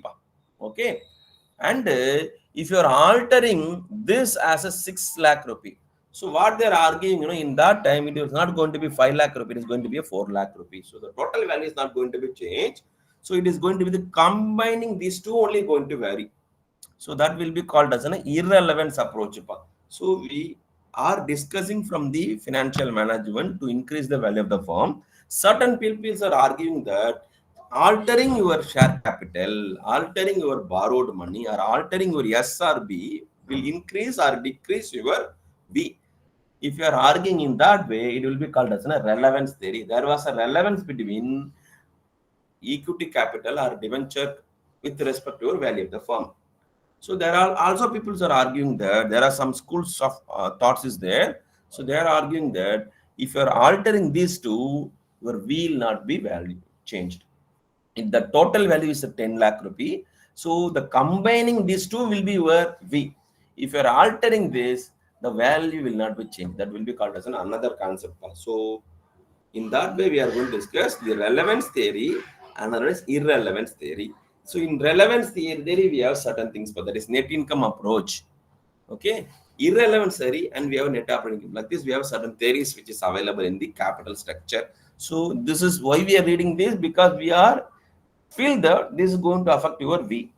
Okay, so in that way, we are going to discuss the unit number 3. So I was given the only key essences. Okay, so here we are going to discuss about many things. We are going to discuss about here. like a capital structure theory we are going to discuss, like leverage also we are going to discuss. There is another concept we have in the leverage part. So leverage is nothing but I think we all know about yes, certain physics concept, no? So which is the assume I'll take you in that way, just a minute, and we'll go to the later on the financial leverage. Assume that you have a bigger stone like this. Assume that you have some 100 kilograms. Is it possible to move 100 kilogram of stone by an individual man from one place to another place? Is it easy for me to move from one place to another place? It was not easy, because the value, the what do you call, the weight of the stones are very big. But whereas if you have a small stones, or if you have a small lever, we can call it as a throw bar, no, which is used by what do you call our what do you call the day wager, who are supposed to what do you call the moving the bigger stone from one place to another place with the help of the lever, no. So they have some certain physics concept, and they are applying here, and with this, with the lever, if they are pushing this lever with the small stone, they are able to move the bigger stone. Clear? Same concept you can apply here also. The leverage is nothing but we have a certain freedom to run our business with the help of the cost of capital, with the help of the debt to capital. Because assume that when you're going to start a business, so business may require money, right? It will be owner money and outsider money. If the owner is contributing in the business, the owner have a what do you call the many problem, right? Because owner will be the ultimate what do you call the ultimate, or will be you're going to get only residual profit. So the owner have a certain risk. If they assume that you are going to start a business, it is required a 5 crore rupee mean.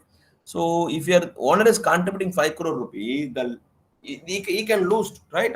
Because is the residual party, and is going to get what is residual available, that only he can take it. Clear? Even though if you're contributing 5 crore rupee, he has to pay interest first, he has to pay tax later, and then what is available as a net profit, that is only the owner can be taken. Okay. But whereas if you have a debenture, if you have a loan money, you can take that as a first. Clear? You are able to follow me up? Assume that the business required 5 crore rupee, and 3 crore rupee he borrowed money from the bank or from the debenture. So what he can do now? 3 crore rupee, he can pay only 8% interest rate. And he have a priority, right? A 5 crore rupee is a total required money. 3 crore rupee which is taken from the loan, and remaining 2 crore rupee he taken money from the equity owner. Okay. So equity owner expectation will be very high, because the risk is very high. Is going to lose the entire 5 crore rupee, because if the business is not good, he's going to lose the entire 5 crore rupee. Whereas the people who are contributing money for the business in the debenture money or the debt money, they're going to get a priority wise first.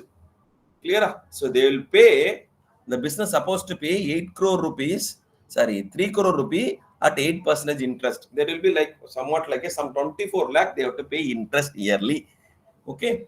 So we are able to run a business with the debenture capital. The debenture capital requirement is how much? For just 300 crore, 300 lakhs. Can I say like this? No. So 300 lakh. So they are going to pay only 24 lakh as an interest. Okay. Even if the profit is very high, we are going to pay only 24 lakhs. So this will be called as an leverage. Why it is called as an leverage?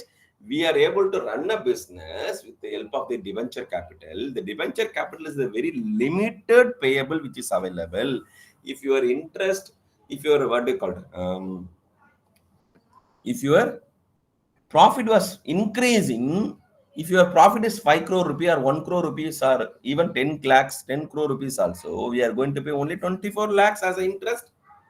Clear? We are not going to pay anything beyond that. So that is what it is having a leverage effect. Leverage is nothing but we can run a business with the fixed interest bearing security. With this, we can run our business efficiently, because fixed interest bearing securities like a debenture or loan will we have to pay only lesser amount. Their expectation from the business is very limited, and they have a priorities also. And with this, you can run your business also efficiently. How can I get a entire 5 crore rupees on my own? If I'm contributing on my own, my expectation is the very high. Whereas the debenture holder will be pay very high amount, the expectation is very less. That is will be called as a leverage effect. So we can run a business, or we can take the business with the help of the debenture capital. It is very easy. Okay, but getting a money for the equity holder or owner own money, it has some problem also, because expectation is the very high. They will get only residual profit. If they have a profit only, they will get it, and their expectation will be very high. So whereas the equity holder, or sorry, debenture holder, their expectation will be very less. Clear? So that is why it is have a financial leverage. Leverage is nothing but the fixed interest bearing security is the helping you to increase your value of your firm, because they are going to pay minimum amount. Even your profit is 5 crore rupees also, you are going to pay only 25 lakh as a 24 lakh as an interest. If your profit is some what they call 100 crore also, you are going to pay only 24 lakh as an interest, because this 24 lakh is the minimum amount. It is not going to be changed according to your profit. Clear? If this is clear, we can go to the leverages part. So that is what the leverage, financial leverage we have, and we have a operating leverage, and we have a combining leverage part. So these are all the leverage formulas part. We'll go to the state of the problem. So again, there is some DFL also we have. We can call it as degrees of financial leverage, degrees of operating leverage. So it is nothing but how much you are able to get a benefit because of having the debenture in your capital structure. So if you are able to calculate, that will be called as degrees of financial leverage. And there is a formula also it is mentioned. Okay. So degrees of financial leverage, degrees of operating leverage, degrees of combined leverage. That's also we can calculate. So we are going to calculate. So what is the amount of debenture we have, and what is the benefit you are going to receive with respect to the changes in the interest, with respect to changes in the operating capital. Even though certain capital, like if you are analyzing the profit structure of any business, it has certain cost like this, no fixed cost and variable cost. What do you mean by fixed cost? Actually, the fixed cost of the cost, it is not going to vary according to your production. Clear? Zero level production also you are going to pay. Even for 100% also you are going to pay. Clear? So the fixed cost is the another portion which is going to help you the profit. So okay, we are going to consider the fixed cost and the fixed interest to calculate the how efficiently these tools are helping your V. Okay, so there are many formulas are available. I'll go to the problem straight away.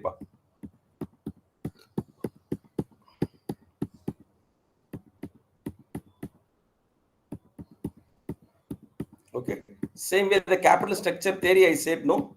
So how these tools are influencing your capital. So we have a net income theory, net operating income theory, and Miller and Modiglian approach. So that is what we have a traditional approaches.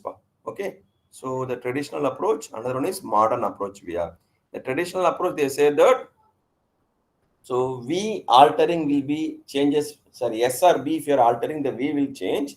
Same way we have a Modiglian Miller approach. It will be called as an MM approach. Okay, so they are compared with the two value of the firm, that is V U equal to, that is value of a unlevered firm is equal with the value of levered firm. We have some comparison also. Okay, so that and all is there. I'll go to the state of the problem so that you can understand easily. It is more technical one. I'll try to reduce in a simplified manner.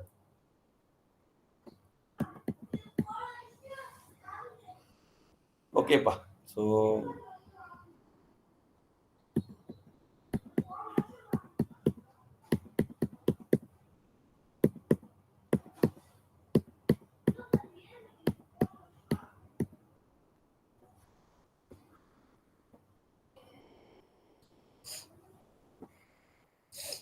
just a minute.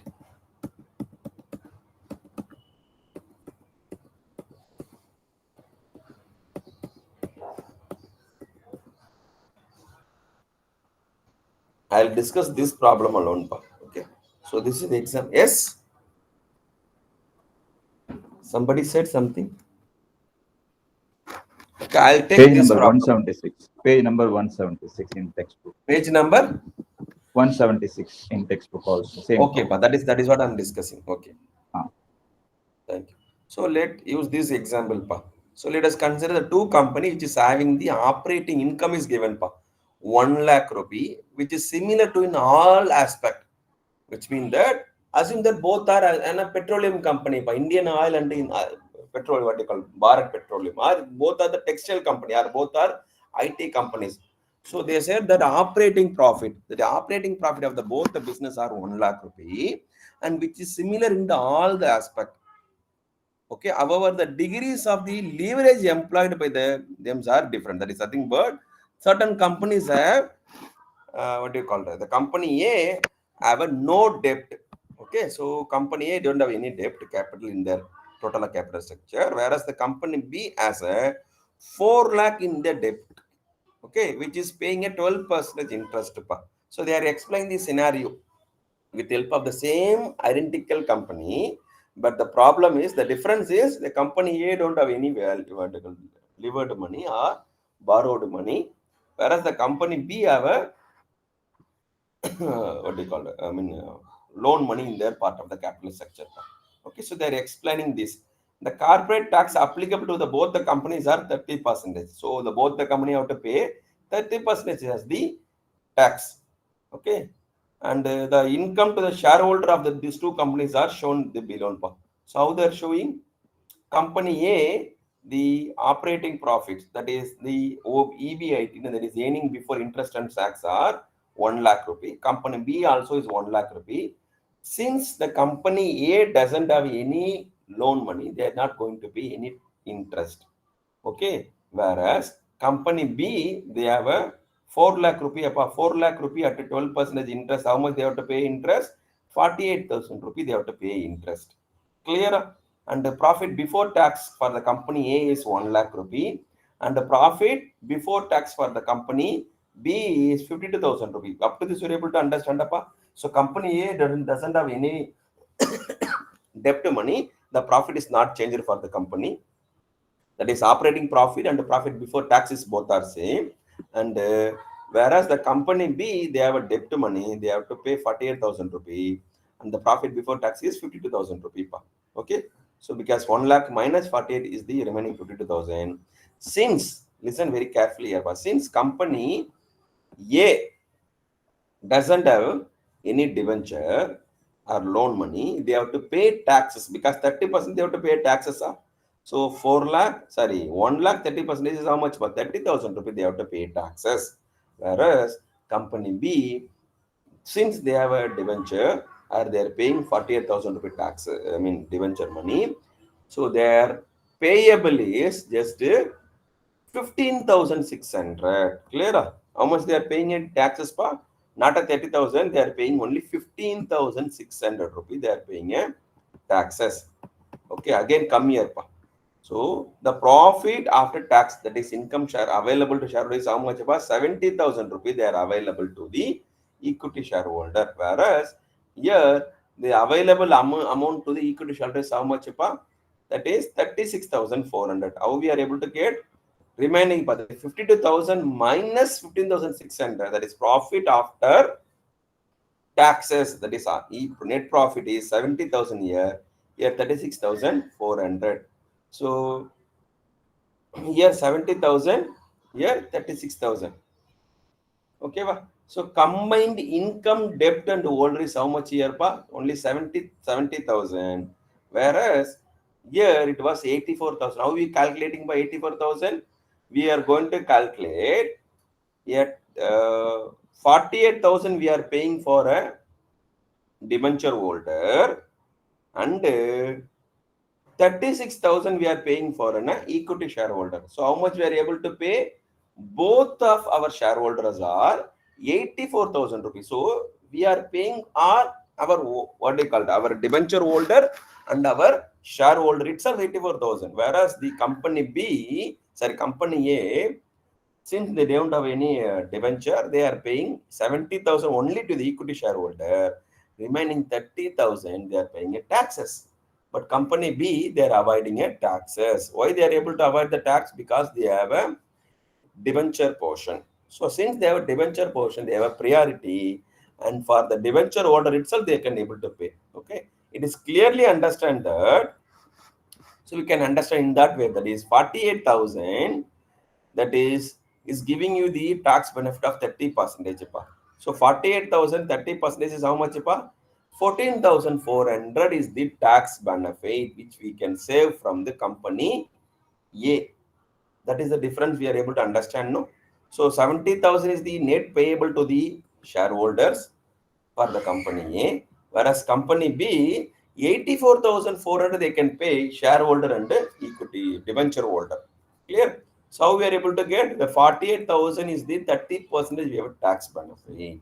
So 48,000 30% is 14,400 we are able to pay to our own shareholder, our own debenture holder, not to the government. Okay. So we are thinking from the what they call the shareholder and the debenture holder point of view. So this will be called as an what do you call it? Tax benefit. Okay, that is what mentioned, which is elaborately in this point. Okay, so with this, what I said, no, you are supposed to understand these two theory. So one is V. Okay, so the value of the firm you can understand.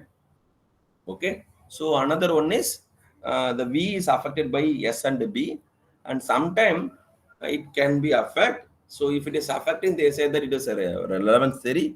If it is not affected, it can be called as an irrelevance theory. Okay, same way we are discussing on like how the changes in the debenture is going to change the degrees of the financial leverage or the operating leverage and all. And all we have some problem. If there is no problem, we can ignore also. So there is a problem concept. Actually, I don't know why in this book it was not mentioned. Okay, so let me analyze your question paper and we'll discuss in the next class. Okay.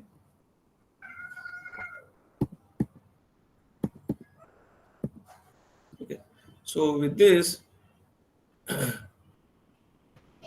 we are discussing on the dividend policy. That is unit number 4. We'll start today, and working capital will be the next week we can discuss. Okay. So what do you mean by dividend actually? So again, we are discussing on the same VPA. Okay, the value of the firm will be affecting if you are paying a dividend. There was another concept says that if you are not paying a dividend or paying a dividend, which is not going to affect your value of the firm, which is the another model. So that is what we have the Walter model and Gordon model. We have even theory model also. It is there. Okay. So in that way, if you are paying an interest, it is not going to affect your what do you call the V. If it is affecting, it will be called as a Walter model. If it is not affecting, it will be called as a Gordon model. Okay. So in that way, we are going to discuss. I think we know about the dividend, So we are going to discuss about certain important concept of, so what is the dividend? So that is what we mentioned here. Okay. So what is dividend? How it is be defined the dividend? What are the factors which is influencing dividend decisions? Okay. So what is the what they call the fixed dividend? What is the floating dividend? What is the variable dividend? And all we can discuss. So what is the dividend? So dividend is the amount, or we can call it as a share of profit for your equity contribution. That will be called as a dividend, right? If you are contributed any company's equity shares, okay, assume that I purchased a TCS company's equity share. For the last year, the TCS give me some 30 rupees for my one shares. So what is the 30 rupee? So they have some profit and they wanted to distribute the profit to the equity shareholder. And since I have one share, I am able to get a 30 rupees for my equity contribution because I'm the owner of the company. I'm also one among the shareholder in the company. Clear? So I'm able to get 30 rupees for my equity contribution. So dividend is the reward which we can get for our equity contribution to the company. Okay. Is it clear? So that is what mentioned here. But dividend is the bonus or extra payment, a shares or a surplus periodical return on any original investment. Okay. So if I'm invested some 1,400 rupees for to get a one equity shares in the TCS company, if the company is declaring a dividend, our company is paying a dividend, I am able to get that dividend. Okay. Clear? So I think with this we can stop today classes. Okay. So I think let me start the same in the next class. So, and what are the factors which is affecting the dividend decision? If the company wanted to pay dividend, so what are the factors which is influencing or which is affecting the company dividend policy and all we discuss in the next classes. Like in retained earning, what is the conceptual constraint? Okay. So this and all we can discuss in the next class. If at all you have any doubt, let me know. Otherwise, we can conclude the today class. Do you have any doubt? Thank you for your nice presentation, sir. You are very patiently explaining the Thank you. concept within a short time frame. Thank you, sir. Okay. Thank you.